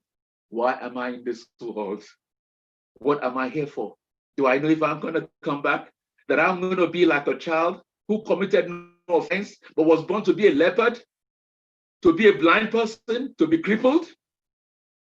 Then why don't I do something now for society, so that maybe when I come back again, I can continue to improve on the good things that I've done? So what values do we have about life? And that's why when we do Simon Kyle here, where we do, some of the programs come Simon Kyle, which is all over the world today. Every child wants to be a celebrity. Every child wants to say, I want to be the richest man. But nobody's looking at, how can I be a leader that will be looked up to? How can I contribute to my society? How can I make my society better? Because we fail to realize that there is something which is more above all of us, that will guide us and make us live a wonderful, a better, and a very, very fulfilled life. And until we all come together, is only when we can say we have lived a better life. So, gentlemen, brothers and sisters, I'm so happy and I thank you very much for giving me the opportunity to speak to you. But I can tell you a lot of work is going on behind by some organizations, particularly the Africa Asia Scholars Global Network and the Global South Economic Forum. And we've got about almost 15 different ideas, but we've said it, we will never do any project without government involvement. Because who's government? We are the government. We paid the public servants. So why should we have a conference and then we bring a prime minister or bring a minister and it comes for 15, 20 minutes, and when it's going, everybody says as if, oh, for God's sake, what is wrong with the universities? And so, please, universities need to really say, we are wasting away the times of our young people. We need to rethink. We need to rebuild. And together, we can work together. Our contacts are there. Get in touch with us. Let's share ideas together. And if we tell any government we want this, they have to listen to us. They are part of us. They are part of our society. They are human beings. They are part of civil society. If they were complaining about the UN, what about ourselves? So we need to be strong enough to ensure that we get people that we put in government to listen to us, to see that we can be able to, it is said, renewed global partnership, people-centered policies. Those are the two great things that can change the world and make our life more sustainable. I thank you very much, guys and friends. I thank you. God bless you all. Thank you. Making time for us in spite of his busy schedule, I offer my very sincere gratitude to Honorable Abdul Dewale Muhammad sir. Thank you once again, sir. Now, we will move towards the last session, that is of paper presentation. We have received 50 plus research papers from India and across the globe. We will be publishing selected research papers in online e-conference proceeds out, of which today we are allowing 2 researchers to present their research papers. Respected jury members and my dear participants. Myself, Dr. Sandeep Kumarji Prajapati, Assistant Professor in the Department of Commerce and Business Management, Faculty of Commerce, the Maharaja Sayajirao University of Baroda, Vadodara, Gujarat. Today, I am going to present my paper with the title An Empirical Study on Attitudes and Perception towards Entrepreneurial Orientations and Inculcation among the management students in Gujarat. I am presenting this paper at 2 days International E-Conference 2020, Emerging Issues, Opportunities and Challenges in Startups, organized by Amrutvahini Institute of Management and Business Administrations on 21st and 22nd October 2020. This is the flow of my presentations. We will begin with the first introductions of my content. Then we will move towards the literature review, then research methodology behind preparation of this paper, data analysis and findings, and lastly, conclusion. So first of all, let me just go with the introductions part of this research paper. Friends, as you all know that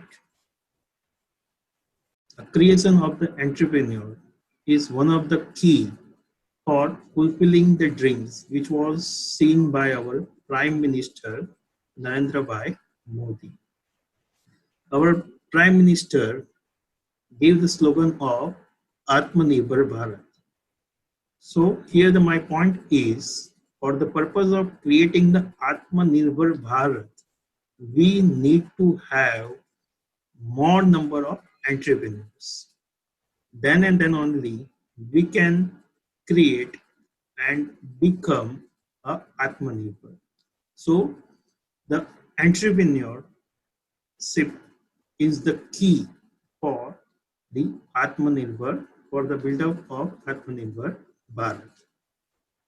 Entrepreneurship is a key factor in the economical development of any country. If any country want to survive, want to grow, want to become a more competitive, then they need to focus on the creations of entrepreneurs in their countries. Whether any public, private, or government organizations are talking, then they all are discussing about or focusing on promote the entrepreneurship in different countries.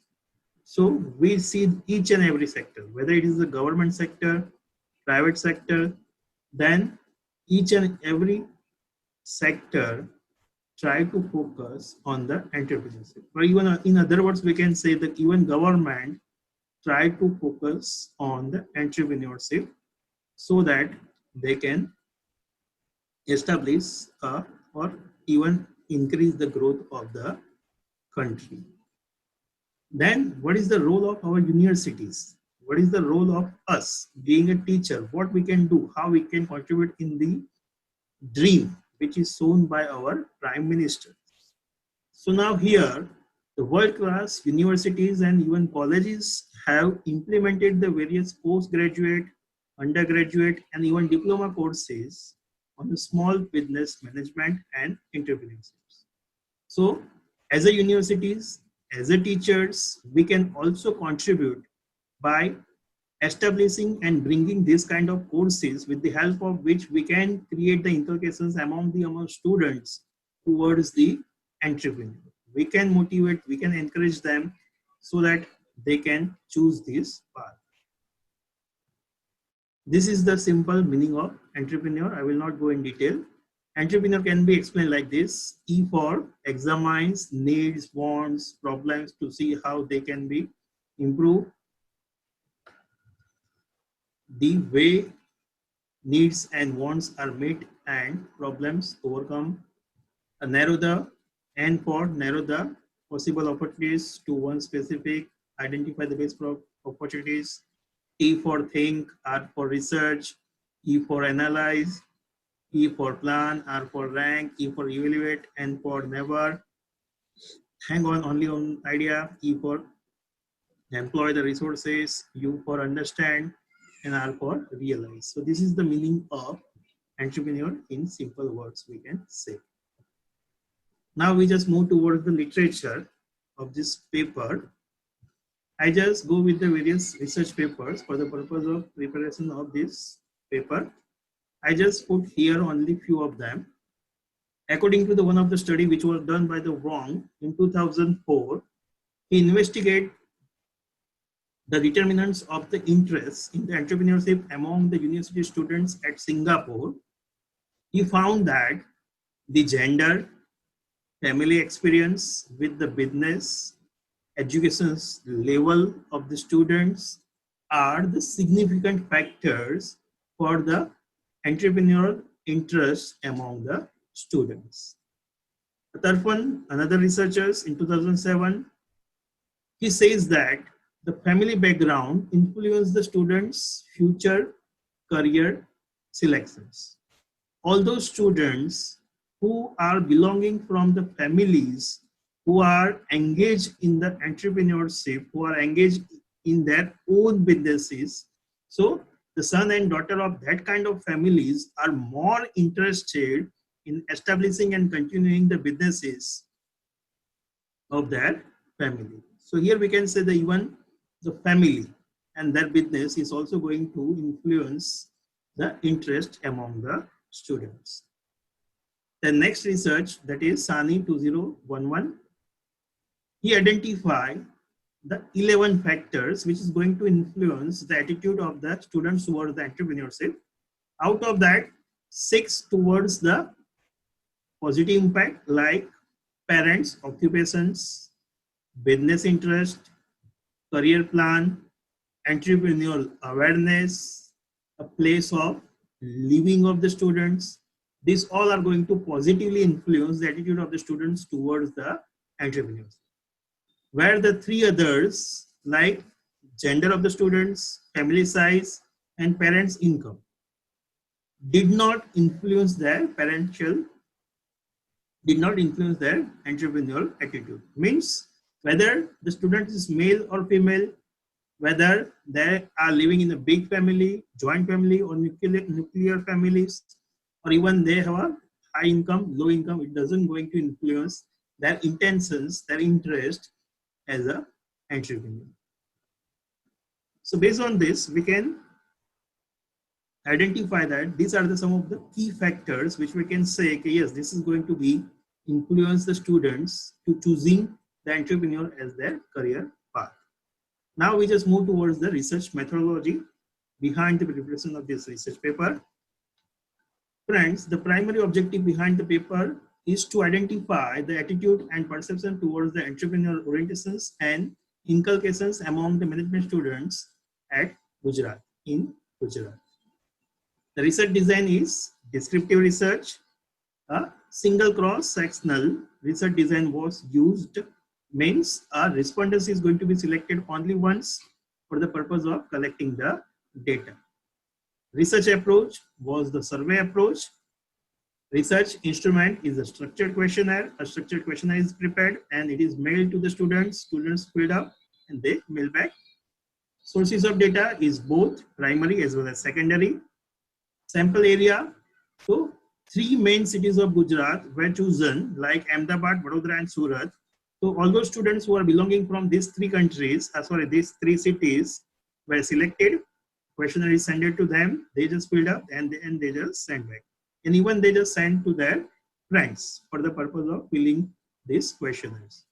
The sample size is 990 and sampling procedures is non-probability convenient sampling method. I just forget to write down here.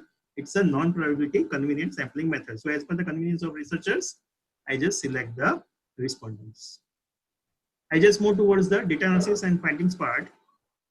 Then first is demographical details. So in my study, there are 58% of the respondents out of 990 are female, 42 are male. In the case of education's background, I just try to have a 50-50%, means half of the students are from UG and half of the students from PG. If I am talking about the age group, then 52% are in the age group of 21 to 23, 31% are in the age group of 18 to 20, 9% are in the age of 23 to 26, and 8% are more than 26 years.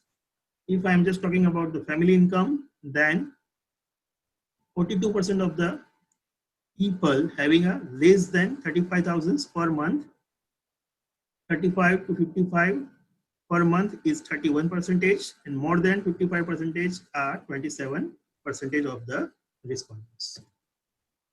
Then one of the important questions which is regarding the which qualities, factors, or skill is to be required for becoming the entrepreneur. In that case, in the case of strongly agree, he says that it is clear that around 88% of the students says that the knowledge of that particular area is strongly important. 84% says the risk-taking ability important for becoming the entrepreneur. Then I just, based on this, all the factors. So these are the factors which come: family background, joint family, nuclear family, income, like that. So these are the factors which was chosen, and based on that, these are the some of the hypotheses. I just read out 1 or 2, and then after we go ahead. Like first is there is no significant difference in the level of agreement of the respondents regarding the importance of making the money, and between the gender of the respondents. So it is accepted. P-value is 0.509, which is more than 0.5. So H0 is accepted. So in that way, these all are the hypotheses which were created with the help of statistical tools. These are the hypotheses which was tested. To be done at this professional course providing universities, institutes is going to influence, inculcate students and their views regarding the entrepreneur as their career path. The component of the entrepreneur attitude in general are to be gaining freedom of decision and actions, to gain the financial benefit associated with the owning them and running the business. It is one of the important reasons put by the respondents to think of starting their businesses. So the youngsters of present era would like to work for their own selves. They want the freedom. They want to take the decisions for their business own self. So this is the one reasons which will motivate them to go for the entrepreneurship. They want a freedom for doing something. To gain the recognitions from it and encourage the people, students towards the entrepreneurship. These are the references which I just chosen for the preparations of my paper. So here I just end up my presentations.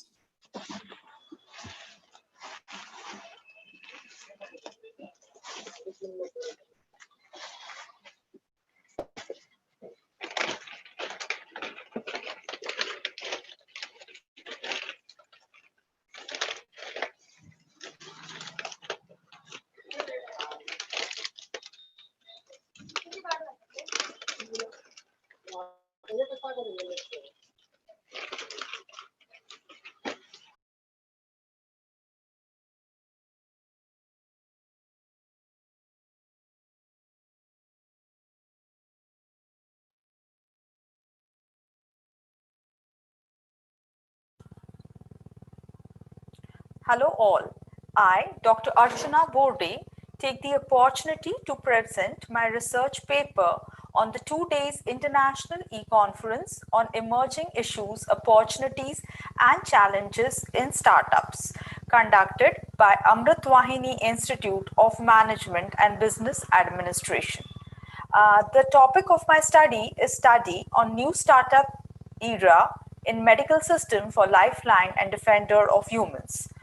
The paper is co-authored by Priyanka Panpalia and Sanket Bajaj, who are students of Sinhagar College of Engineering, Department of Management Studies, Vadgaon.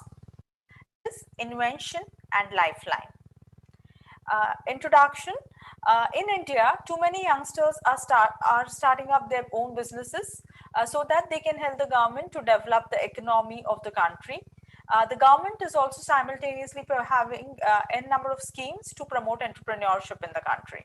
Startup businesses and entrepreneurs are facing new challenges and grab new opportunity to getting success in their business and increasing their value in the market. A new entrepreneur who has started his business of manufacturing medical equipments with new innovations with affordable cost in pharmaceutical industry. We have tried to study critical challenges such as financial management setup, marketing strategy, and many more. The objectives of the study are to study new business startups, successful setup or growth. To study the startup business providing various medical facilities for medical treatments, to compare the available resources with new inventions, to obtain the knowledge of market and consumer behavior for new startups, to find out new challenges and solutions for startup businesses. The review of literature, we have done extensive study through secondary data from studying various journals, research papers and articles related to the topic. Problem statement focuses on startup businesses in any sector. It requires to take quality and ISO certification and many more in order to run the business successfully and in future. A new business is difficult to provide the facilities and services and also business setups at the end of each corner of the world. Medical equipments are not available as per the requirement in the country due to COVID-19. So we are managing to arrange more medical equipments that are affordable. Means we are trying to study the startups which are trying to do this so that the government hospitals, private hospitals and doctors can take care of more patients. The data analysis is we have done a data analysis on the basis of secondary data, which is on the following parameters such as capital generations, infrastructure, a sampling of team, location of business, market branding, rules and regulations, and customer relations. Opportunities of startups. Government is also funding many funds for startup businesses so that India can develop its economy well. Government has also launched so many schemes and subsidy, taxation relief, and many more facilities to encourage the people to start their own business. During COVID-19, many startup firms have got an opportunity to come up with new innovative ideas. New innovation ideas on manufacturing medical equipments in pharmaceutical sectors, that is ventilators, oxygen cylinder, and COVID-19 basic medicines. A right time of starting up a business on low capital required because of the economy down. The startup ecosystem is getting substantial support for the startup businesses as they are providing national, international platform to develop their business well. Availability of resources and expanding of the network. We have tried to study a few different companies such as Embryo, Primero, Biomed, and Kellos, etc. in our study. The conclusion of our study is India is showing enthusiasm for developing the startup businesses as it can increase the GDP of the economy and also it can develop the technologies of India. Government has also made many schemes for the startups businesses so that the youngsters can develop their innovative ideas in the business. Make in India is a great opportunity for startup businesses. The startup company has to face many challenges and opportunities during developing their companies and bearing some risk towards their company, and also has an ability to sustain in the market. Thank you. I thank Amrutvahini Institute of Management and their entire team for management and business administration, and the entire coordinating team and the director and all the people, all directly and indirectly.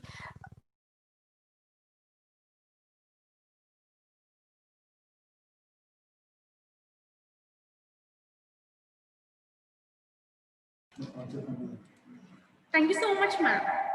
Dear participants and attendees, thank you so much for your valuable presence. The link of tomorrow's sessions will be shared to you on your email as well as WhatsApp groups. Tomorrow's session will be held from 10:15 onwards. Thank you. See you tomorrow.